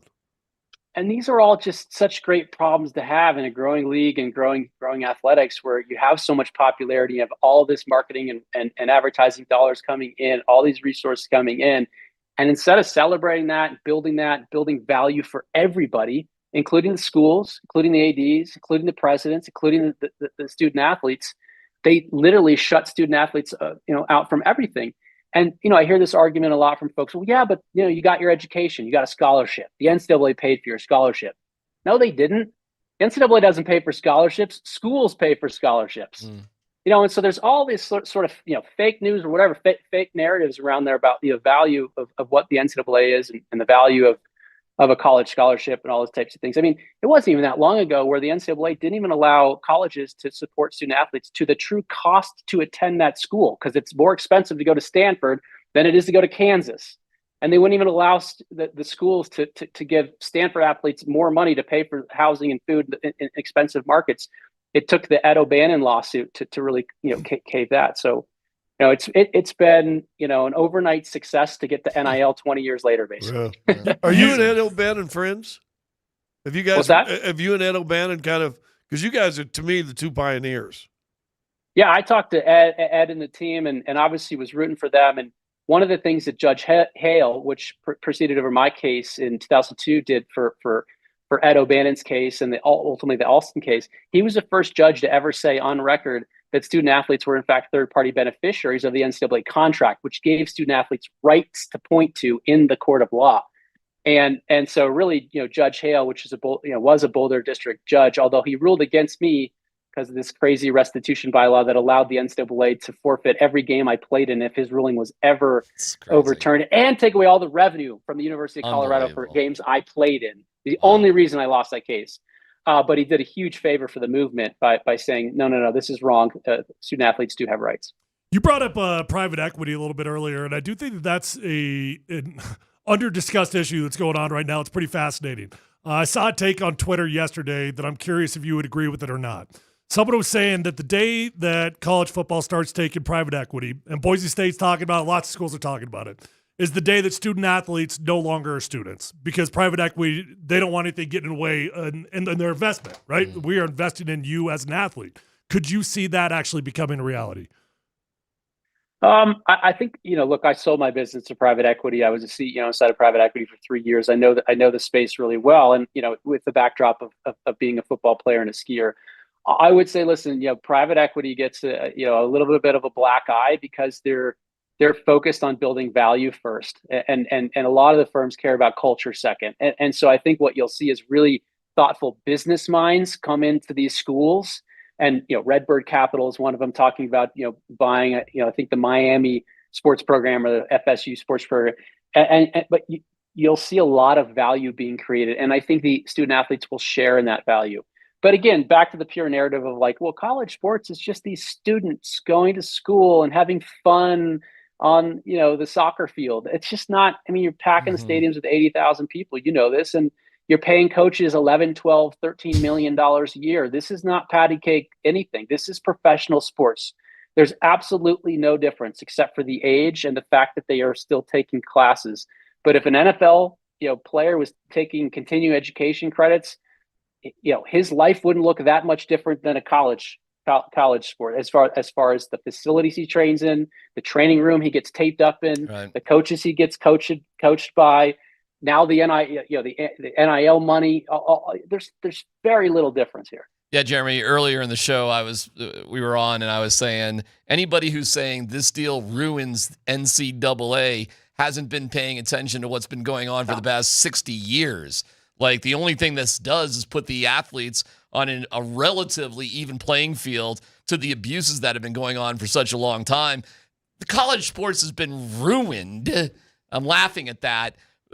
When hasn't it been ruined, frankly? So now it's just it's not probably even now, but it's getting more like that. So if that ruins college football, so let it be ruined. This is the last gasp effort of the NCAA trying to remain relevant, even exist. Trying to be relevant and exist at all. And Jeremy's basically saying, forget the NCAA completely. Like, why do we even? Yeah, you bother? don't need them. You don't need it. them. And I would argue that the conference realignment has ruined college athletics more so than any of the money coming into it. I mean, Colorado doesn't even play Nebraska anymore. That rivalry's gone. There's so many rivalries that have decades and decades of history that were gone overnight because of all this conference realignment. Again, it goes back to money. It goes back to preserving amateurism. It's going back to creating a fallacy of what all this is. Once you professionalize everything, all that sort of goes away. And yes, there'll be 50 teams that matter, not 126, and there'll be 2 super conferences, not 5 and whatever. Right. And there'll be the Premier League and the secondary league, however that ultimately shakes out. Right. But it's going to be more popular than ever. College sports at the highest level, 3, 4, 5 years down the road will be exponentially larger and more popular and more viewed and more fans than it is today. And I'm going to go one more history lesson on y'all right here. If this movement would have happened decades ago, and I know you guys probably don't even remember that, the Southwest Conference would still be a major football conference. I mean, at one time it was better than the SEC and all them conferences. And guess what? They were paying people, got caught, started to kill teams, suspend teams, and all of a sudden the league broke up. I mean, that league would still be going on right now. The whole thing's they were just NIL before NIL was cool. You know what Johnny Manziel did? He signed T-shirts. Yeah. For money. Like ridiculous. Right? Yeah. Right, but he's the worst Totally guy. ridiculous. He's the worst guy of all time because they took Reggie Bush's Heisman for God's sakes for making a little bit of money. He's the most ungodly talented running back you've ever seen in college football. It's borderline criminal what the NCAA did for the past 6 decades. And the only thing I was wrong about, entire school Tyler, program. it's finally time. How many free meatball sandwiches did you get at Pasta J's? Come on. I may or may not have taken advantage of all you can eat wing night. I think we all violated that one.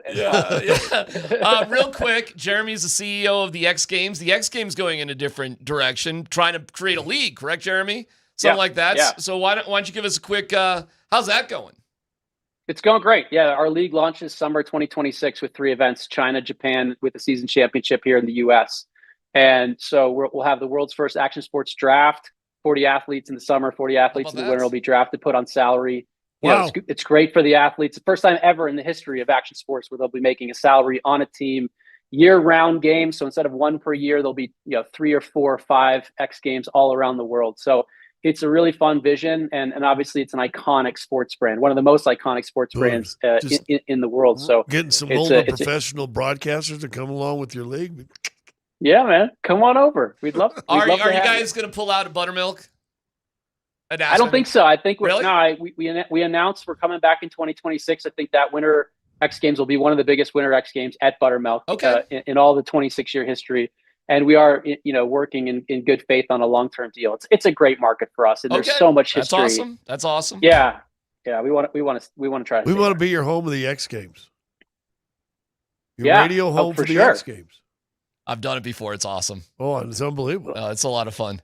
I was on the X Games for anybody. But I like the concept that it'll be a league because it'll be easier to follow the athletes and be easier to see who you're rooting for and that sort of thing. All right, Jeremy, thank you for your time. We really appreciate it. You're a pioneer in this stuff, and I got to assume it's somewhat rewarding for you to see this go in the direction that it should have gone a long time ago. Thanks, buddy. Without a doubt. All right. Thanks. Good job, see you guys. The great Jeremy Bloom. Hey, wonder if Sean White will be a coach. You realize your ex-teammate Jeremy, what he's done in his life. It's unbelievable. It's I mean, it's from unbelievable. Olympian to NFL player to starting a multi-million-dollar marketing company, selling that thing to now CEO of A dream of a lifetime charity-wise for Yep. elderly people, like Make-A-Wish for elderly people, to now the CEO of the X Games. Pretty phenomenal. And look what you've done. Hanging out with you bums.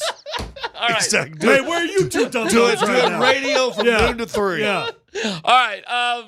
Let's get back to the Broncos and the signing of J.K. Dobbins. That's coming up next.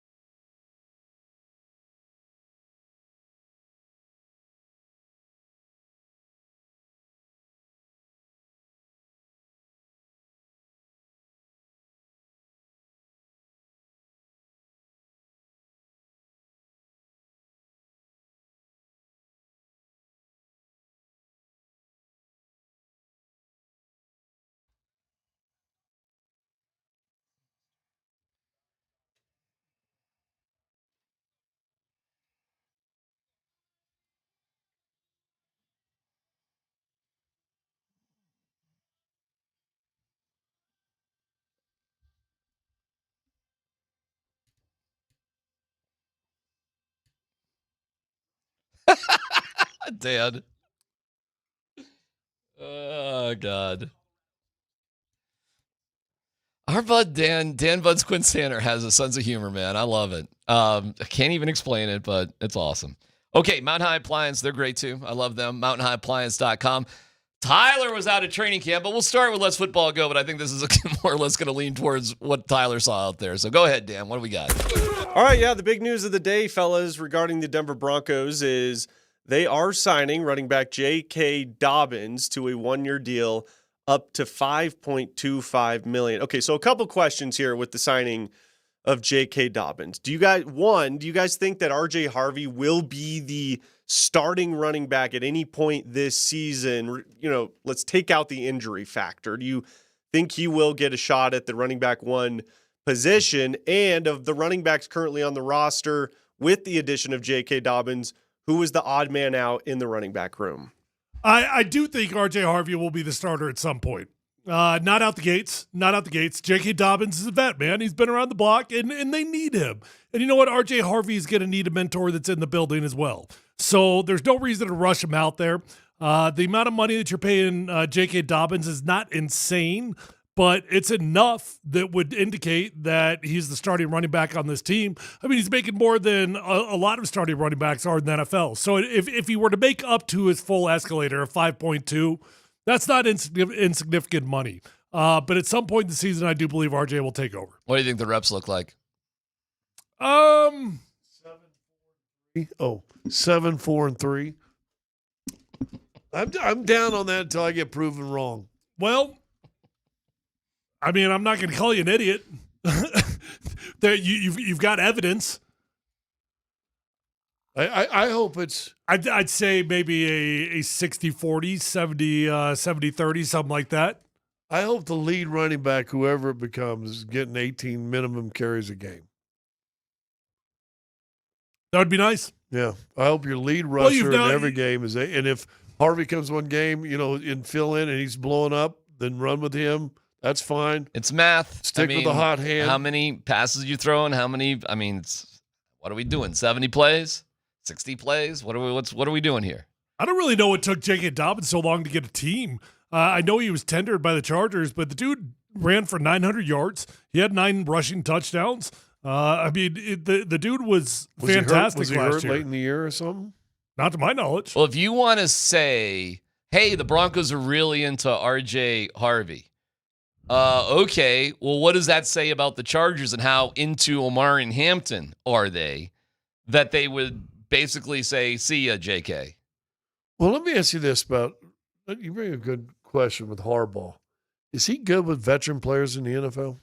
I don't know. I could see him grinding big time. I don't think I would enjoy playing for him. So you get a rookie. I mean, he's quirky. He's weird. He's hard-nosed. He's college. I think they're just more into Omari and Hampton, and for everything you said, more so than the Broncos are into R.J. Harvey. I think the Broncos are fine with R.J. Harvey. Here's what I think upset the apple cart. Jahdae Barron being available. And they had to make a lot of different adjustments because of that, because they were going with best player available and not at position of need, which we thought they would and we advocated for. But hey, Barron's a good player, great player, hopefully, right? By the way, how did that look today? Not to interrupt, sorry, Dan, but how did that look today with Barron out there? What was going on defensively? I can't say I noticed much of anything from Barron. They put them on the further field, so it's always tough to see everything that's going on. I didn't notice anything from Jahdae Barron. Matter of fact, at one point I asked, "Hey, what number is he wearing?" And he's wearing number 12. So that's what he's wearing. Okay. You're down on that? You don't like that? It's just a tricky number to follow because it's weird. It's a weird corner number, 12. Yeah, but it stands out. You won't forget it. Okay, all right. Hey, I'm not out there. You are. I mean, you're looking at it. No, I don't disagree with you at all. It is a weird number, but you won't forget it. Is my only point. All right. Next story, Dan. All right, there's some interesting news going on out in Cincinnati with the Bengals, fellas. So obviously Trey Hendrickson, who I believe led the NFL in sacks last year, he's in a contract standoff, if you will, with the organization. But what's even more interesting is their rookie first-round pick, Shamar Stewart. 17th overall, edge rusher out of Texas A&M. Yeah. He is still yet to sign his rookie deal because of language in the contract. Here he is today, guys, at Bengals OTAs, where he is not participating in any drills on the field. Here he is talking with reporters about the situation he and the team find themselves in. We all agree Trey will be right? But technically he's still 1% wrong for being under contract. So in my case, I'm 100% right, so it should be a no-brainer. What? And in Trey's case, I think it should be a no-brainer too. I mean, he led 17.5 sacks for 2 years back-to-back. If I was the GM or I was the owner, take all my money. But I guess they don't operate like that. But okay, wait, is that a rookie? Is that what Wow, you said? yes. Yeah, and guys, That's a rookie? They don't Their operate first like round that. pick. Their By the first way- round pick. That's By the way, crazy. he goes on to say the Bengals just want to win arguments more than winning games, in my opinion. This dude hasn't played a snap yet in Cincinnati. Wow, holy cow. Well, notorious Damn. Cincinnati's been kind of a cheap organization. Yeah, but still, dude, you're a rookie? Yeah, shut up. I mean, aren't you just slotted? You just get what you get and that's it? Didn't Big Al tell the story that when he signed, he got a nice little signing bonus, and they got the check and the camera, and he's got a check, and he's trying to pull away, and the owner wouldn't let go, wouldn't let go of the check. Well, Al tells a story about getting drafted by the Bengals and crying. Literally crying. That's a fascinating story. By the way, Hendrickson, his deal, he makes 28, which is a ton, but you realize Myles Garrett makes 40. So, like... Yeah, Trey led the NFL in sacks. Yeah, man. I mean, he's got a pretty good case, wouldn't you say? Hell yeah. Right? So... Guys, isn't this an example of why the Broncos should pay Nick Bonito now as opposed to waiting also? No, because the Bengals are a historic, cheap, sorry-ass organization, and that is not the tradition of the Denver Broncos, especially now. I think it's actually the opposite, Dan. The amount of money that these guys are getting, that's the reason why I would want to see Nick Bonito prove it a little bit more. Because Nick is still young enough that you can still justify doing the franchise tag if you absolutely have to. That's not ideal, but it's always out there. I would not be in a rush at all with Nick. No, and the Broncos have, with Greg Penner and company, they're not a cheap organization. They're not. They're a smart organization. Well, it's interesting. Cortland Sutton still wants a new deal, and Zach Allen. And Cortland last year was not participating in any of the offseason stuff. This year he has, and there's been like no conversation that I've heard of about anything going on. Yeah. He's his base salary this year, Trey Hendrickson, is $15,800. Wow. Yeah, he's wildly underpaid for his value. And he has a signing of 2.6, which obviously he didn't pick up because he hadn't signed for this year, right? I guess. Yeah, I mean, it's out of whack compared to what's happening, down the street in Cleveland. All right, Dan, go ahead. All right, fellas, there is a next generation of Colts ownership. It's been made official. Yeah. As of yesterday, the team announced their ownership reorganization in the wake of longtime owner Jim Irsay's death last month. In accordance with their father's wishes, Jim Irsay's three daughters have assumed co-ownership of the team, with each getting respective roles within the franchise. So, I just thought this was kind of interesting, comparing this to the Broncos transition in ownership and trying to pass it off to the Bullen children. I mean, this took less than a month, guys. How long were the Bullen kids Years. fighting over, Years. what's going to happen with the team? So Jim Irsay's three daughters will be the de facto trifecta ownership. The difference is Jim Irsay outlined it a little better. A little better. All right, the way Pat Bowlen set things up was preposterous. It put Joe Ellis in a ridiculously bizarre situation. I'm not sure how clean that sounds, though, out there. Oh, it's crystal. What do you mean? It's three daughters. There's one that's CEO. The other, it just goes bing, bong, bing. You got three kids that are all owners with different roles. Yeah, but I don't think that sounds very clear. He made it clear who the CEO was. Like, there's no fights. Like, this is it. So, yes, they have stakes in it, but there's one daughter who's, bam, you're the CEO, you're in charge. That he did that. And it was fuzzy to be nice about what was going on with the Broncos. Now, I do think Joe Ellis did the best for the organization. And the Broncos and fans are lucky as hell that we have the Walton Penner group, rather. Seriously. It's the best thing that could have happened for the Broncos. But, how that was all going to be laid out. And I think that's a tough deal. Like, Tyler, how do you cut your kids out of an ownership situation? I mean, how do you do it if you have no faith that your kids can really do it? Yeah, it was ugly. It was real ugly. It worked out for the best. It is funny. This thing resolves itself in just a couple of weeks. And the Broncos thing went on for 5-6 years. I mean, years and courts and up and down. And it had an impact. I'm not saying that the Colts are going to be, some sort of, incredible team now. Nor am I going to say that the Ursays, that's another topic. What's better off, just for the sake of argument, the Irsay children running the team, or if the Colts were sold to, I don't know, the next billionaire group? What's really better for the team? I would make the argument with the Broncos that you're better off being sold to somebody who's got billions of dollars and, is a businessman. Yeah, I think when you got 3 kids that are all going to be owners, it's weird. I know you're saying they've got defined roles. That sounds messy to me. Okay, hey, I'm not going to argue with that sounds like 3 kids that are going to be in a room with an opinion to me. Well, the difference may be, and this is an assumption, all the same mom. Part of Pat's problem, there was multiple. I mean, you're family, but you're like half families. There were 2 families and a love child. It was complicated. I'm going to say this.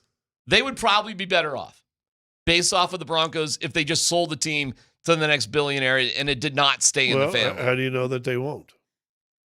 I don't know. I have no idea. You would might you be not right. pull it out there and say, hey, we got a beautiful stadium.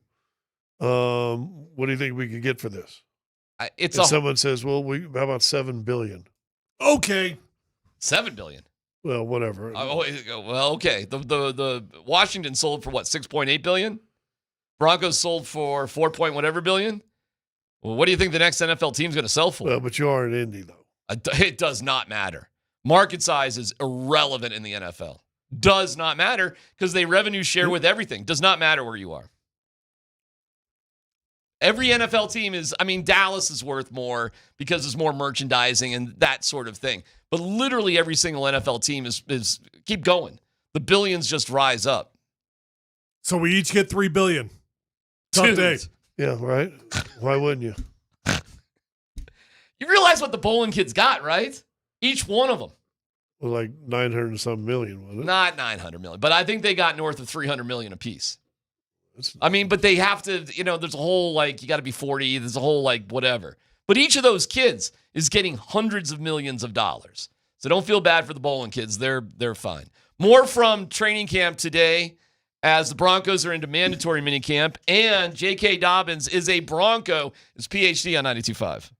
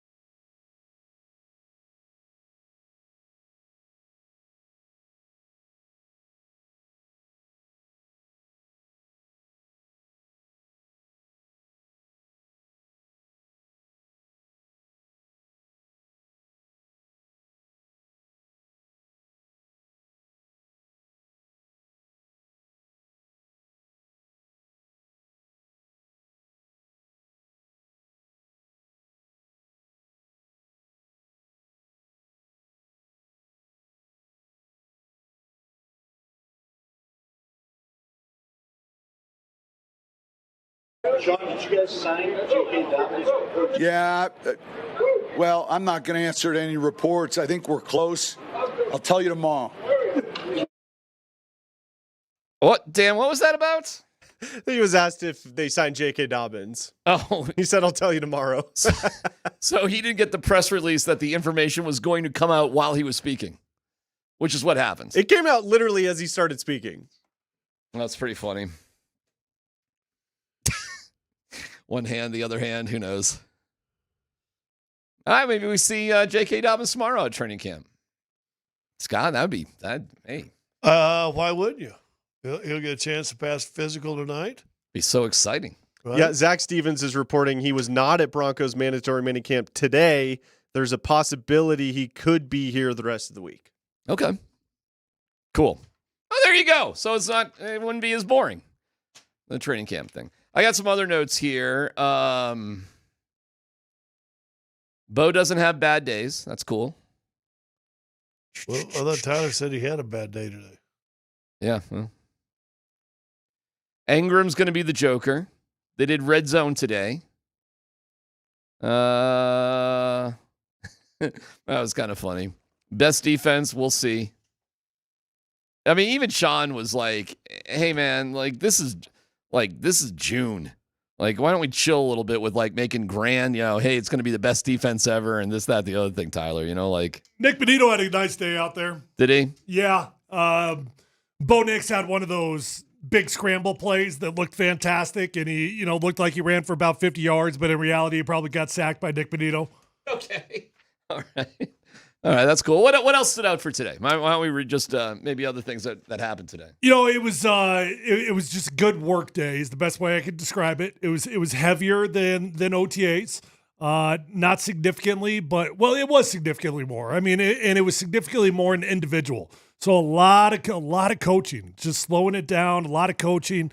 I really like the way that Zach Strief coaches. I was real close to the offensive line a lot today. Mm-hmm. He's real calm, just really specific with his delivery. Bo Nix wasn't very sharp. Not like a terrible day by any means, but definitely was not a good day. He just was off. He had an interception, had a deep throw that he overthrew by about 12 or 13 yards. Not real clean out there. I thought Jarrett Stidham looked fantastic today. I mean, not that we're counting reps of our backup QB, but for whatever it's worth, I mean, I'm just telling you what I saw. Jarrett Stidham looked fantastic to me. Do you is it because we were talking about that while you were out there? I was saying, hey, listen, if Bo Nix throws an interception or makes a mistake here or there, is it playing poorly or is he just trying something out? I don't know what the context of the interception was. It's not the worst thing in the world, right? To throw picks if you're trying to, figure something out in practice. Well, first off, in the 3 days that I've been out there, I think that's the only interception I've seen. Oh, okay. So it's not like this has been going on left and right. Mm-hmm. I would just describe it today as it wasn't super clean. Now, Devon Vele wasn't out there, so, not sure why. Sean said it's just guys have things going on, no big deal, no concern. Things going on. Well, this is mandatory. So but that's got to be an injury thing. Is my point. He was asked. You don't have a thing going on for mandatory minicamp. Okay. Well, Sean didn't make a big deal of it, but that doesn't mean there's not something else happening. Yeah. Hey, and it might not be a serious injury. Real quick on that, just so I don't forget it. Are you guys concerned at all with Deion Sanders and what's going on with him? You got any kind of an interesting out of the blue, right? Little bit. So he's been away from CU for the spring and wasn't there as they've started things. And Tyler, do you know anything? I'm hesitant to speculate on it because I don't know the facts. It might be kind of serious. You think so? It might be. Yeah, you're concerned enough. I really don't want to say anything more than that because I don't know the details. But I was chatting with a couple people today that they're like, yeah, he's lost some weight and it's yeah. Huh. I don't have the details, so I'm sorry to hear that. I don't feel like it's appropriate for me to say anything. Okay. Other than he's at home and that's got to be significant. I mean, you don't just stay home in the middle of football. Well, man, I hope I hope he gets better. I hope, that would. Someone told me today, and I didn't see the audio, but someone said that he was on a podcast with Asante Samuel. And Asante said something like, hey, you look like you've lost a lot of weight. Mm-hmm. Are you on like some sort of fasting diet? And Deion said something along the lines of, fasting isn't going to help this. Okay, you got me a little concerned. I'm not going to lie. Okay. All right, well, shoot, man. Like, I hope for the best here. Let's all hope that whatever it is will be all right. And again, I don't know the specifics at all. Well, I'll tell you this. What this dude went through. Let's just take away all the others. We know he's had blood clots. Hey, man, it was scary as hell seeing what he went through. We know he almost had his foot amputated. Yeah. Oh, we know he's been through a lot over the last couple of years. He really has. The health stuff to me is really scary. Yeah. I mean, for him to be at home in Texas, that's pretty fascinating. Okay. Well, maybe we can just leave it there and give him the best thoughts, and hopefully things work out. That's interesting. I didn't even know that. Okay. What else Broncos-wise? Is our guy Andy out there? Hey, real fast, Yeah. just a quote, just looking through from Deion Jr. He'll tell you all soon enough what he's going through and what he went through. So that was a quote from Deion Jr. in USA Today. Nothing but good thoughts, man. We want the best for Prime, no doubt. Hey, a reminder, head over to altitudesportsradio.com/pick'em and enter the Altitude Sports Radio U.S. Golf Pick'em, just 4 golfers. I'm sure one of them will be Scotty Scheffler. One from each of 4 different groups, and you're entered. The entry with the golfers that total the most prize money becomes the winner. The prize package, foursome of golf at the Ridge at Castle Pines, extraordinary. 4 tickets to the U.S. Senior Open at the Broadmoor, fantastic. And a Surfside prize package that includes a new RTIC cooler, thanks to Surfside iced tea and vodka. Made with real brew tea, only 100 calories, 2 grams of sugar, and 0 bubbles. Look for the can with sunset stripes at bars, restaurants, and stores near you. Enter now at altitudesportsradio.com/pick'em for your chance to win. So with whatever the Broncos were doing today, what does tomorrow, if tomorrow, let's just, for the sake of argument, because they're only scheduled to practice for an hour on Thursday, which to me more and more looks like they'll just cancel Thursday. I think. I don't know that. I think. What needs to get accomplished, do you think, Tyler, and what essentially will be your last really significant practice of the entire spring for the Broncos? Well, today seemed to be like a red zone emphasis day, and I would imagine tomorrow will be a third down emphasis day, would probably be my best guess, because you can only do so much running in these OTAs. So they'll continue to press that. I think that it'll look very, very similar to how it looked today. Lengthy practice, over 2 hours, and lots of individual. And then they're going to get out of the summer, and you cross your fingers and hope and pray that nobody does anything stupid. Which, again, is so funny. We're going to go longer, harder practice to Tuesday and Wednesday, and then see you in 6-7 weeks, guys. Have fun. It's bizarre to me, but how else would you do it, Tyler? Well, it's the only way you're legally allowed to do it. I mean, you're legally forced to give them 6 weeks off. I don't know. We'll see if the NFL... Is it 6 weeks? Yeah. Usually it was right around 6 weeks. Okay. Yeah, it's 6 weeks. Whatever the period is, they don't have a choice in it. No, it just seems like a weird system. I know what you're saying. Well, what are you hoping? It's not their choice. And again, I'm going back to my statement yesterday that it's boring, and that is good. That now you can actually put in stuff for a handful of new players that are here, free agents that you sign.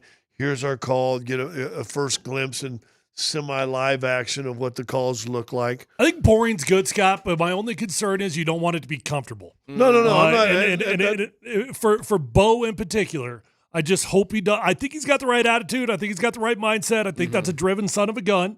But in year 2, it's a little bit early to feel comfortable. No, I agree with that 100%. You don't want anything of comfort. But I like boring in the sense there's not tons of drama around the team. There's been drama for 9 years, man. Come on. Did it feel a little bit comfortable out there? Did it feel a little country club? Or no? I'm not implying that. I'm just saying that my only concern with boring, because I know exactly what Scott's saying.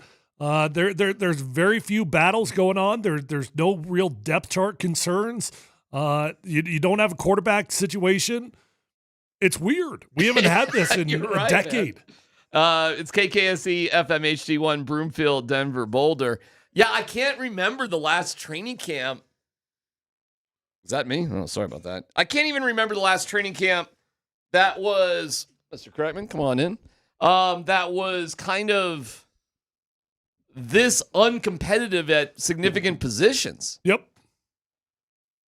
Name a battle. Gosh, I'll tell you this, man. Even Peyton Manning's last year was a little bit interesting in the spring because they had brought in James Casey and they were doing things differently. And Gary was a new coach. Mm-hmm. So even that year was kind of like, ooh, okay. Well, you're putting in a whole different offense than what you had previously. You know, it was kind of interesting in that final year. I bet it was. It wasn't boring at all. I can't think of the last time it was this stable in the spring for the Broncos. Maybe between 2012 and 2013. I was just say 13. Yeah, probably because it was the disappointment of losing to the Ravens, and you knew they had a great team. That was probably, boy, wow, how many years ago is that? Holy cow. 12. Yeah, thank you. It was pretty basic math. It really was. That wasn't actually that complicated. Wow, how many years was that ago? No, that's pretty simple. Good point. 13. But that might have been the last time that it was just, I mean, I guess between you lose the Super Bowl, you come back, and after Super Bowl 48. But that was kind of an interesting one because we had started to hear rumors that Fox was almost blown out by Elway after the Super Bowl. Yeah, there was drama that year. There was, because it just, you got that far and you can't get blown out in the Super Bowl. Like, that's not acceptable. So that was even an interesting spring.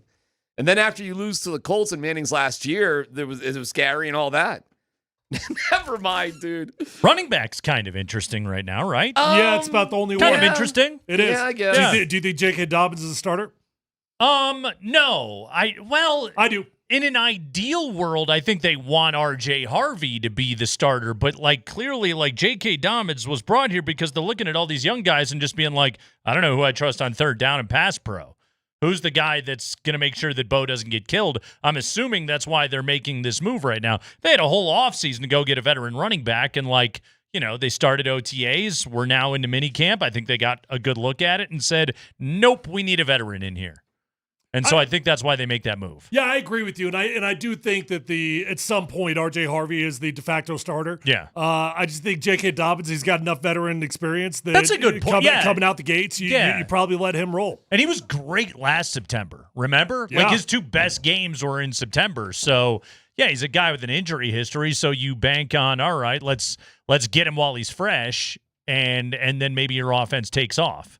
I think that's what you're hoping for, and then R.J. Harvey eventually steps into the role. Maybe R.J. Harvey's year looks a little bit like Marvin Mims did last year, of back half of the season. Here's where you really start to see his role expand and his production. I was hoping you were going to say it looks like Marvin Mims' rookie year.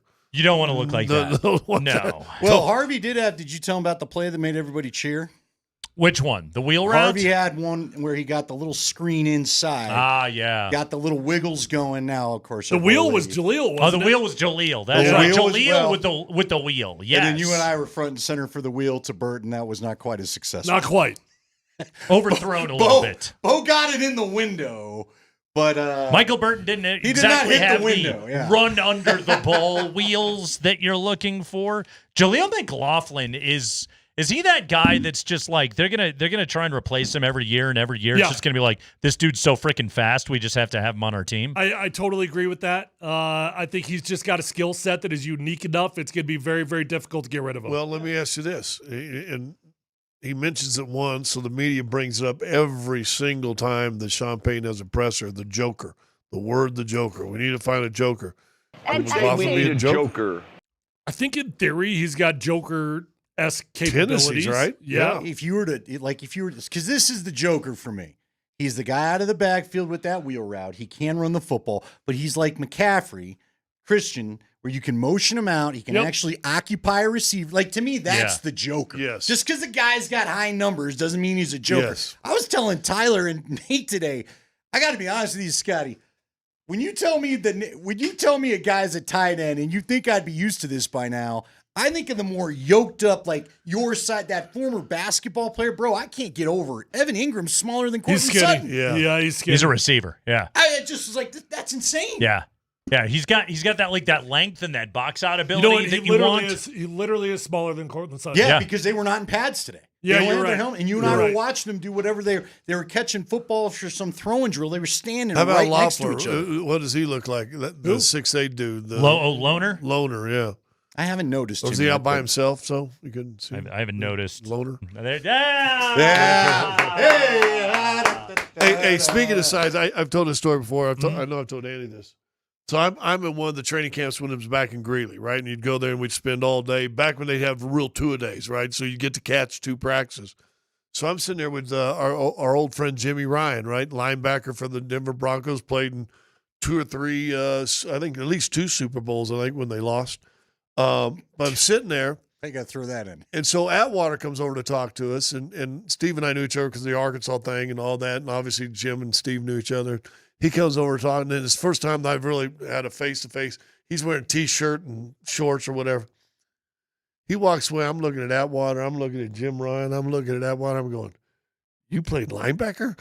I mean, Atwater towered over Jim Ryan, who played linebacker at a high level. Atwater towers over a lot of people. Dude, I said it last week. You, Ferguson, and Atwater were all standing together. Was it you? I hit somebody and I go, can you believe Nick and Steve played the same position? And you know what? And that was kind of. Nick could hit. Nick was a good player. Yeah, no. Defensive backs have gotten bigger over the years. Steve was way ahead of his time. Oh, yeah. He was the camp chancellor of that. That's why it was so. To me, that's why I used to always tell people that's why he's a Hall of Famer. To me, the easiest way to define a Hall of Famer is when everyone's trying to find you for the next 5 years. You know what I mean? Yeah. Everybody wants one of you. Because they had that O.C. Oliver that went to Miami, and that dude could hit a bit, but he was not the size of Atwater. Atwater, the first time Atwater got in there, I remember hearing the commentators talk about he would come down and play linebacker and support the run. And back during the late 80s and early 90s, that's not what safeties did, right? Right. So can you imagine? And it was before I got here. I think I got him 1 or 2, maybe 3 years max. But when Smith and Atwater were your 2 safeties. Dude. There was a game. And by the way, you could hit wide receivers across the middle. We didn't judge you. There was a game against the Chargers. I've asked Steve about it, where they basically were having a contest as to who could knock how many dudes out of a game. Like there were guys didn't want to go over the middle anymore. I remember the commentator pointed it out of there was a route that was supposed to end in the middle of the field, and the guy's like, "Nah, I ain't running that route," because Dennis Smith was still hanging out of it. Right. Dude, Dennis Smith was like I've got my favorite picture from my time on the sidelines before I even got to know Steve was I got Dennis and Steve together when they were honoring some of the old guys. And Dennis was not as big as Steve, but he hit every bit as hard. But he was thick, though. Dude, do you remember? I don't think you were calling games yet. He hit a guy named Roosevelt Potts from Indianapolis and literally broke the face mask off.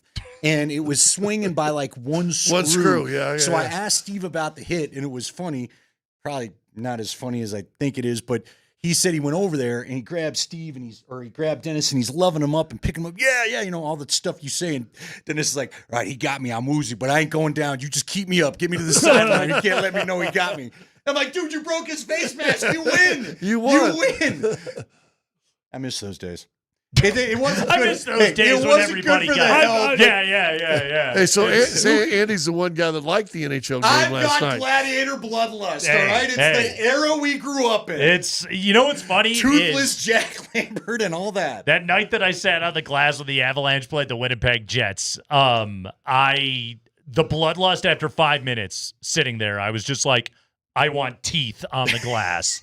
Somebody kills somebody directly in front of me. Buddy. You just saw Bo Nix that day. He was on the glass. It gets you going, man. The one time I ever got to sit in a glass is when the Grizzlies, when the AHL team was still there, and old McNichols, and attendance was whatever, but the guy said, here, got me seats right on the glass. Mm-hmm. And there was a check right in the corner from me to Andy from the glass. You know, it was right in the corner. He had a little walkway in front of us. Dude left skin on the glass. The dude's face left about a half an inch of skid mark of skin just on the glass. And I was like, hockey's different. I distinctly remember this. And Andy, like, I'm sure you eventually get desensitized to it because you spent all those years on the sideline. But I remember I was standing right behind the end zone one time, and Mike Anderson had a goal line run. Just a 1-yard plunge into the That's end a big zone. old boy. The crack of the ball getting snapped and Anderson going through that line, and it was like, and I had never been that close. Like training camp, you can stand there, but that's not the same thing. When they're out there in a game, it is frightening how violent it is of those guys smashing into each other. You know the cool thing about Mike? So I was calling his games and stuff, right? He had a monster game. And that one year he led the team in rushing. I mean, he had monster games over. I think he dropped like 156 or something like that against smoking heaters before the game, by the way. Awesome. Well, I'm already sitting on the bus. He's sitting out before or outside the bus before he's getting on, just smoking a cigarette. I'm like, dude, he just dropped 156 and 2 touchdowns. He's out there with the light lit, ripping one, just ripping it.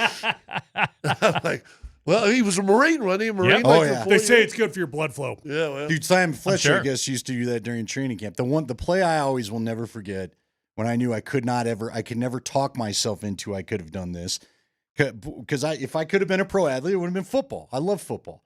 But I was standing there, and I remember Kyle Orton. I've never been so nervous for another man in my life. Kyle Orton throws an out. They're playing the Jets, and your boy Brandon Lloyd he stopped his he's route. not a big guy. No, and he's literally on the hash mark to the boundary. Yeah. And so I'm like right behind him about 3 yards. Ball's coming in, and out of the corner of my eye, something's getting bigger and bigger and bigger. And I'm like, I look over, and it's Jim Leonard, who now coaches for the Broncos. Oh, yeah. And I'm like, uh-oh. It's like, he's moving kind of fast, and I'm going, what, this ball's taking forever to get down here. He's going to get killed. Wasn't Jim a pretty dirty player? Well, Lloyd, this is a clean hit. Lloyd caught it, first down, and I mean, I'm not kidding. Leonard hit into that warning track and in power. Yeah. He flew over all the grass and landed on the warning track. Yeah. And he gets up like nothing happened. Go first down, and they start talking smack to each other. I was like, what is this? I was like, this is not for humans. And all Andy's picture is he's on the sideline taking pictures. I can't do that. A pair of cleats flying by. No, it was the ground because I had to get out of the way. Dude, I got one pitch. Your boy, who's Mitch? Who is the defensive lineman that caught one of Payton's touchdowns? Mitch Unrein. Oh, no. Unrein. Oh, is it Unrein? I don't I got know. a picture of him spiking the football, and it didn't dawn on me. This is one of those, hey, you're not in a zoo. There's not bars keeping you safe. He spikes that thing. That thing went right by my ear. And he looked at it. He goes, Andy, that have busted your nose. I was like, yeah. I didn't really think about it until you were done. By the way, before you go, Mickey's in there. You're going to love this. I was trying to do a little video with them because we're up at the 70th anniversary, and my daughter loves the beignets at Disneyland. But I couldn't remember what it was. I go, hey, you got bidets there? And all the Disney people were like, what? Bidets. I was like, no, it's a food. No, Oh, bidets. They're delicious. Hey, You put them in the Have mouth. them both? Yeah. I was like, Tyler Bidet caught a pass today. You can't get mad at me, Mickey. Tyler Bidet still on the team. Scott Hastings, Tyler Polumbus, everybody. It's Kreckman and Lindahl. It's a Tuesday afternoon. J.K. Dobbins is a Bronco. That is going on. Let's see. The Rockies back at it this evening. Did you like me get obnoxious about the question with Dobbins? I did, yes. I've never. You dove right in there. Well, you know me. You're I looking get for the scoop? I get the tweets to my watch. Yeah. And Pelissero tweeted it first. Yeah. It says, I don't have time for any nonsense. Did you sign the guy or not?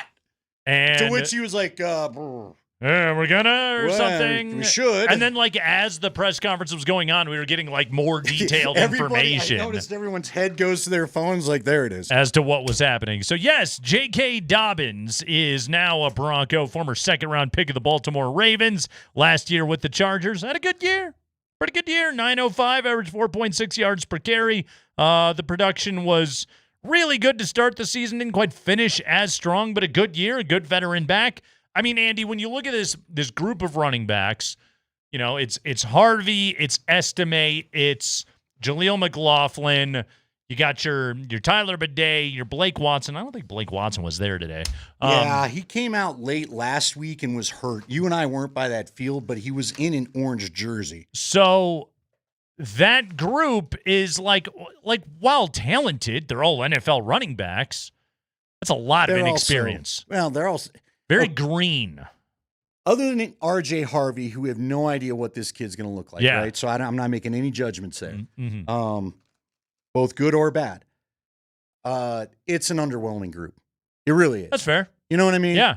Well, because right now we don't know what they can do. No, and look, you didn't trust Estime to play him in a playoff game. Right. The one guy you did trust and trusted him, and I'm telling you, to me, one of the more important signings of the J.K. Dobbins thing is his pass protection. Yep. You have That's to what know he's here in this for. offense somebody can pass pro for you. I think one of the biggest things that I think that they figured out is this is what we employed Javonte Williams for last year. He left. We didn't replace that. And I'm sure, again, I think there was a reason why it took a little bit of time. I think the Broncos had to get in and get a look at what they had, and they said, we need somebody we know we can trust right here. We need a Samaje Perine in this room. Well, they just went and got one in J.K. Dobbins. So it makes all the sense in the world to me. It's a little bit of a weakness that they went out and addressed and obviously prioritized. Look, I don't think J.K. Dobbins is racking up 1,600 yards in a Broncos uniform or anything this year. No, he was brought here. He is going to carry the ball. He is going to catch the ball a little bit out of the backfield. And I say a little bit, but the biggest thing is he is here to block on third down. Yeah, and I'm sure they're going to run him too. I mean, we like McLaughlin, we like Bidet. Yeah. I don't know that Estime makes this team at this point because, frankly, it just feels a little weird, doesn't it? Do you feel like Estime is in a ton of plans out there? No, I don't either. Like now the group is clearly like we know Harvey's making the team. I can't see a world where McLaughlin's not on the team. The dude's too fast. I mean, you saw him catch that wheel route today. Like he left Surtain in his dust. Like that guy can go. So you should have him on your football team. He's fast as hell. So keep him around, and then. And then obviously Dobbins is going to be on this team. We know Burton is going to be on this team. I don't know, like if they carry 4 running backs and a fullback, then I think that there is a spot for Audric Estime. Otherwise, I think he's in a slugfest here when it comes to training camp. Yeah, you better show up. You better know where to go, and you better not fumble the football. And the good news is, not good news. It's just the reality. It's running back. Somebody's going to get hurt. They always do. Yeah, and look, maybe to your point, maybe ultimately Estime and maybe they keep 2 each. Yeah. I don't know. It was a weird room last year. They rotated a bunch. Probably one of the guys ends up on the practice squad. They literally rotated more than anyone in the NFL last year. Just as far as positionally, right? But nobody was fantastic. Did you also, I got to tell you, I was a little hard on Cortland Sutton yesterday as far as, I don't know about this $25 million, this and that. Man, the guy looked good. Did he look a little fast today? I don't know. Maybe I just was in the heat and getting a little bit of the needed some water or something. He had that catch down the sideline where he made a great catch and then did the spin move between 2 players and ran it the rest of the way. I'm not sure he gets tackled. That could have been like a legit big play. And he's an excellent player. He's not, again, like we were going through it yesterday. Would you say Cortland Sutton's a top 15 receiver in football? No. But is he somewhere between like 15 and 25? Yeah. Yeah. And he solidly belongs there. He's an excellent red zone player. If he's healthy for 17 games, he'll go over 1,000 yards. He'll threaten double-digit touchdowns. Like, again, is it spectacular? Does it look like Justin Jefferson or CeeDee Lamb out there? No, not really. But also, like, you can do a hell of a lot worse than Cortland Sutton. Oh, yeah. So that's a good NFL player. You pay that guy, you keep that guy around, and as of right now, that's another one of those positions where I just don't see anybody else that's threatening to be that guy. No, I'm with you. And look, Pat Bryant did have a nice catch. I love standing by Leggy because he catches all the nuance. Pat Bryant makes a nice catch back in the end zone, a hands catch, a big receiver catch, right? Yep. In traffic, and then as he comes off, he gets yelled at for running the wrong route. Leggy goes, he's getting on him. He didn't run quite through. I'm like, he made a TD catch in the back of the end zone. I wouldn't be yelling at him too much. Not acceptable, okay? It's that time of year, right? It's not going to look good on film, apparently, is what they're worried about. So, yep, it is that time of year, minicamp. Andy and I were out there today. We observed it all. We'll give you observations today here on the show. We got a ton to do. It's a Tuesday afternoon.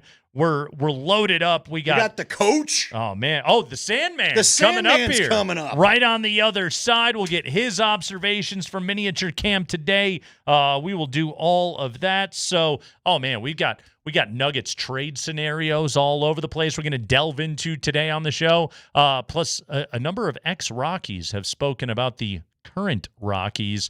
Got to hear some of these quotes. You and I were at lunch, which doesn't happen. And you just kept making noises at your phone as you read different quotes. Just tee-heeing away as I'm reading this thing. So we'll dive into all this today on the show Tuesday afternoon. That's Andy. I'm Nate. Mark Springer on the other side of the glass. Mike Sanford next.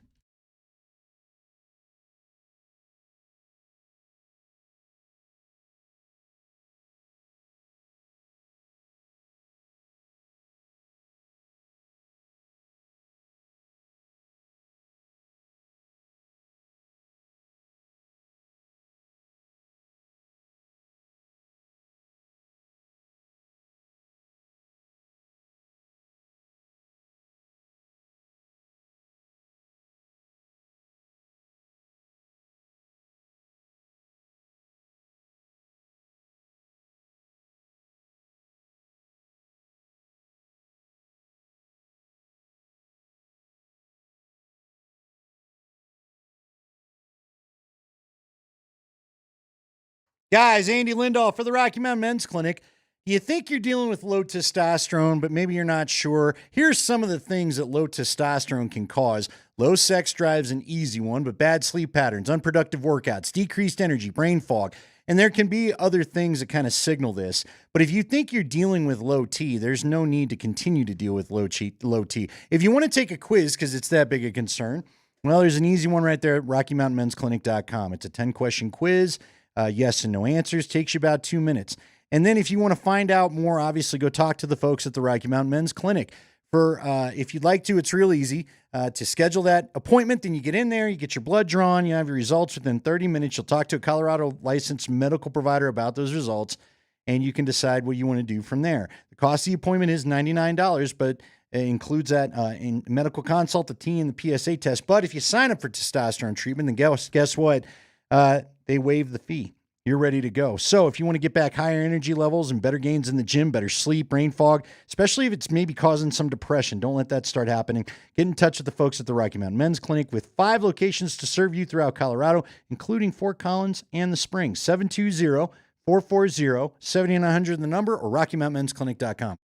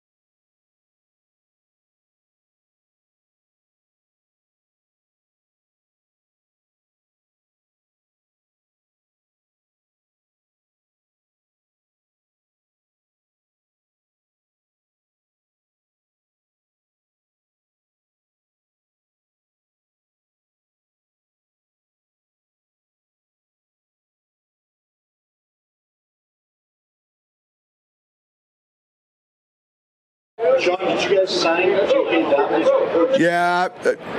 Well, I'm not going to answer to any reports. I think we're close. I'll tell you tomorrow. No, I think it actually did happen, as much as he tried to dismiss Andy Lindahl's question right there. J.K. Dobbins has been signed by the Broncos to a one-year deal. The veteran back. What is Denver getting? Joining us right now to discuss. Hold on. He's in a bad spot. He's got bad service. That's not what you need. No. You got to get good service. You got a big-time radio appearance here, my guy. We'll just tap dance along. But yes, Andy, by the way. Do we need tap dancing music? Should that be a thing? Like the chicken dance or something? Oh, what are you doing there? You got an actual move. You got to do it. You're doing like a real dance. This is you got to do a lot of this when you're tap dancing. A lot of jazz hands. That's what they told Raquel Welch. It looks like you're swing your arms. Wax on, wax off at the same time. That's how it's the done. Sandman, is he in solid ground? Is he back with us? Joining us right now, former Yale fullbacks coach Mike Sanford. Sandman, how you doing? I'm doing well. I claimed the wingbacks that year as well. Wingbacks? Fullbacks, wingbacks, tight ends. In fact, our position group, we were the Fs and the Ys, and we broke down every day on F and Ys on 3. Whoa. How good is that? That's Careful strong. there. Yeah. Let's very good. Let's enunciate, That's Mike. good football coaching Hey, football right there. coach, let's enunciate our positional names. F's and Y's. Yes. F's and Y's. F and Y's. Sandman, speaking of Y's, why did the Broncos sign J.K. Dobbins? Why was this something they needed to do?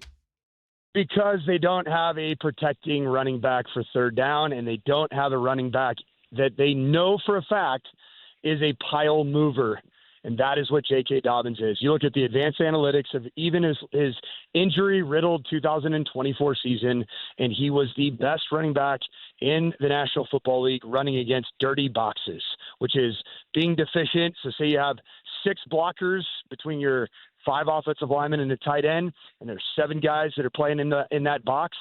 J.K. Dobbins is really good about getting at least 4 yards. In fact, he averaged over 6 yards a carry in boxes that were compromised from a numbers standpoint. All right. Do you like the signing overall? I mean, Mike, what else are they really going to do? I had said to Nate before you came on, I found the running back room underwhelming. Does this help whelm it a little bit? Well, I mean, if you were just to go off today, and I was out there with you, Andy, today, and by the way, Andy Lindahl, I was really proud of Unc, as the young kids call, the veteran, savvy vet. Andy didn't waste any time. He went straight into it when we went presser with Sean Payton. Yeah. And it was just zinger right off me. Got that update on the watch like he was Dick Tracy, and he was right there on the question. I showed it to Nate. I'm like, the hell's showing it to Nate? What's this guy going to say about it?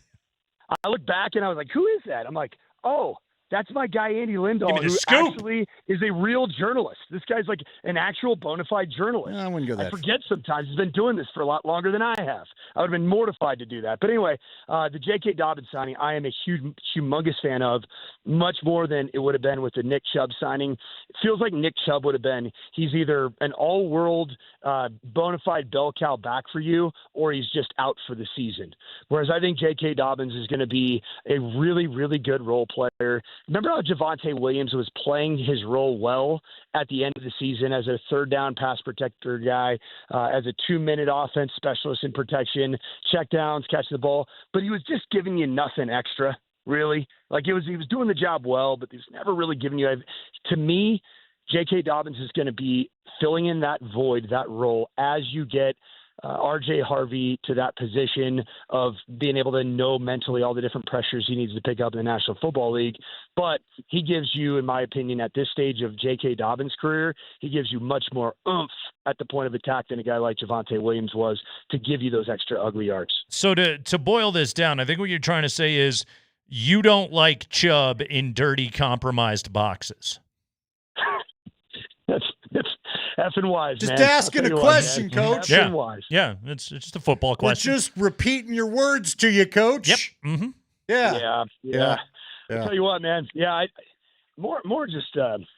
Yeah. Chubb's might need a little trip sometimes to the Rocky Mountain Men's Club, right? You know? Well, okay, let me ask a serious question. Who has the more serious injury history? It is Chubb, right? I know Dobbins had a bad one his last year with Baltimore, I believe a knee injury. But he at least was good last year. Right. Mostly. Which Nick Chubb, I mean, Coach, hadn't Nick Chubb had a couple bad knee injuries? Well, Chubbs have been like those where you look at him and you say, that's probably going to be a career ender, right? Whereas J.K. Dobbins, while he has had an ACL, if I'm not mistaken, it doesn't, like, you don't look at his compound fracture, the kneecap is in the back of your leg. Yes. Those types of things. Like Nick Chubb has had those types of injuries. And unfortunately for him, it's been multiple times. You almost have to look away and you see it and you're like, oh no, this is not good. And so I just think that J.K. Dobbins he's in a better place. You're not signing him to be the bell cow. I actually think this is going to be a really good signing for the R.J. Harvey development. I also think it is a very bad signing for Audric Estime. Yeah. Yeah, I tend to agree with that. It is like looking at this group right now, and again, we're talking to Mike Sanford, former Utah State quarterbacks coach here on the Kreckman and Lindahl show. He loves going through your resume. But Sandman, like, obviously R.J. Harvey's going to make this team, and he's explosive, and there's high hopes for him and everything else. Like, Jaleel McLaughlin he's just so fast. There's an element to his game, a shiftiness and a just a burst that he has that I don't think anyone else necessarily has. Dobbins is your pass. Today, didn't he? He did. He caught that wheel route. Like, he's fast as. This is the thing about Jaleel McLaughlin. He feels like the guy that, like, the Broncos have consistently just, like, continue to sort of restock that room around him. Yep. And then as camp goes on, they're just like, well, we have to have this guy. He's too good of a football player. Yeah, and like we remember this from training camp when we were out there those early mornings, and nobody's out there in the field yet. And Jaleel McLaughlin's the guy that has the very ritualistic body routine to get activated and ready to practice. But he did it every single day. And that's what I heard. I actually got to know his running back coach from Youngstown State when I went in and I failed in an interview for the quarterback job at the University of Wisconsin about 8 months ago. I met Jaleel McLaughlin's running back coach from Youngstown State, and he said he's the best kid he's ever coached in his entire life. And that adds up. You can just see with Sean Payton and just the way the running backs are rotated, even at practice. Jaleel McLaughlin is a trusted agent of Sean Payton. Like that guy is going to be a part of this roster. There's no doubt about it. And to me, he's deserved it. These are kind of stories that we should be cheering on. It's a guy that didn't get drafted. He didn't get any legitimate scholarship offers coming out of high school outside of Youngstown State. He is the ultimate underdog story, and he's a really good football player. He looked terrific today. I thought he was the player of the day at practice. I got to tell you, Coach, I was blown away today.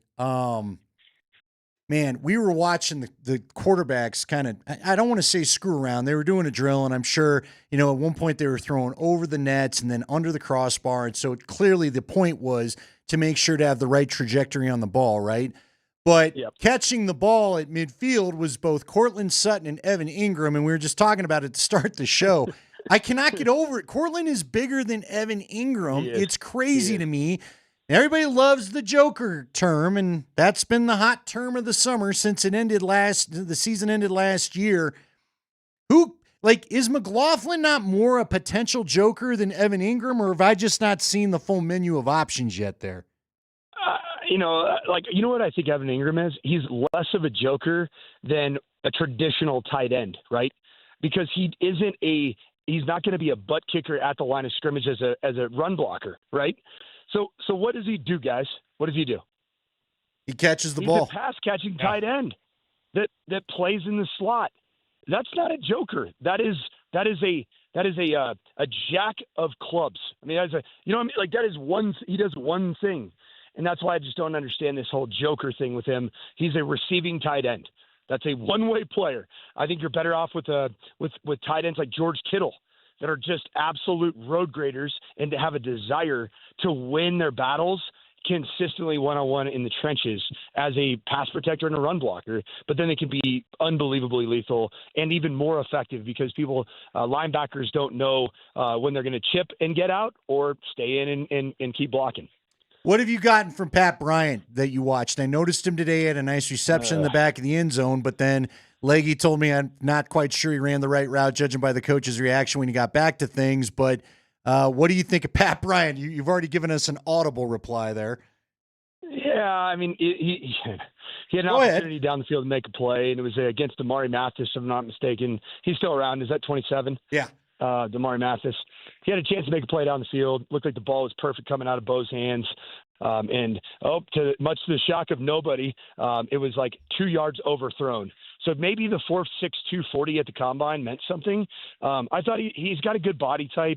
He reminds me of Rashad Bateman, who's a receiver that I coached at University of Minnesota, but he doesn't have the top end speed or really doesn't explode off his insteps like a guy like Rashad Bateman did. But he's solid. I don't think he's a bad football player. He's not gonna win a ton of downfield throws.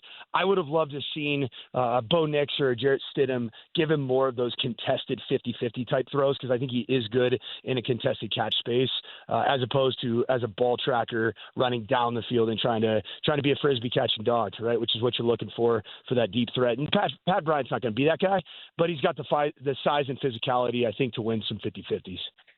Coach, you mentioned the size and the physicality right there, and really, there is such a profile to Sean Payton's receivers. Like Marvin Mims he's very much the outlier, but like Sean wants his guys, he wants you 6'2" or taller, he wants you 205 or bigger. When you design an offense, what do you look for? Do you want a bunch of guys that fit the exact same profile, or do you like a little more variety, some different ingredients in the soup? What do you think of the way that Sean's built this thing out? It's really interesting you ask that. Historically, I've always loved those guys that were kind of between 5'11" and 6'2", and have really, really good ability to get to top end speed fast, big time accelerators, but also can get in and out of breaks and make you miss in the open space. I liked a lot of those types of players. I struggled with 5'8" guys, to be honest, but there is I've had success as a play caller using those types of players, 5'8", 5'9". We're talking college game, obviously. You're not going to see a lot of that in the pro game, but you can use a lot of those guys in jet sweeps and kind of I always call him my funk guy, the guy I get a little weird with. The irony of it is that I inherited a situation in high school football where our two outside receivers are 6'3" and 6'4", and they both go 200 pounds plus. And I'm like, oh, okay, I guess I'm a Sean Payton guy, and they're really good. But it is intimidating. And especially here's what I'm learning as I put my offense together for a high school season. Totally different than the NFL. I get that, but if you're built really well in your front five, you have really good offensive line play, and then you got big dudes out on the perimeter. That's a tough thing to deal with. Yeah, because you can't consistently give the corners help on both sides.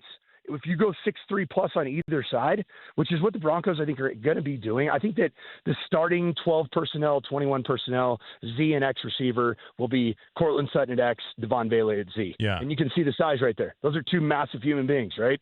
And it makes it challenging for the defense. What are you going to do? You're going to play two high safeties? Cool. Then this offensive line group, now with J.K. Dobbins and R.J. Harvey, you're going to be able to rush the ball for 5-6 yards a carry. And you don't get that safety help in the box. So I love the way that he's building this thing, and George Payton being a part of that. And they've hit on guys like Devon Bailey. I think he's a good player. I don't know if he's a superstar. I think he could be, but they've hit on guys in the draft, and the last 3 years I think have been successful in terms of getting the right big guys, because you can easily miss on those guys. Any other observation you want to touch on? I didn't stand by you as much today as we usually do, because I was getting educated by Tyler. Anything else noticed out there you want to get out there? Yeah, I mean, I think the one just specimen that just fired me up that I hadn't seen yet in person, that was even more. I was really excited about his draft pick this year. I thought it was a really unique spot to draft a player of this guy's athletic traits. But Q Robinson of Alabama, that's the guy that's got me excited about maybe just another one of these, 4th, 5th, 6th round type guys that the Broncos get. That all of a sudden you're like, wait a minute, that guy can really get after the passer. Twitched up looking dude. That's a guy I'm excited to see play throughout training camp and certainly in the preseason. Twitched up looking dude. You got it right there. Quandarius Q Robinson. Why does that keep coming up? You and I were talking about Jarvis Moss, only not twitched up. Yeah, not Remember twitched that? up, exactly. Nayland was giving you the breakdown? Uh-huh. Yeah, not twitched up, I would say. Mike Sanford, everybody, 10 to noon every day right here on Altitude Sports Radio 92.5. Sandman, well done as always, buddy. Thank you. F and Y's, boys. We'll see you soon. That's right. Good observations right there. Yeah. That Effing was wise. a test of maturity, that first part. Wingbacks coach. Wingbacks. Mhm. Yeah, how about that? Yeah. Wingbacks. That goes on the Who's more resume. lonely in this camp as you and I watch? By the way, top-notch stuff out of Tyler Polumbus and Nate Kreckman. I was watching the crane at times today because the crane on top of the building fascinated Crane me. was good. Mhm. Deep down, I don't know anything about construction, so it does fascinate me. Okay. I can't. You like a good crane, do I you? do like the crane. I Yeah. wondered where the dude was driving it. Or are they robotic yet? Which they're not. Mm-hmm. But you guys are watching The Lonely Place Kicker, as Adam Sandler once sang about. Will Lutz. That's right. Kind of doing his own thing. See, Burton doesn't have anybody else to hang with either because he's the only fullback. But Burton at least gets to join in the team drills and things like that. Will Lutz was attempting field goals, and you and Tyler were betting on the results. That's top-notch stuff. It's you don't need an app. It's old school. It's anything you can do to entertain yourself during minicamp, as he was doing. Absolutely, as Lutz was doing. And I gotta say, Lutz had a good day.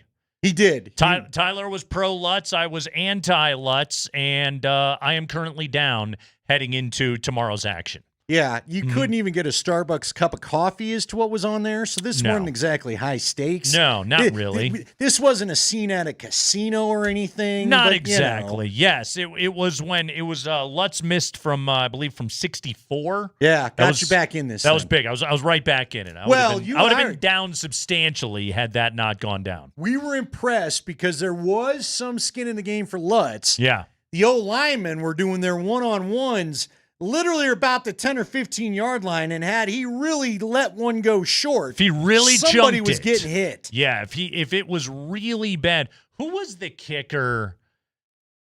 Do you remember when Kubiak in overtime tried to attempt like a 62-yarder? Yeah. And it missed, and then the Chiefs went down and kicked the game winner with like a minute to go or whatever it was. Say Who was that that might kicker? have been McManus. That wasn't Prater? Can't. Well, remember, it's Post-Prater? Kubiak. Yeah. Prater was gone. Yeah.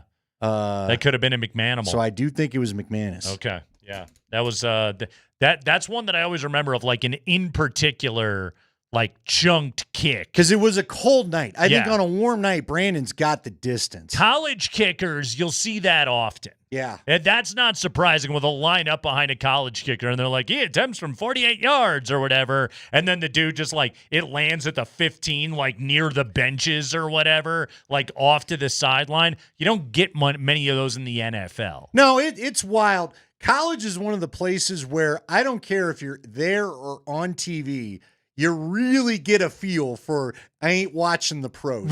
You know what I mean? Yes. Like sometimes the speed of the game does not translate via the Sure, TV. sure. But a bad kicker can be witnessed by all. And a lot of them suck. A lot of them are I like really that guy bad. Crawshaw. That dude is he's got a boot. settling in. He's got a boot. Even though he almost hit. Speaking of kickers. He did almost hit Kliss in the head one time today. But other than that. Well, I mean, who's that on? Hey, you paying attention, reporter? Yeah. There Wake we go. It's Kreckman and Lindahl, fresh off a mini camp on a lovely Tuesday afternoon in Altitude Sports Radio.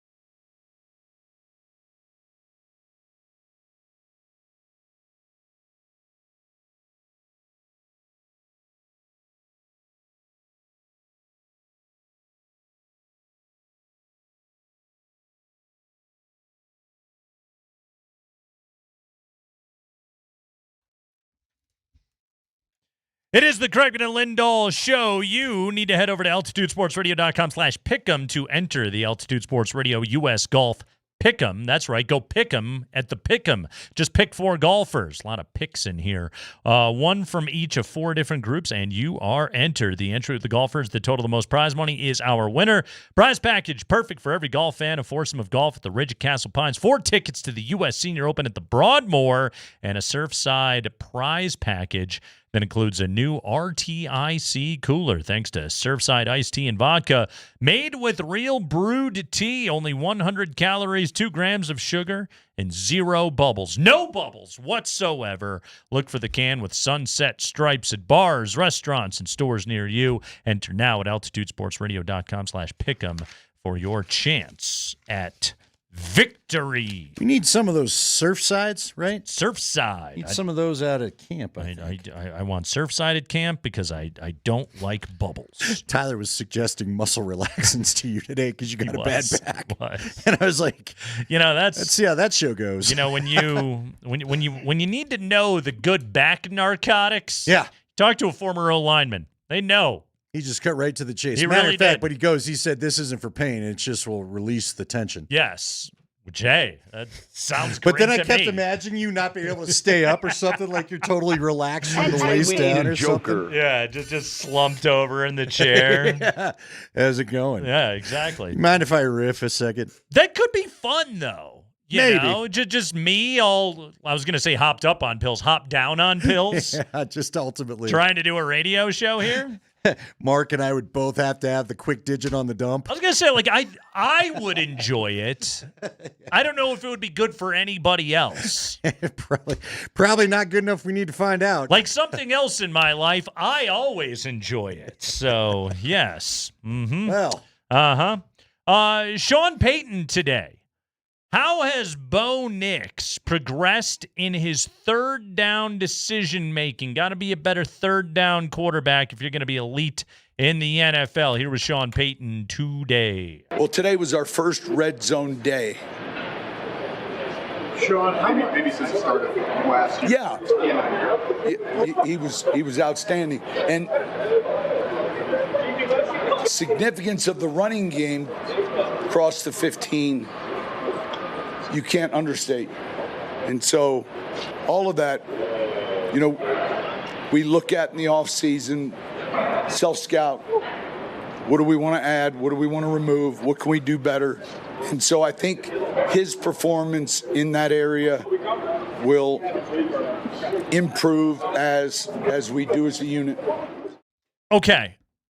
Some interesting notes today. Ben Solak had a great piece today about second-year NFL quarterbacks and what they can do to take a step forward. And, as he points out, when you look at Bo Nix's, especially his advanced numbers on the full rookie season, they're a little bit misleading, both because of struggling in his first month as an NFL quarterback, which, again, that's to be expected, and what Sean allowed him to do in the ways that Sean used him. And one of the big things that Sean did more of as the season went on, and it sounds crazy to say he did more of this, but he did, was throw the ball behind the line of scrimmage and really just trust Bo to be that point guard guy.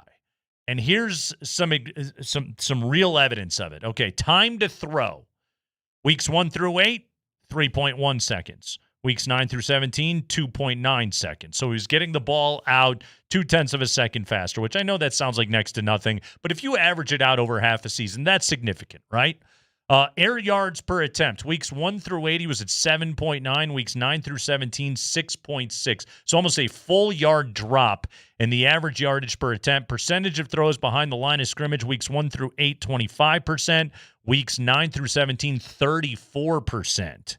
So again, it was get the ball out quickly, boom. And it wasn't just check it down. It was make a good decision at the line of scrimmage and really just do what you can to get the ball in the hands of your playmakers. And even if you're throwing short of the sticks, trust that they're going to be able to make plays. What Sean Payton mentioned right there, and I think it's a great point, is, a run game is going to be a quarterback's best friend in a situation like that. Okay, if if Bo Nix has a run game to be trusted behind an excellent offensive line, J.K. Dobbins coming in, R.J. Harvey drafted in the second round, presumably, hopefully, a better stable of backs, that then opens up the field for both play action and for Bo to be able to make some of those layered throws. And maybe you start to see fewer of the behind the line of scrimmage throws, and maybe you see more of Bo Nix trying to place the ball and make a play a little bit down the field. Yeah. The other thing I think is going to be key, like one of the reasons, and I know that Mike did not give us, Coach Sanford didn't give us the greatest review for Pat Bryant. And look, the top end speed is going to be an issue, but if he can still win quickly off the line, remember Legwald has told us win quickly off the line. Yeah. Bryant becomes a red zone weapon. Yep. To what you're talking about there. So he can try to fit in a quick pass, maybe one of those quick two-step drops, fire it to Bryant because of a quick win against the corner, right. and then you've got something there. And then it takes away some of those plays you're talking about, because we did still see some of it today, the flare out to the back and hope he can break a tackle and get the pylon. Yeah, absolutely. But they got a lot of those last year. That's what Sean wants. He wants the ball out quick. Like, honestly, again, like a lot of that stuff that we saw, like, after 1 year of like, okay, where is Bo deficient or weaker, or where does he need to improve, however you want to phrase it. And it's all the stuff that you saw before the draft. It was that stuff. So, okay, what can Bo Nix either improve upon or develop sort of workarounds for a little bit? And I think one of the ways he's going to be able to is through sort of layering some of those throws a little bit better. And in the meantime, while he's sort of still developing that skill set, well, then what you want is a guy that can win quick off the line of scrimmage. What you want is backs that can be dangerous out of the backfield, and R.J. Harvey, a Jaleel McLaughlin of here goes that swing pass, here goes that screen pass, and then eventually it's like, okay, if there was a planet where the Broncos had some kind of run game, watch the play action game, open things up then for Bo Nix, open things up then for this offense. And then a guy like Pat Bryant, whose skill set, or Cortland Sutton or Devon Vele, is go up and get the football. I'm telling you, the other thing, and I think DMac had a little fun with it last week with the wheel route. I know the wheel route isn't the most exciting thing for people to hear about, but you and I have now watched in consecutive practices. There were two good wheel routes today that he threw. Again, one of them Burton could not run under. It was not Bo's fault. I was impressed with the throw Bo made in that red zone.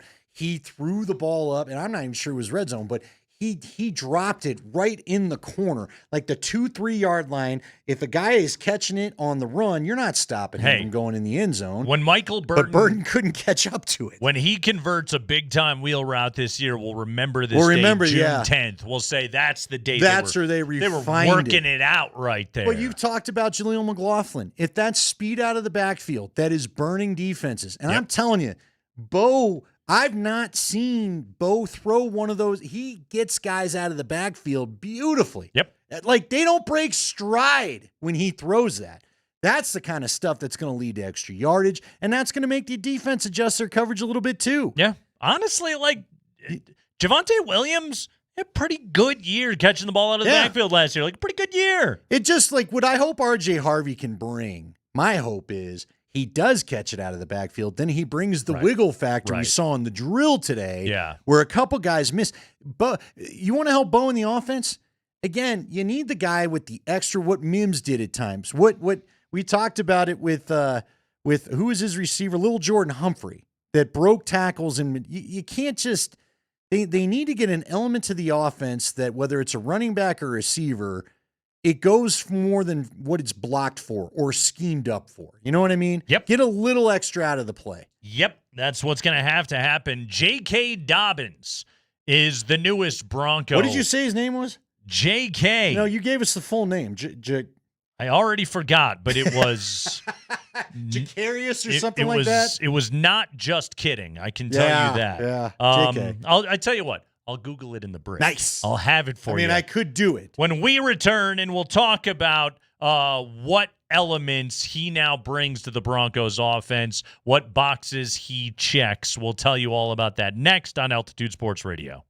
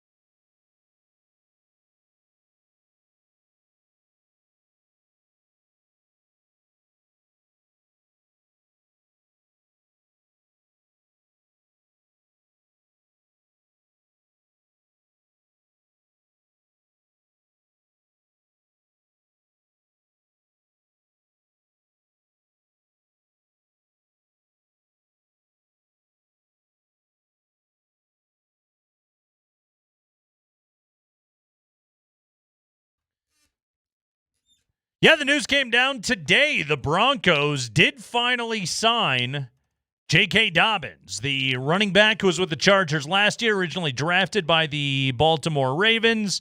He has officially joined the mix here in Denver on a one-year deal. $2.75 million, could raise to over $5 million with incentives.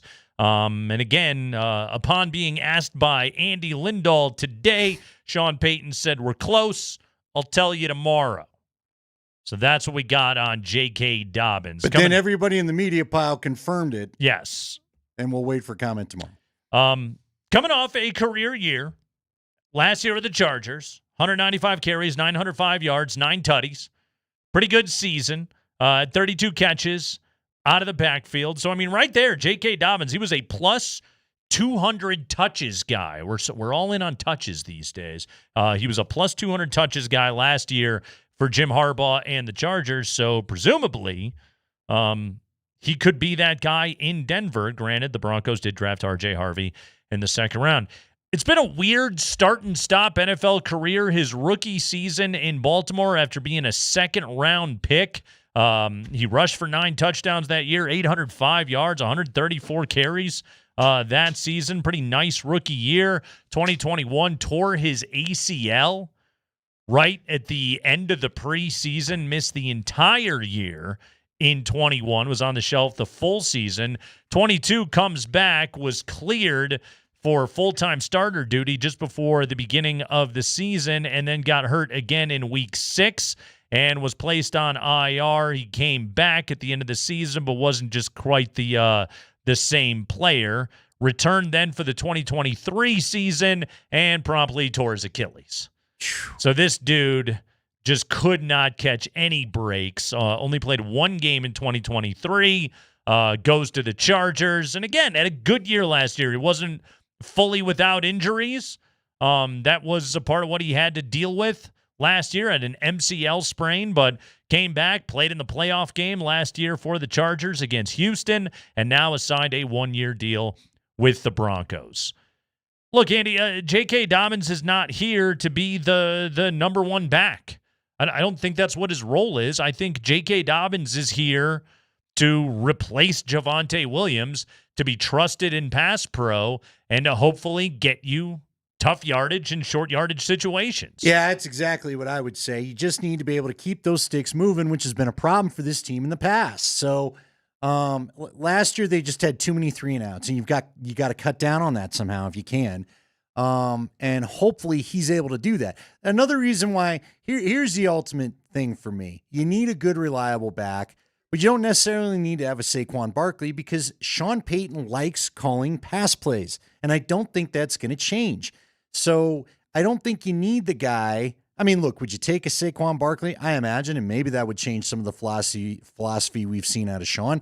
But when Sean needs something, he's shown us over the last 2 years. When he needs 2-3 yards, more often than not, he wants to throw for it. Yeah. He's a modern NFL coach. He's not looking to hand the ball off. So I think this is a good signing because I think it fortifies the room. It gives you back the veteran you were missing in Javonte. And hopefully, again, his pass pro ends up being something that helps him. And like you just laid out there, like Mike Sanford told us at 320, when you look at the injury history of Nick Chubb, he's had some holy cow, that's awful moments. A torn Achilles and a torn ACL are something a lot of football players deal with. Sean Payton has suggested that Jaleel McLaughlin, who was your leading returning rusher from last season at just under 500 yards, Sean suggested, it might be a little bit undersized in pass pro. Well, that's where Ja'Kalen Dobbins there we comes go, in. Ja'Kalen. There's an apostrophe in there. Capital J apostrophe, capital K, Allen, Dobbs for you right there. But he comes in, Andy, at 5'10", 215. You're a good square-shaped running back right there. You're now going to stick your head in there, and you're going to have to cut off rushers and keep Bo Nix nice and healthy and upright and on his feet and all of that. And I think that's going to be his role. Okay, so let's do the game then. All right, we did the touches breakdown the other day. Now that J.K. Dobbins is in the mix in this offense, what are the touch dispersion What does that then look like? Javonte was at $191 last year. Jaleel was at 137. And Bo Nix was at 93 because he had 92 rushes and the 1 reception last year. But right now, what does that number look like, okay? If I were to give you 3 names, J.K. Dobbins, Jaleel McLaughlin, and R.J. Harvey, how do you think that gets broken up? Oh, it's a great question. Here's another way to put it. What's that pie chart look like? Yeah, I'm with you. And 191, that's a lot of touches to divvy up there, right? Right. I still think, to me, I think we're seeing probably R.J. Harvey more in the Jaleel McLaughlin role, which was still a big role. Yeah. Till they trust him in pass pro. And Dobbins is the Javonte Williams, and then McLaughlin is still around. Could you imagine a scenario where both Harvey and McLaughlin are on each side of Bo in a shotgun snap? It's kind of fun. And they both maybe, float out into the pattern. It's a lot of speed. So that's the kind of stuff I imagine. But yeah, I don't know how this is never going to be a run first team, are they? I mean, right there. Dobbins, I think, will contribute. I think you'll know who he is. But again, I don't think he gets all 191 of the touches that Javonte got, but I think he plays that kind of role. How do you see it going? Who leads the team in touches? Well, you mean of the running backs or just all together? Well, it's going to be a running back. Probably R.J. Harvey. Yeah. Probably. I think that's the ideal, right? Like Tyler said during Cross, and I think he's probably right about this, Dobbins he's your week 1 starting back as Harvey gets worked in, and then what does that progression look like over the course of a season? Like, one of the things that we have seen out of Sean Payton is a willingness to allow his offense to evolve and to let offensive roles evolve over a season. Yes. So yeah, I think that's one where, okay, I could see maybe R.J. Harvey has 4 or 5 carries first few weeks on the job, and then starts to get trusted a little bit more, starts to see his role expand, his playbook gets bigger, and he becomes a bigger part of the offense. And maybe, what you would have seen in September looks a lot different than what you would have seen in December, because that always happens in football anyway. Yeah, well, and that's kind of the natural timeline with a rookie, right? The more you figure out he knows how to do, the more he'll be able to do. But again, you also got the rookie wall thing, which with 17 games can be a real deal. Yeah. I don't know. Everybody's staying healthy. I still think Dobbins is the guy that is the starter every game with the role for Harvey growing. Yeah. Just because I just think Sean, especially at the very beginning of the game, wants to keep the defense off balance as much as possible and expect a run. I guess where I'm getting stuck is I just feel like so much I've heard about the R.J. Harvey role is this guy is a threat out of the backfield, right? Who was the back? I think it was Harvey. You and I saw a play where Nick Benito, untouched into the backfield and would have swallowed up the ball carrier.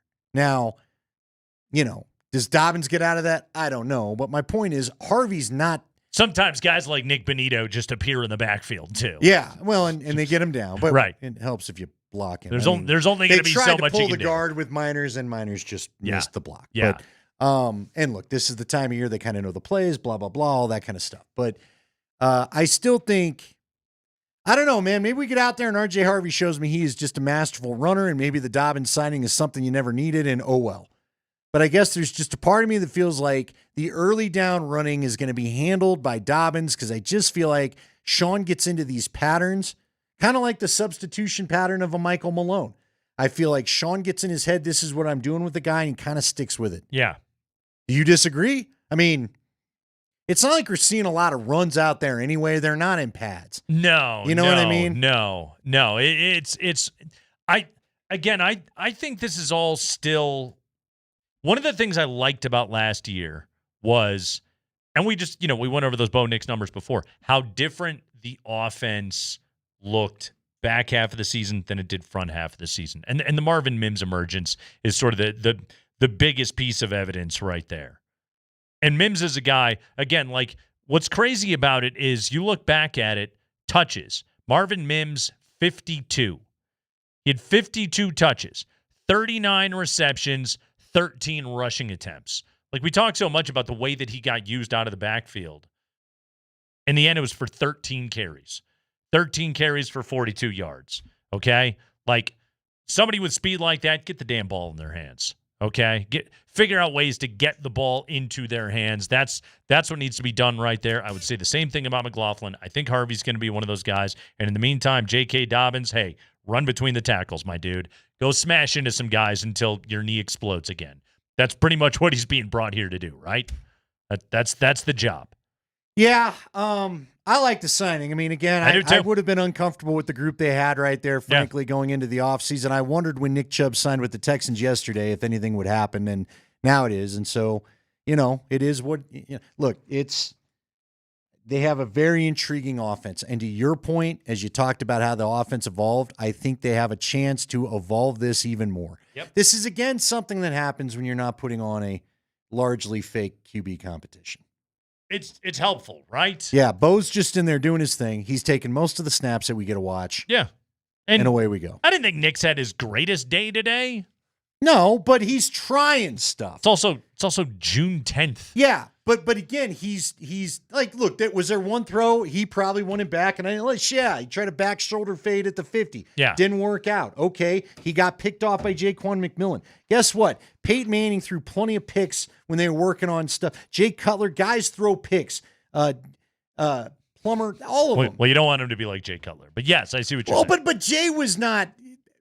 First couple years, Jay was not Chicago Bear Jay in practice all the time. Right. You said he would have been a better quarterback had he stayed. I firmly do believe that. I would rather see them trying stuff right now than the safe, is this even going to work in an NFL game stuff we saw last year? And that's what's good about it wasn't just Knicks, it was Stidham too. Right. That's what's good about not having a quarterback competition is guys don't have to play like they're looking over their shoulders. Which is a good thing. Hey, coming up after the Kreckman and Lindahl show today, we will have coverage of the U.S. men's national team taking on Switzerland in an international friendly in Nashville, Tennessee. That's coming up tonight at 6 o'clock here on Altitude Sports Radio. We'll take a quick break. When we come back, what a day. We have got trade suggestions all over the place for the Nuggets. There's one that's going to fire some people up. Our own Mark Springer. Yes. Dusting off the trade machine. We're going to make him present this to the jury. Hey, last time he did this, remember when he did this to get Bruce Brown back after his trade to the Raptors? Yep. And what did you give up? The whole roster for Brown? Yeah, everybody. That's fine. Except for, the key guys. That's fine. Yeah, you know what? 7-man roster. You know what? Bruce Brown, he can play 1 through 9. Okay, yeah. You want guys that have positional versatility. Bruce Brown can do it all. So we've got potential hypothetical MPJ trades. They're all MPJ trades. Let's be honest. Next here on the Kreckman and Lindahl show.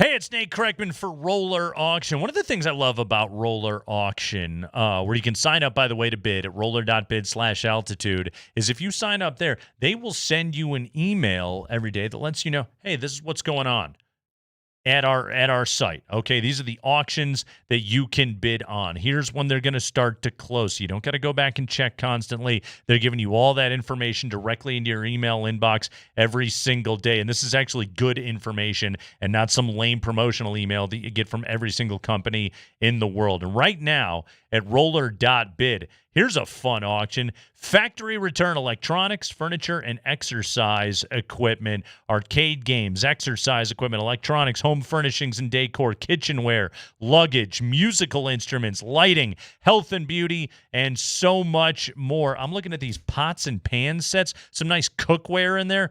phenomenal deals, much cheaper than anything you're going to find at any big box store. Go to roller.bid right now and check out this auction. This is the June 2025 factory return electronics, furniture, and exercise equipment auction. Going to start to close soon. In fact, coming up on Thursday. So go to roller.bid right now. Go to roller.bid/altitude and sign up to bid.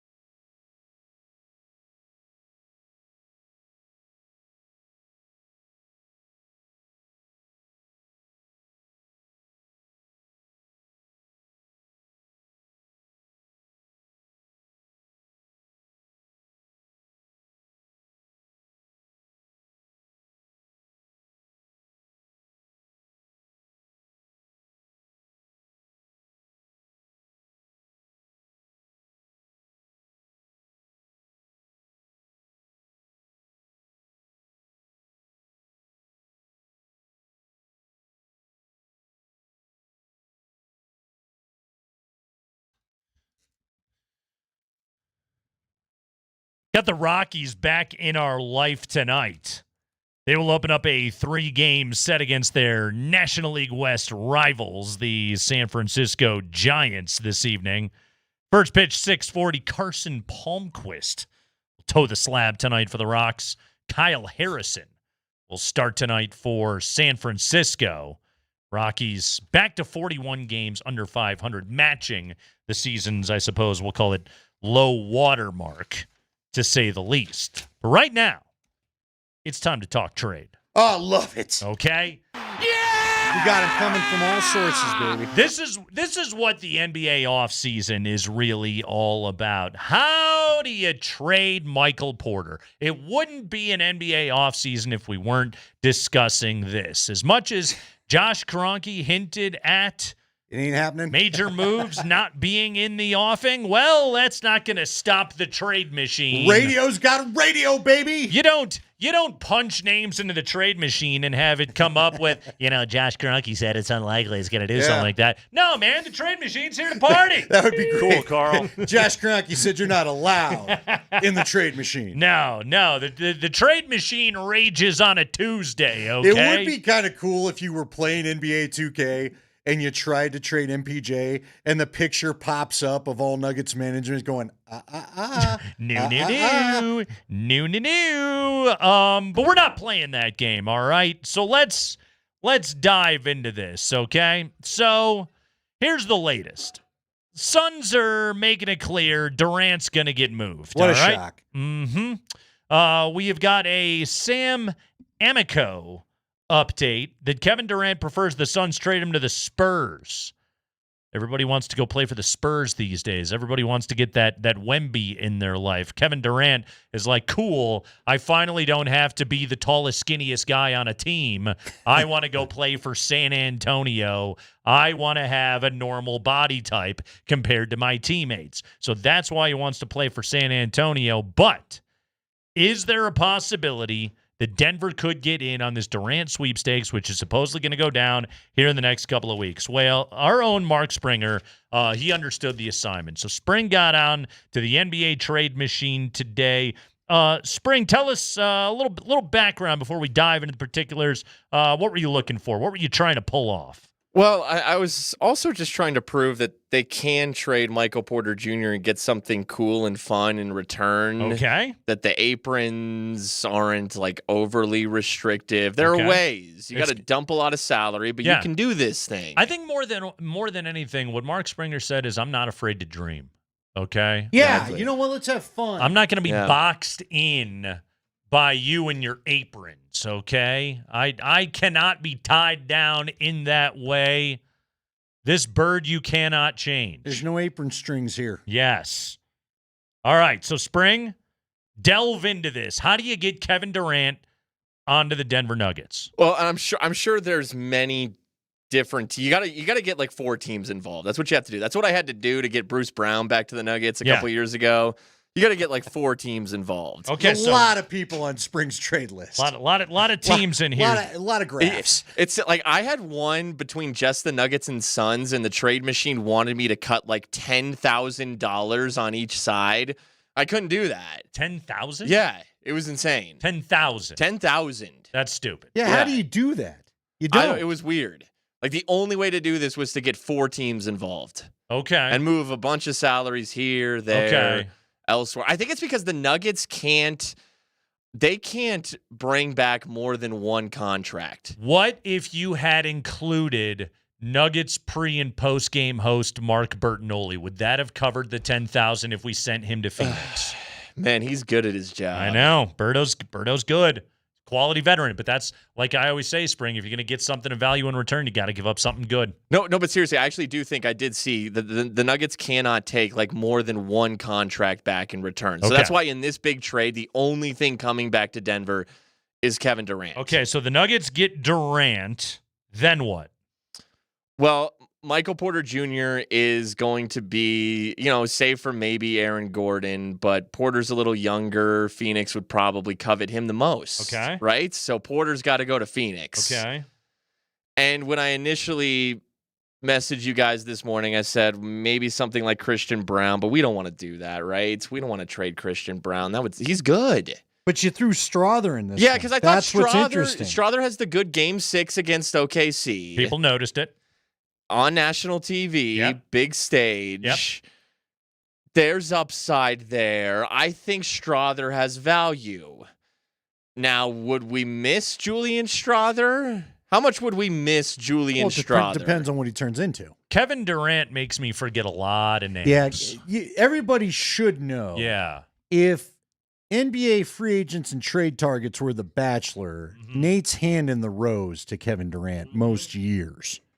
Yeah, do you remember do you remember the girl from the Russell Wilson meme on draft day? Yes. Yeah. That's you? Yeah. Sierra made Russ forget what her name was. Sure. Uh-huh. So I could quickly forget who Julian Strawther is. There's no guarantee that Julian turns into anything Fair enough. great. Yeah. You're right. Yeah. And I know some people like Michael Porter, and so Kevin Durant's going to be 37 in September. Fantastic. But the Nuggets are in a win now window. Yep. I like Michael Porter Jr., but if you're telling me I can choose between Kevin Durant and Michael Porter Jr. right now, hold on, real quick. Yeah. Amongst this trio of sports yackers, is there any debate about? I don't know about Kevin Durant. Is anybody offering that up Here's right the now? other thing I love about it. He's a no. free agent at the end of the year. Guess what? If it doesn't work out, you get all your money back. Even better. You got a lot of money. What I love the most about Springs, outside of Strawther and PJ, of course, but the other three guys involved from the Nuggets bench, which I won't spoil his headline. Yeah. I'm not fine. Okay. All right. Got money to replace all them, right? well, I wanted to try to keep Peyton Watson because I think and he's got a good relationship with Kevin Durant. He does. Yeah. So that's a good thing. And I wanted to try to keep Jalen Pickett because I like him. So here's the deal, okay? Phoenix gets Porter, Zeke Naji, Julian Strawther, and I've got Sadiq Bey going from the Wizards to the Suns. Okay. The Wizards are another team in this trade. I chose the Wizards because they're the worst team in the league, and you can just kind of dump some crap on them and maybe give them a couple draft picks to do it. Is this the way MLB GMs talk about the Rockies? You just dump some crap on them. Just see. They'll lap that crap up. Those guys. All right. Okay. So that's the Phoenix part of it. What do you got going to Washington? So Washington and the Miami Heat are the fourth team in this trade, and I chose Miami because they're kind of in an in-between period right now. They are, yeah. Moving on from Jimmy Butler. They got this Andrew Wiggins contract that's got 3 years left on it, $26.3 million per. Okay. That's not the most flexible contract, but maybe they could dump it to Washington. Okay. And maybe Miami could dump Kyle Anderson to Washington. Slow-mo. All right. He goes to Washington. All just right. a couple guys who can just exist in Washington. Sure. And then Miami gets Marcus Smart, who's only got 1 year left on his deal. That's flexible for Miami. Good Heat culture guy, too, Marcus Smart. He could end up playing well for the Heat if he's the best version of himself, or if they don't like it, they can move him at the trade deadline. And if they even can't do that, it's just a 1 year deal. It goes off the books at the end of this upcoming season. $20 million off the books, too. Nothing to sneeze at. Yep. But that $20 million of Marcus Smart helps make money match too, because No, we're I dealing know, with but some. I'm saying if I'm Washington or if I'm Miami and I lose $20 million against the cap, that's a good deal for me. Well, and also, I mean, Miami's one of those teams where like they should always be playing to open up cap space because guys actually want to sign there. Yeah. Dario Saric, this is just money. This is just money going to Miami. Russell Westbrook now, maybe he could pick up that player option. Like the Heat would be a good fit for Russell Westbrook. Doesn't that feel like a Russell Westbrook team, the Miami Heat? Warm weather. Yeah. He lives in L.A. Now he gets to go to warm weather. Yeah. And then just three lower level players to make money match. JT Thor, a two-way player for the Wizards, former Hornet. He's a $2 million contract. Justin Champagne, yeah. He actually averaged like 7 to 8 points per game. Yeah. The Wizards have a few guys like that who are like in their early 20s. I chose him because I felt like he was maybe the one Washington would want to part with the least, but maybe Miami could use him in a bench role. And Hunter Tyson at $1.9 million. Yeah. Mm-hmm. Yeah. You're not parting with Christian Brown. You're not parting with Jalen Pickett. One member of the core four. Or Payton. You're only parting with Michael Porter and Julian Strawther. That's really it. Man, I kind of want JT Thor now. That's a sweet name. It's an awesome name. Mm-hmm. Yeah. Mjolnir. But never mind. It won't happen. Okay. So Kevin Durant is now a Nugget. You've given up Porter. You've given up Strawther. I do think give up that 3 guys. I do think the Nuggets would probably have to trade that 2031 first to either Phoenix or Washington. Yeah, probably. Fine. Okay. That's fine. Again, we may not be here by then. Yeah. So that's okay. Yeah. And Jokic may not be here by then. We got a window and let's take care of that. Okay, that works. Okay. I'm in. Durant is now here. Okay? So KD, we made it happen. Here was another trade. Recent trade suggested by Yahoo. MPJ would go to Sacramento along with Zeke and Hunter Tyson Nuggets would get Zach LaVine. We're back in the Zach LaVine business.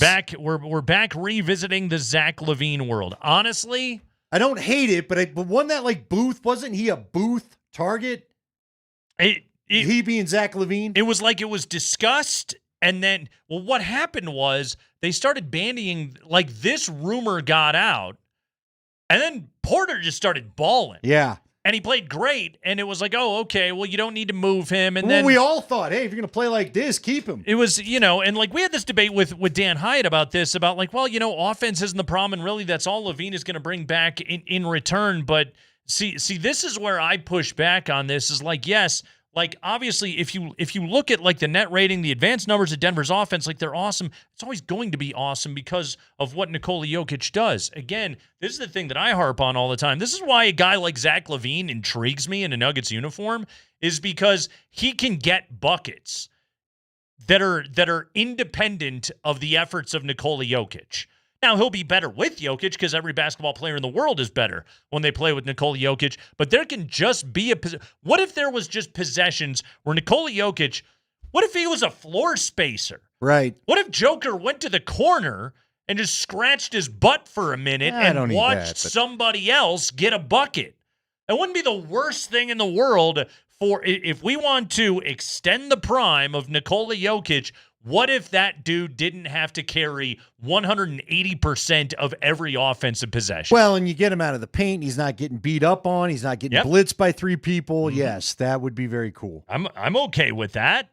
I don't necessarily hate that. All right, here's another one for you. Let me read. Is this the SI Now one? Yes. Can I read this? This one's fun. Here's what I think is funny, because it brings the great Joker killer for one game to Denver. Okay. But I don't know how Nuggets fans are going to receive this, because it has MPJ going to a very hated rival.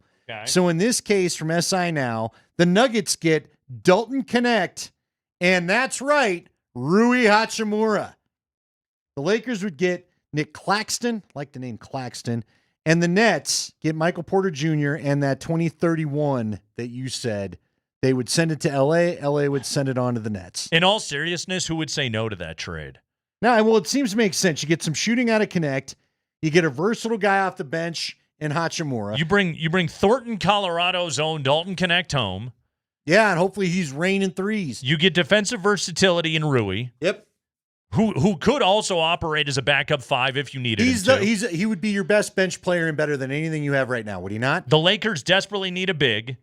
So Nick Claxton goes to the Lakers, and the Nets get MPJ in a 2031 first.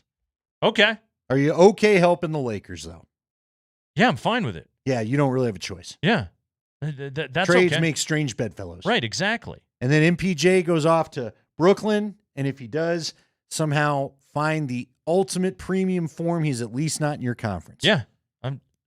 Again, this is, and it's like it might sound like in this conversation where I'm like desperate to just like do anything to get MPJ out the door, but it's the only way to change if you want a significant change to the trajectory of this thing, not just the run it back and hope, but to actually make substantive change.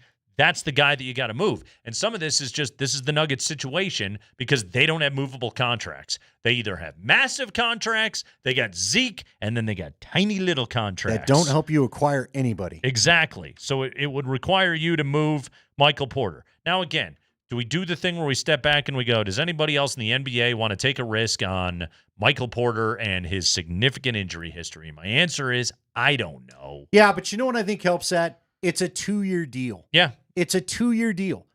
Look, we may get to the point, frankly, where I was talking to Scotty about this today.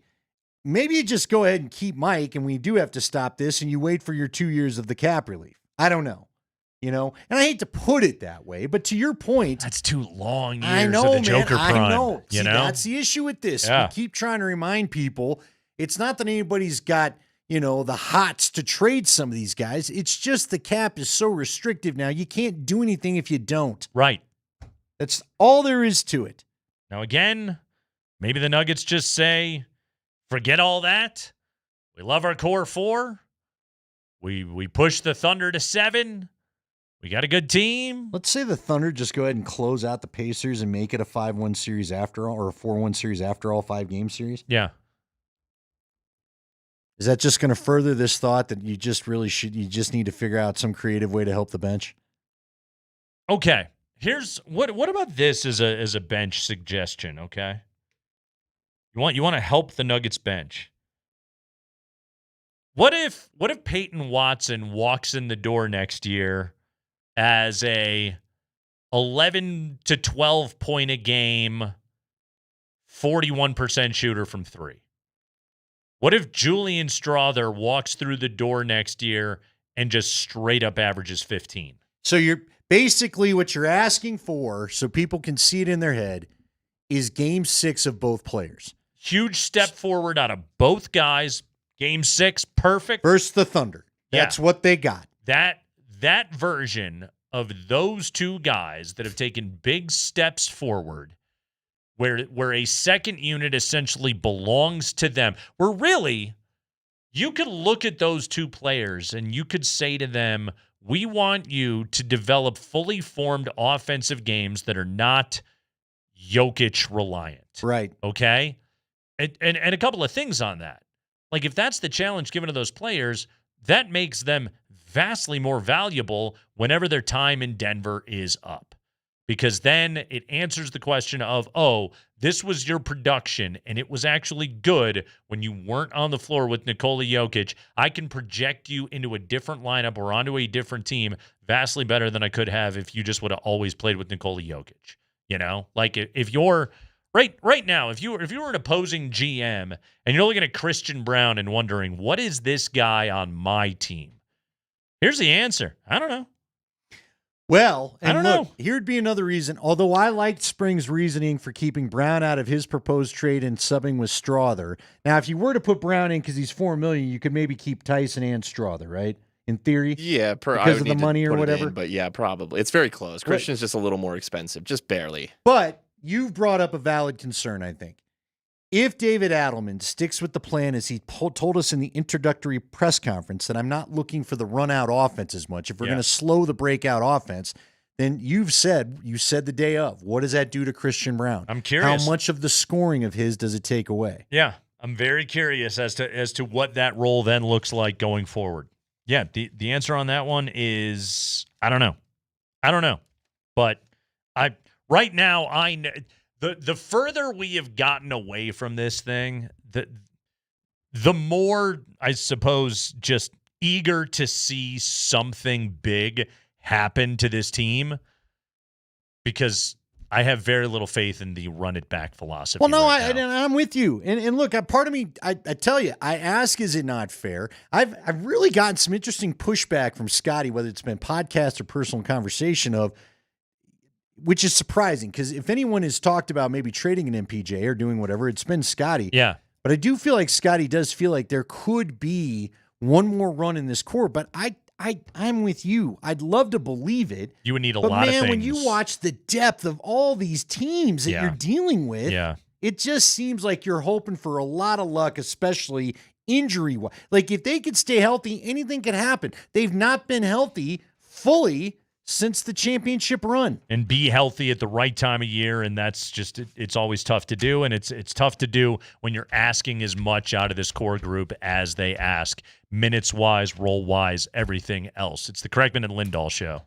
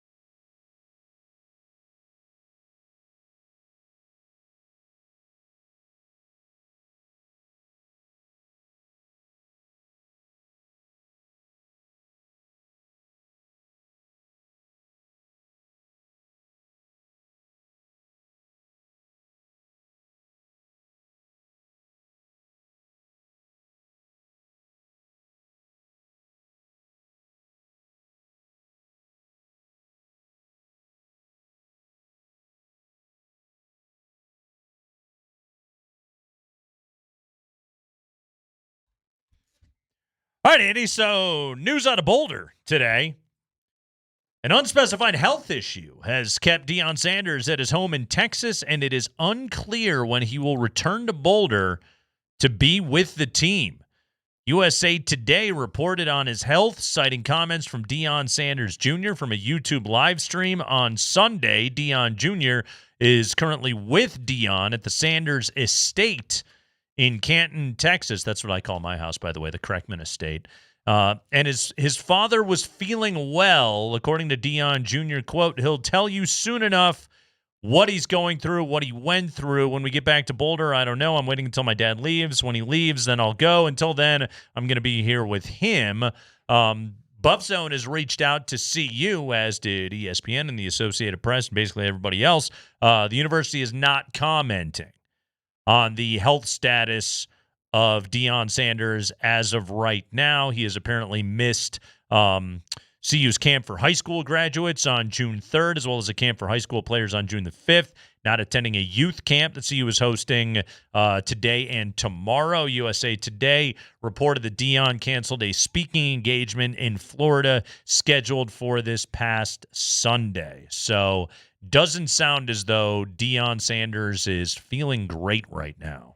Yeah. And again, Tyler said there's been some weight loss. Mentioned this on the podcast with Asante Samuel. Yes, and said something to the effect of like I guess Asante asked him if he was on some kind of fasting, and he made the comment to the effect of fasting isn't going to help what I got or something like that. So I don't know what to make of it. I've not heard until this report came out today. Any of my CU people had not said anything about it to me. Yeah. So I don't know. I hope he's healthy. I hope he feels good, and hope he's back at it very soon. I don't know what to make of. It's these interesting, reports. Andy, because like you made this comment to me in recent weeks of it's pretty quiet up there. Yeah, he's not been around, and clearly it's been even more quiet than I realized when you realize he hasn't been at some of these camps. Outside of that podcast with Asante, he hasn't really done much. Right.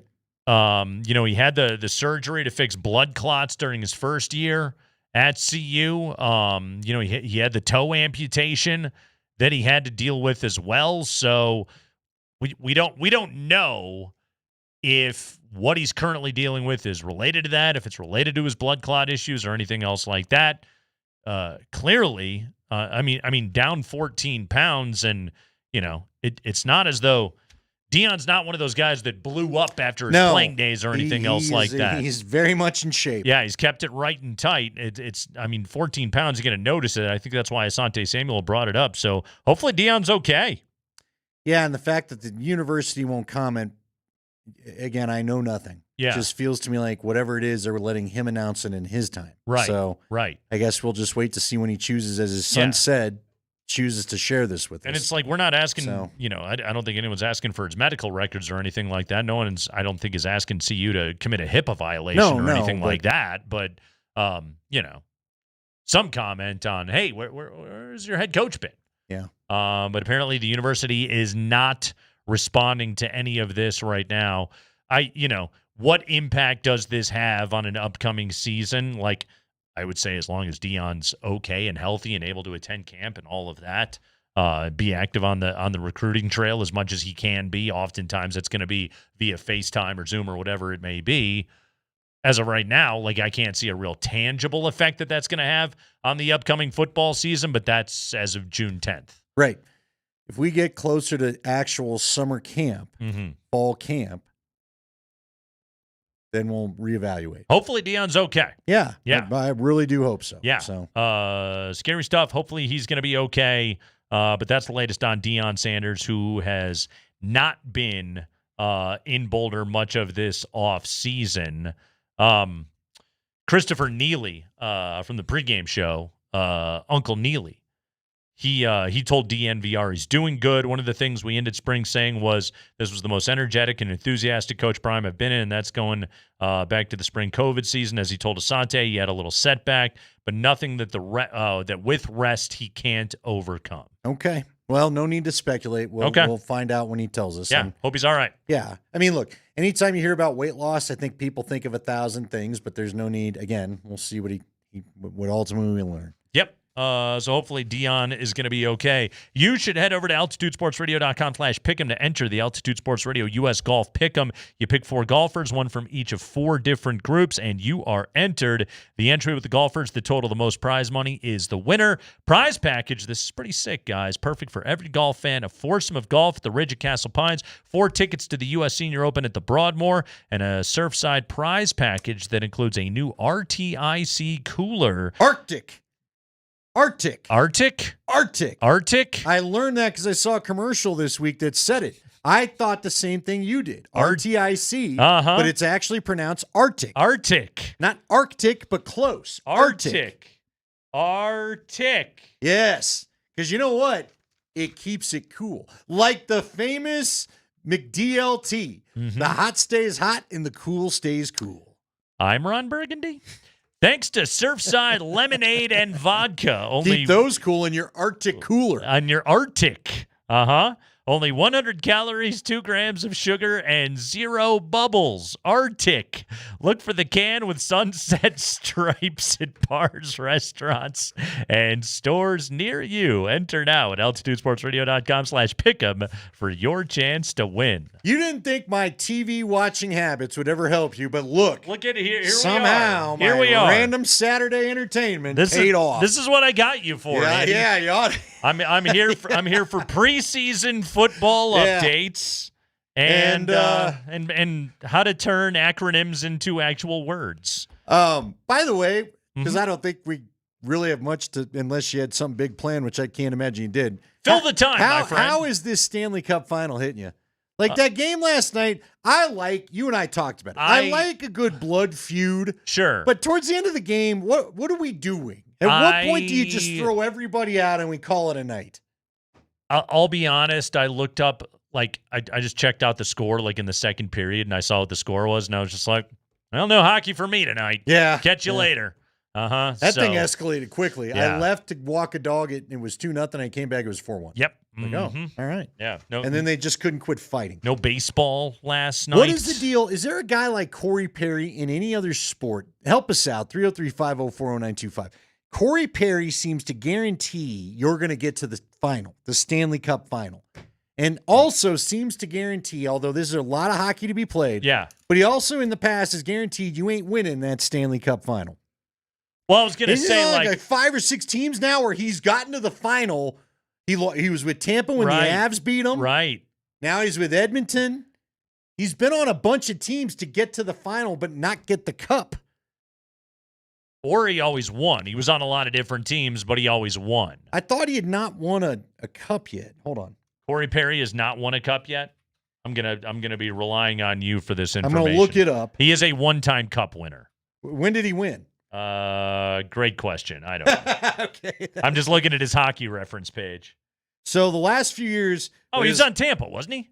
Didn't he win one in Tampa? Did he? No. Okay, here's what I got. Okay. Here's what I got. Regular season stats. No. Okay, here's his career. Okay. He's been in Edmonton the last couple years. He was with Chicago for a brief minute. Yeah. He was with Tampa Bay again in 22-23, and they lost it. I guess they did win in 21-22, right? He was with Montreal. He was with Dallas. Dallas, I think, in 1920 got to the conference. Did they get to the cup? I don't think so. They got to the conference finals. He's with Anaheim most of his career. How did I forget? When we started the show, he was a member of the Anaheim Ducks, was his last season. Our first spring together was his last spring in Anaheim. God, he played for Anaheim a long time. So by my math, he's been on 6 different teams since we've been a radio show. 5. Dallas, Montreal. Well, if he was in Anaheim when we got together. You're right. That's what 6. I have you for. Yeah. Math. Mm-hmm. Yeah. You count well. Did anything of note happen when he was in Chicago? Oh, I don't remember those days. Anything of interest regarding any of his young superstar teammates or anything like that? No? Okay. It was one mother of a time from what I heard. So Arctic coolers. Arctic. J.K. Dobbins. I believe that's actually J.K. J.K. Dobbins is a Bronco. We've got all the latest, all the particulars on that coming up next.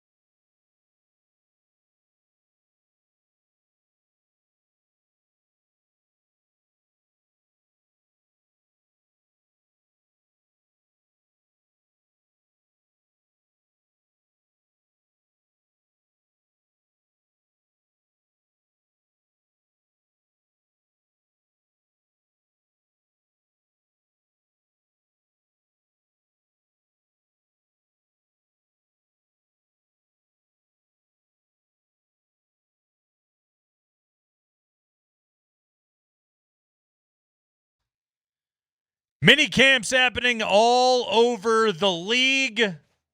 Holdouts, or I suppose intentional absences, are happening all over the league. Let's dive into it right now. It's time for the 5 biggest stories of the day from around the NFL. Mark Springer. Hey, it's high five time, and I don't know if you guys saw on Twitter today, but per sources everywhere, the Broncos had signed J.K. Dobbins to a 1-year deal. Sources telling Jeff Legwold and ESPN that the deal is for 1 year and $2.75 million, could rise to over $5 million with incentives. So that news came down just before Sean Payton was set to talk to the media out at Broncos mini camp. Just before, it was as he was literally walking up to the podium. Stepping to the podium. So literally just before, and screw all these sources on Twitter, Andy Lindahl went straight to the source. Sean, did you guys sign J.K. Dobbins? Yeah. Well, I'm not going to answer to any reports. I think we're close. I'll tell you tomorrow. I mean, he said yeah. Yeah. Maybe.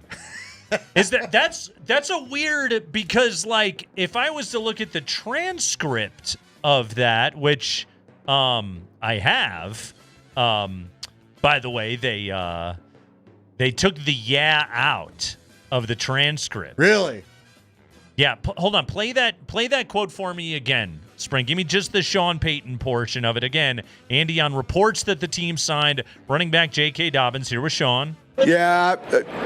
Well, I'm not going to answer to any reports. I think we're close. I'll tell you tomorrow. Interesting, because in the transcript it just says, I'm not going to answer to any reports. I think we're close. I'll tell you tomorrow. Yeah. That's okay. a good one. That's a good one. I mean, yeah is an affirmative, but because it has the vocal waverization to it, does that then make it merely an style placeholder? Well, you know what I think's going on here? They agreed in principle, right? And this I think falls into, I'm checking my work email right now, and as you pointed out, we don't have the official announcement from the Broncos yet that he signed, which means they probably need to release somebody who's not been told before they officially add him to the team. So, and thus it's a semantics thing. So some red tape has not been waded through yet. Right. For J.K. Dobbins to officially be a Bronco. And the contract hasn't been maybe NFLPA approved or whatever it may be, or NFL approved, and so he's got to hold off. But with Tom Pelissero's on my watch saying there's a deal, I ain't waiting to ask a question. So it was a yeah? Yeah. But not a real yeah. No. It wasn't yeah. Yeah. Yeah. It was yeah. Yeah. How about Cod? It's a different yeah. Uh-huh. Yeah. Oh, Kyle Speller. There That's a we very go. different yeah. Yeah. Uh-huh. A lot of different ways to say yeah. He could have given you a Dempsey style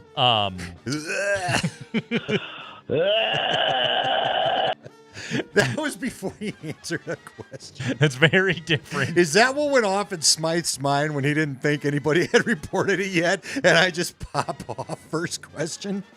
Yeah. Yeah. You had it on the watch. I showed you. I was showing Nate the phone. I know, but you showed it so fast. I didn't. Like I read like the first 2 words of it. I was like, per Tom Pellet. And you're just like, what's going on with J.K. Dobbins? And I'm over there just going, what's happening right now?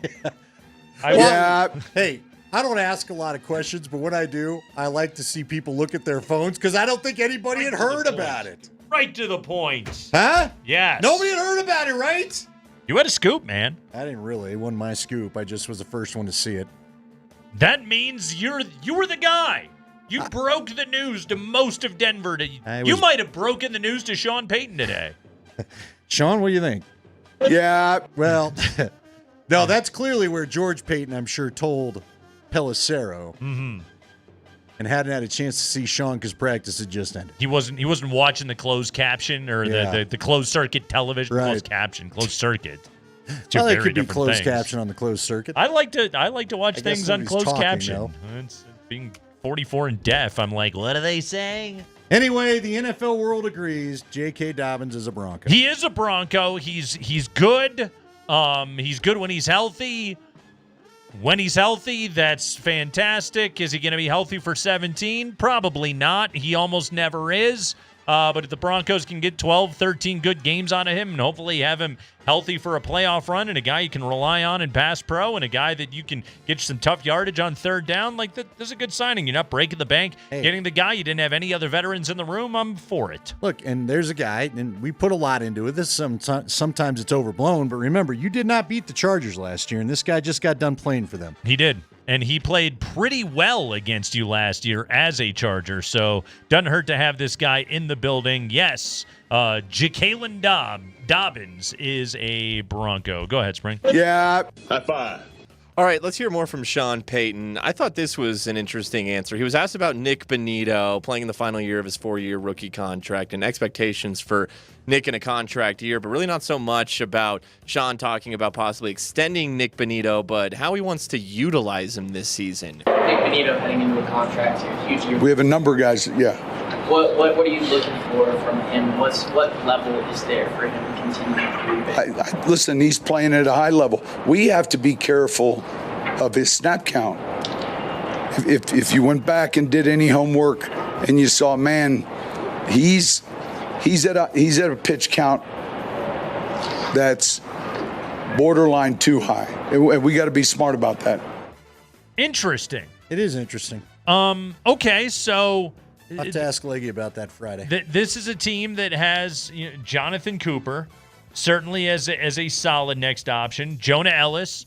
They draft Q Robinson. Drew Sanders, he's got the versatility to move outside.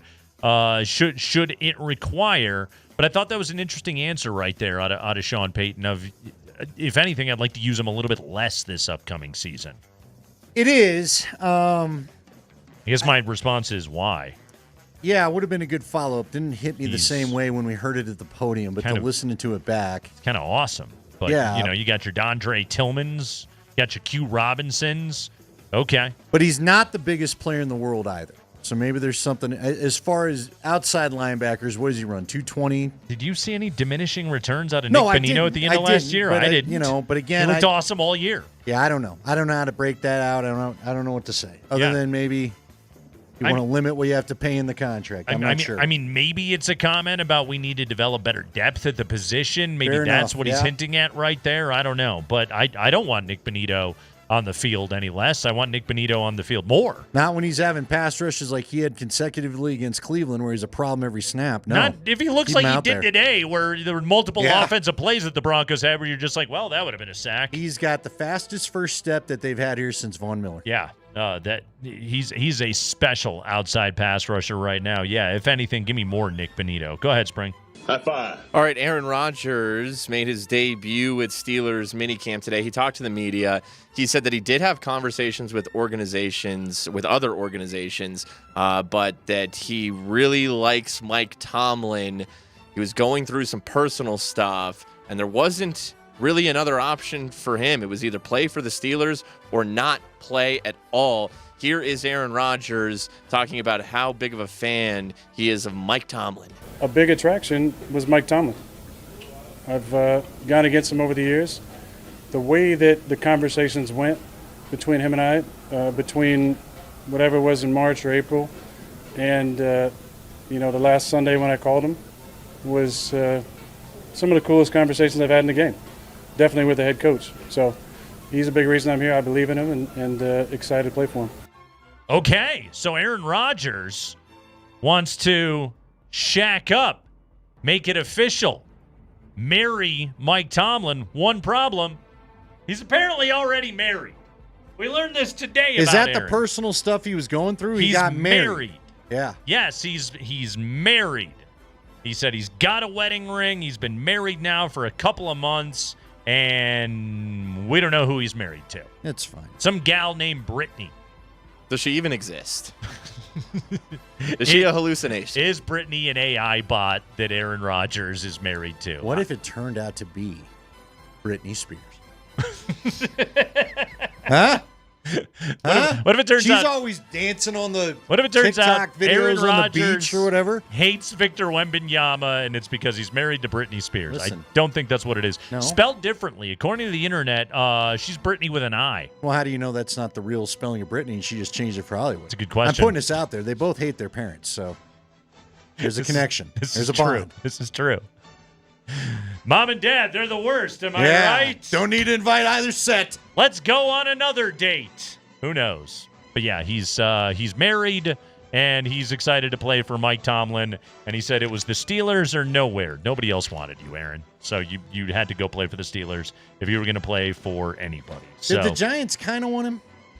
I don't know. Did you find it interesting? I had read for the Steelers. You don't think they would have? They were just dying to have Russell Wilson on their team? Well, apparently for the Steelers, it Yeah. was like he was option 3. I read this on one of the tweets yesterday. Okay. But Stafford and Fields. that's above right. him, yeah. Stafford. Yeah. Did you have this? I think you were the saw one that gave us the story, Spring. Stafford was choice 1, and keeping Justin Fields was actually choice 2. So to my thought was, well, if you wanted to keep Justin Fields so bad, why did you bench him behind Russ and never let him breathe the field again? That's a fair question. You know? Yeah. If you like the guy you that liked him, much, why were you playing Russell Wilson over him? right? And I thought when Russ got the job, they would still use Fields in some way. Nope, that never Not happened. really. No, not really. No. What are they doing?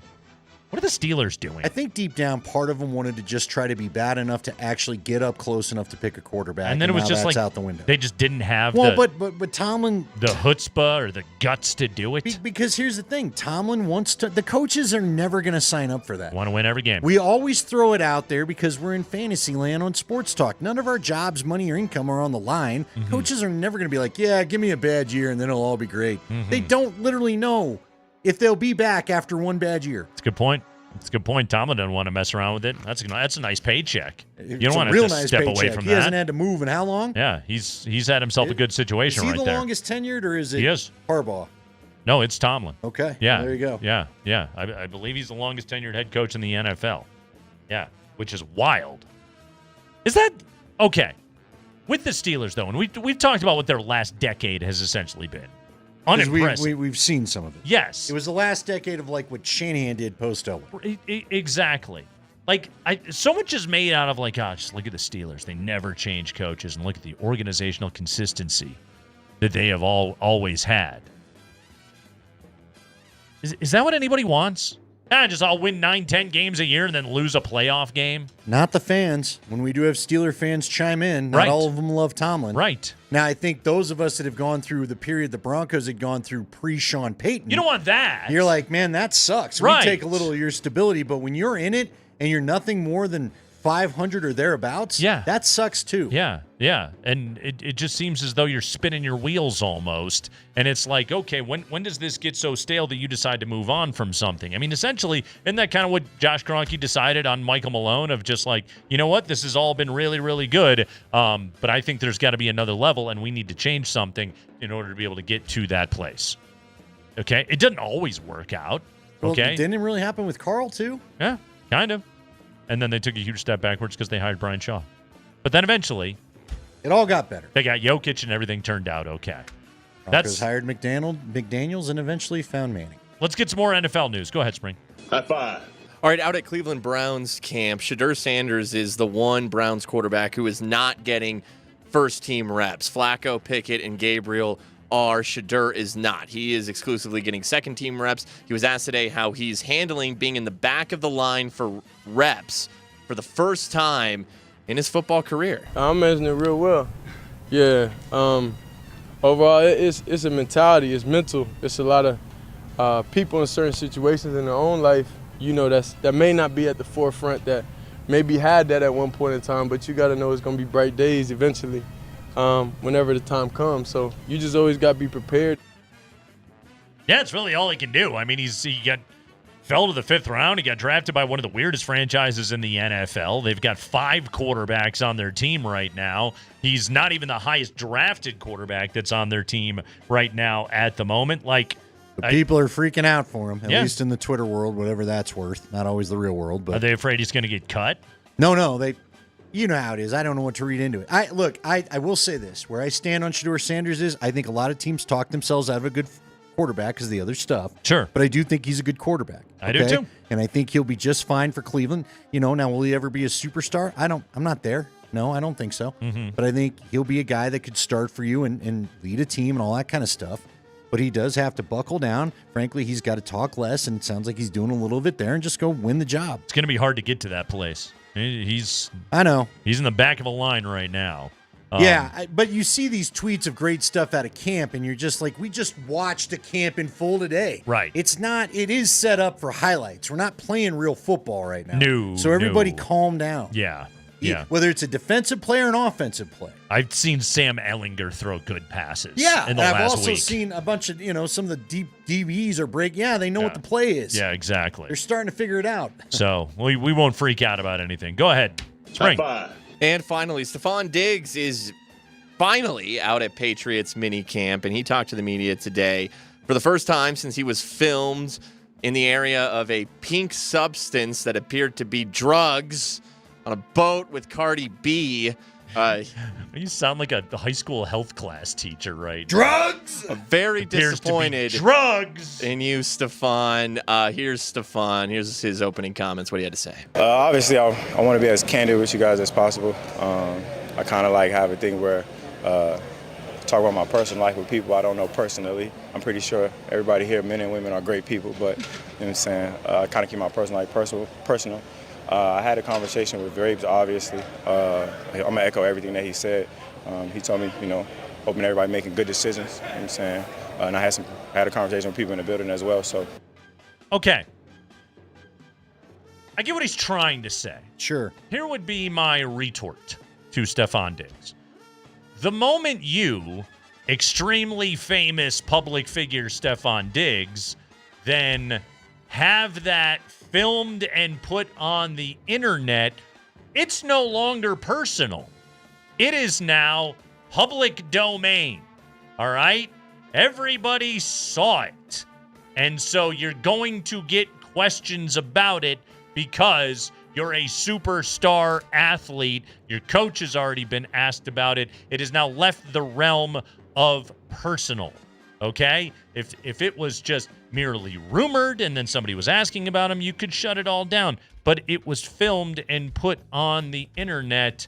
Thus, people want to know, hey, what were you doing right there? Yeah, and again, unless it was the old dipping candy, that Fun powder Fun Dip where you got the little chalk piece and you get the Fun Dip, I suppose then it could have been. People are going to continue to wonder what the pink powder was. Here's, I think, the thing saving him right now. He is an $8 million dead cap hit if they let him go this year. So it's pretty steep.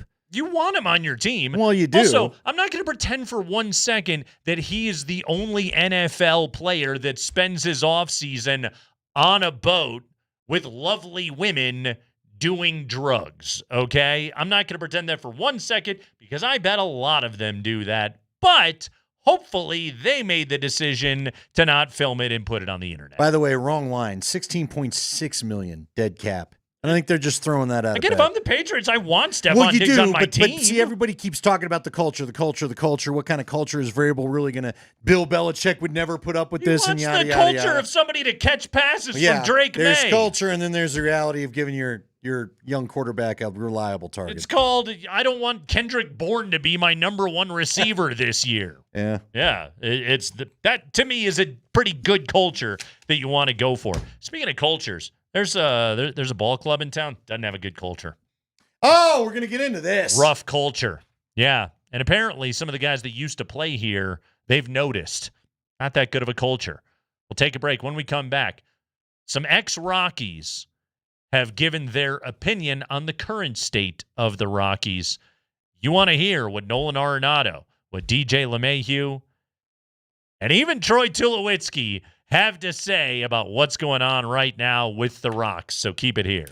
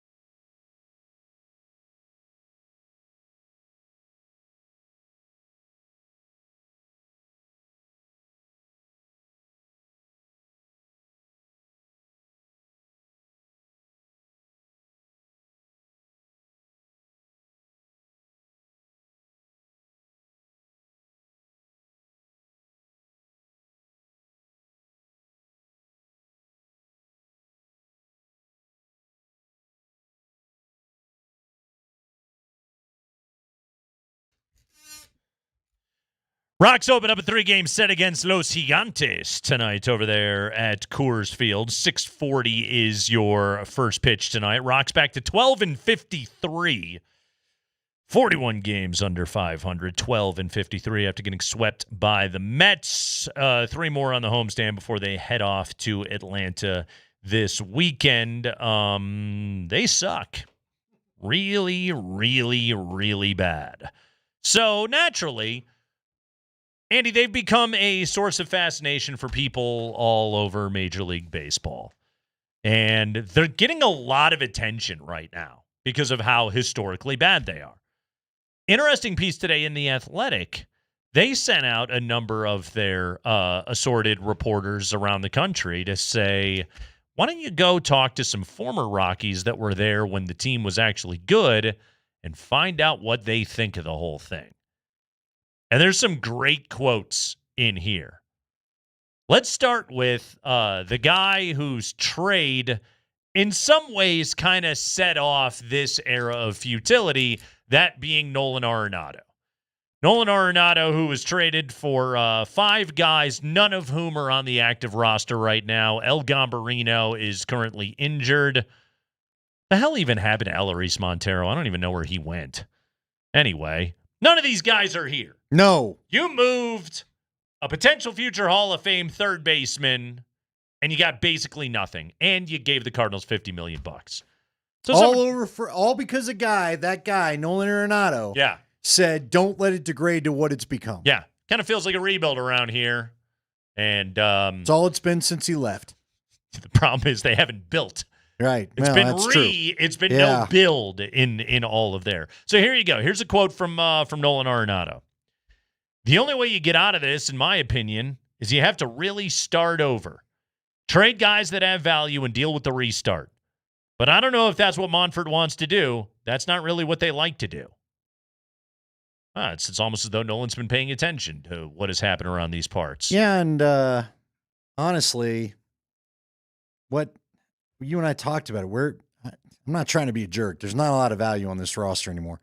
You don't have Trevor Story. You don't have John Gray. You don't have Nolan Arenado. Mm-hmm. You don't have some young, intriguing prospects that you actually could have moved to get some stuff. They never traded Brendan Rodgers. They never traded Brendan Rodgers. They didn't move Daniel Bard. Not only did they not trade him, they extended him.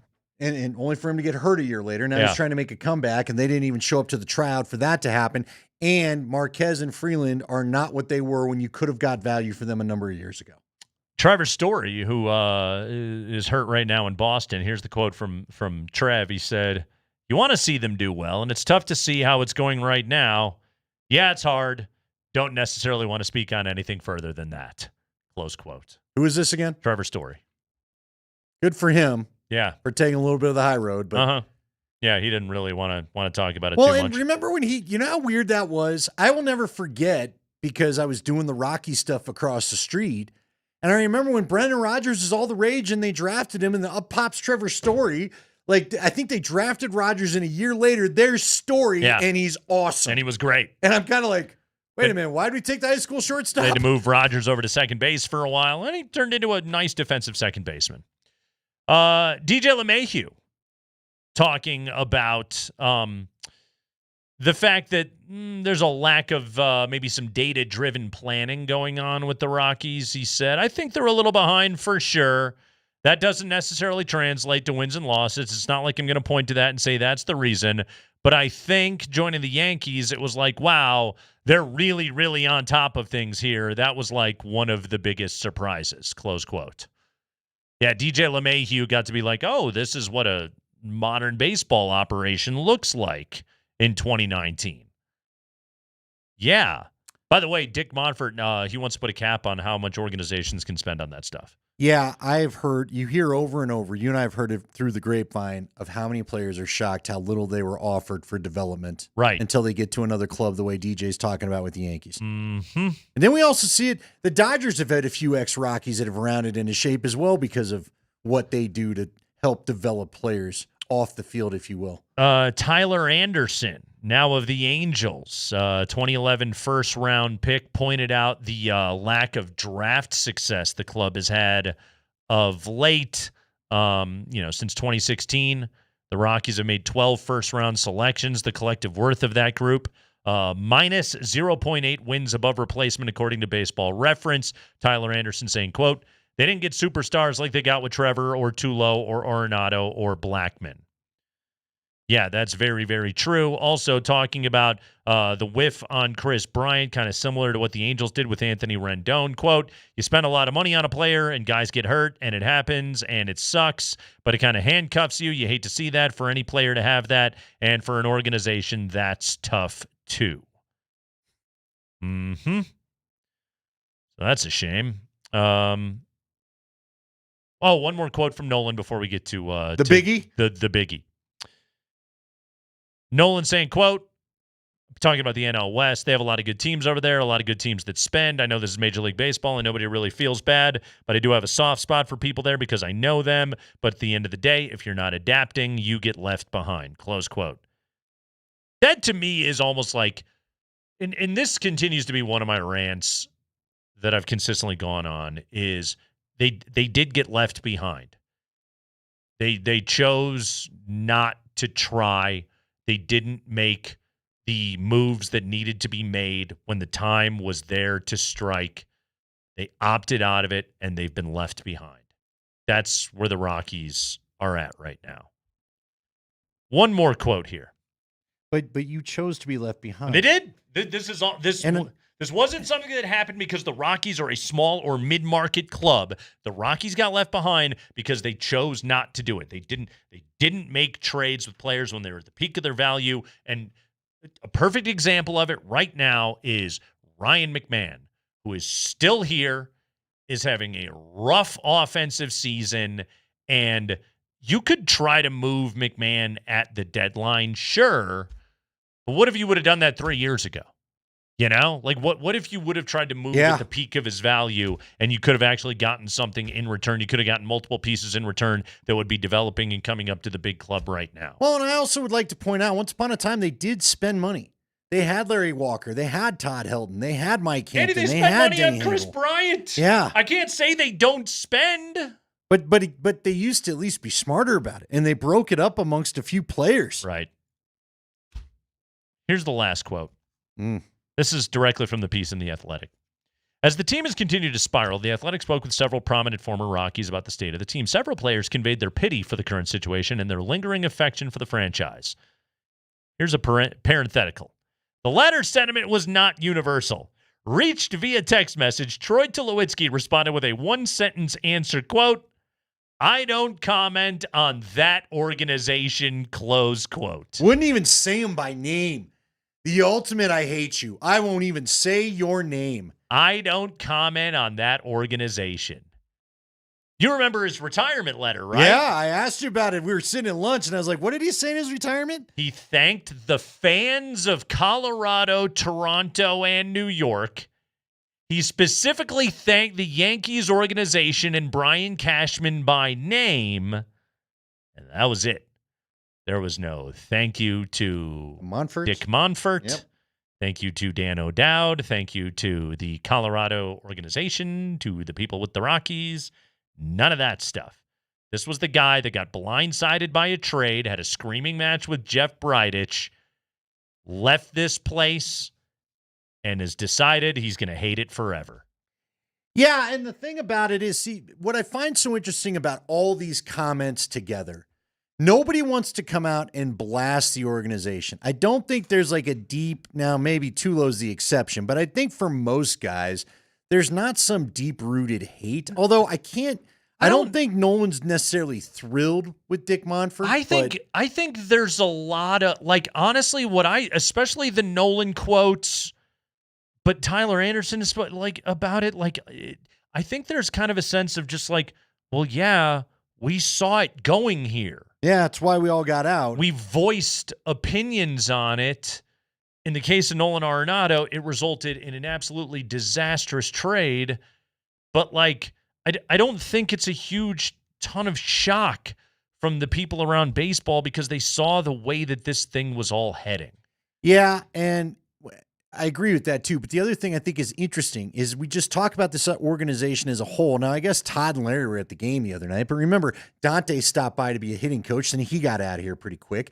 I don't see Matt Holliday kicking around these parts. It's just odd to me that there's so many. We could go on a very long list of beloved Rockies players in this town, and I feel like they're just never around. Yeah, like Unless Vinny's it's around. Like yeah. a theme night. Yeah, but Right. Vinny works for them. You know what I mean? Right. And like Todd and Larry got their numbers retired. Larry Walker, by the way, they didn't want to retire his number. They got basically shamed into it because he got into the Hall of Fame. And then they're like, oh, we better retire his number. Yeah, because they were upset he wanted to go to the Cardinals and try to win a series or whatever. Yeah, it was, again, like that. It sucks so bad. It really, really does. And again, like when the people that were in play, and these are the guys, the team won when these guys were here. Yeah, they were a good ball club. They've been a lot of fun, a lot of years. Not anymore. Not anymore. Not even close. Not even close. Yeah. That line from Nolan, though, to me is just you get left behind. That's what they are. They are the team that time forgot. And it's why all of us at the time sided with Nolan. And I still don't understand. Still do.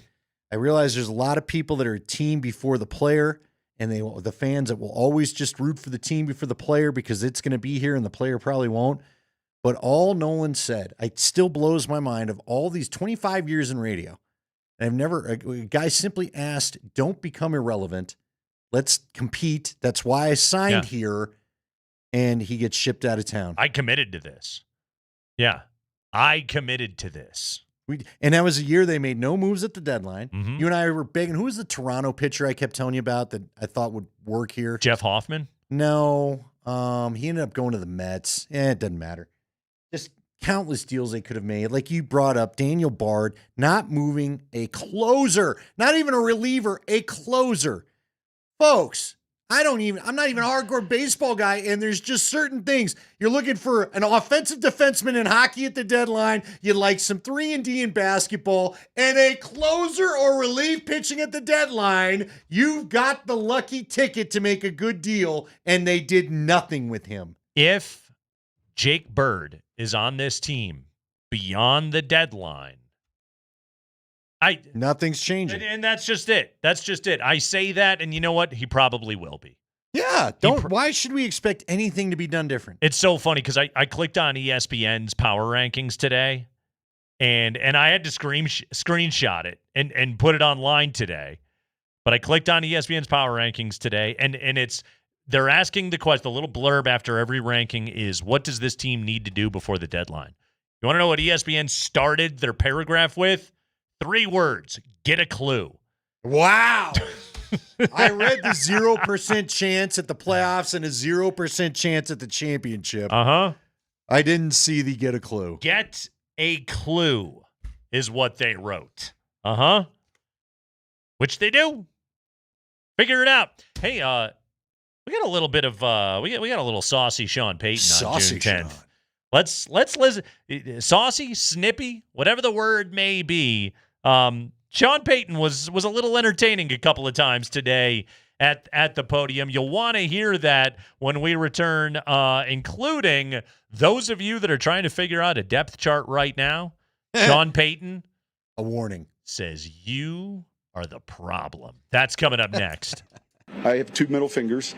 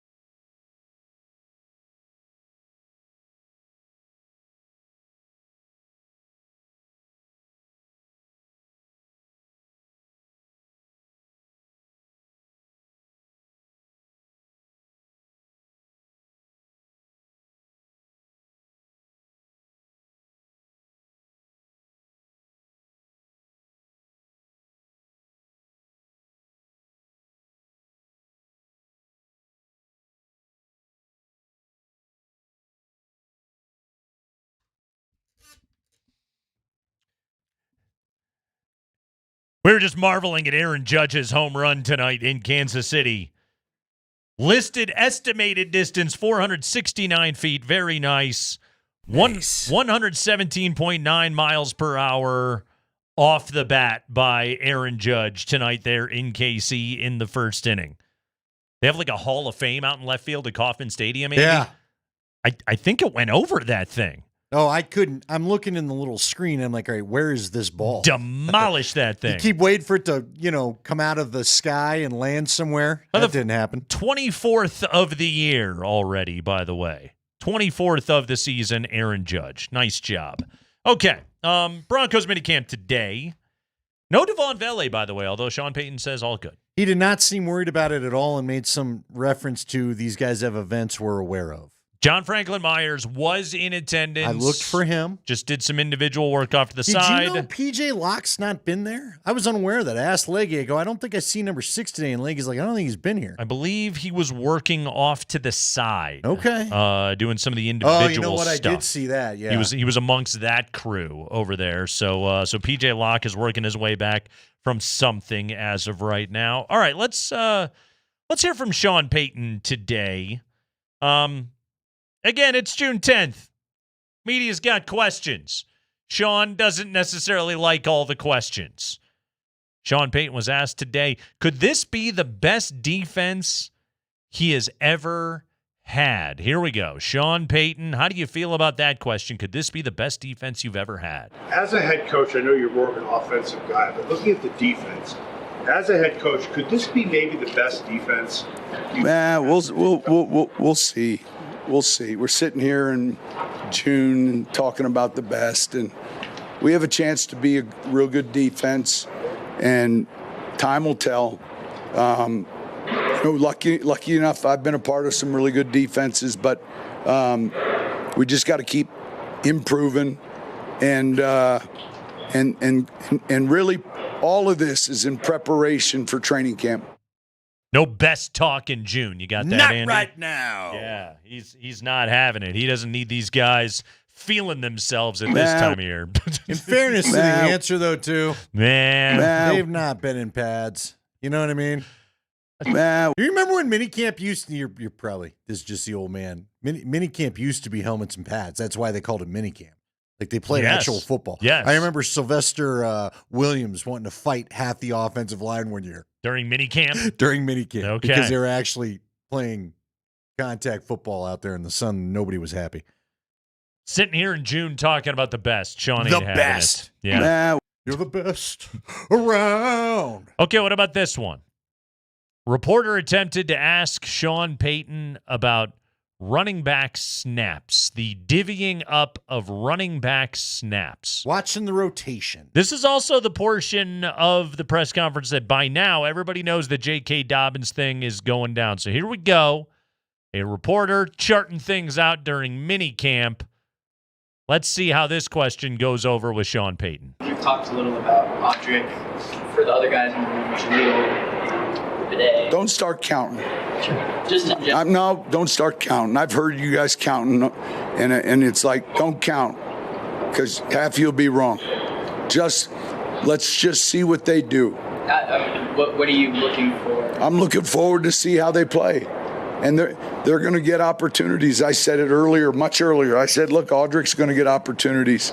All right, we've seen Jaleel, but don't try to figure out the club right now. It's way too early. You can go ahead and try, but I like at the end, Sean eventually relents and is just like, I mean, you're going to do what you're going to do. It's a free country. I give the young buck a little credit, though. He didn't back down. Nah. He kept going. Good for him. Stayed there with the question. He was a young guy. I mean, again, some of those young people take it one time and get the yeah, and they're done. Don't count. Yeah, he didn't get scared off by the snarl. Don't count. Yeah. You kids. You get off my lawn with your snap counts. Don't be counting the snaps right now. Yeah. I don't count the snaps because I space out sometimes and then I miss something and then I don't have accurate information. I start making bets with Tyler Polumbus as to whether or not Will Lutz is going to make a 65-yard field goal or not. They had that big crane and it kept moving. I thought it was cool. I'm a young boy at heart. There were Look at the crane. There were a lot of things. I kept telling you the crane was moving. There was a lot of downtime during that football practice There were today. a lot of us trying. Well, at one point, and they're doing the punting and they're doing the special teams. And to be honest with you, at least during training camp, they will come to the field closest to us. At one point, I looked up and there were 4 guys out of 90 doing anything. Right. Everybody else was just standing around. Yeah. And there's some yelling. There was a brief moment of excitement that you and I got to witness today. Oh yeah. There's a dude trying to get some photos. There was an intruder. Camera over the wall. There was an interloper. We heard a walkie-talkie call out, and that was handled. Yeah. Done. I believe it was, we got a camera at the fence. Just got the camera over the wall. And then everybody just quietly moved. Ooh. We were like, ooh. You and I were kind of want to follow him. Yeah, we followed up, though. We got the scoop. Yeah. Did you get him? There was somebody that referred to themselves as an independent journalist. Yeah, you were saying. Uh-huh. He was the guy on the move. Right. Yeah. You're not going to find me. He's not content to get the coverage of the lamestream media, like the Kreckman and Lindahl show, or Nick Coswiner at the Athletic, or Jeff Legwald, or anything else like that. No, this guy's getting you the real scoop. Well, and I was trying to figure out what wall he was at. I was like, there's no way you're getting good pictures. There's 1,000 guys waiting to go in and take their reps in front of everything. Well, what picture do you think you got? He's independent, Andy. You don't know. By the way, tomorrow, can I tease something tomorrow? Oh, tease it. What do you got for me? We've got to play the Ryan McMahon promo you and I just heard. Spring, if you could cue that up for tomorrow. Yeah.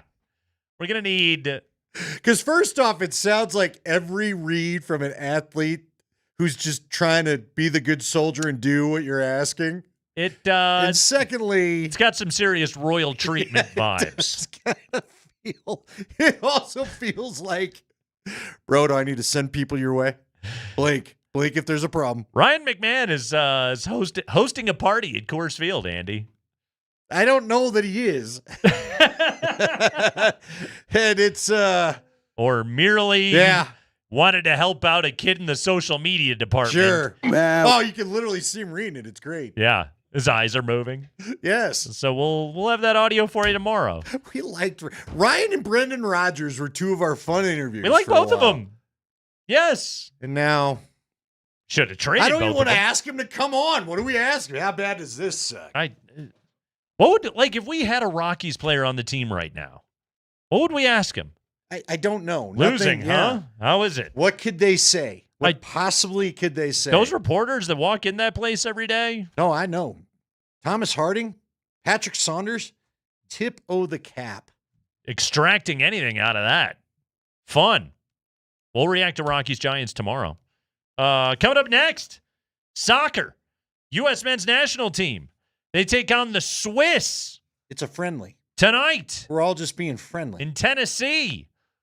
Is it friendly to send soccer to Tennessee? Hopefully, Andy, that Switzerland goalkeeper, hopefully he's going to play like Swiss cheese. Hey, is he a Lindahl? Well, that's the women's team, right? Isn't there a Lindahl goalkeeper for one of them? We'll find out tomorrow. You're the one that pointed out to me. Did I? You don't remember things. Don't know. Hey, Jared, calm down. I thought they were Swedish. No need to jump me. Not Switzerland. Oh, are they? I don't know. Different countries. Same first 2 letters. They're all hanging out in the same neighborhood. Or not. Anyway, enjoy the football next here on Altitude Sports Radio 92.5. Good night, everybody.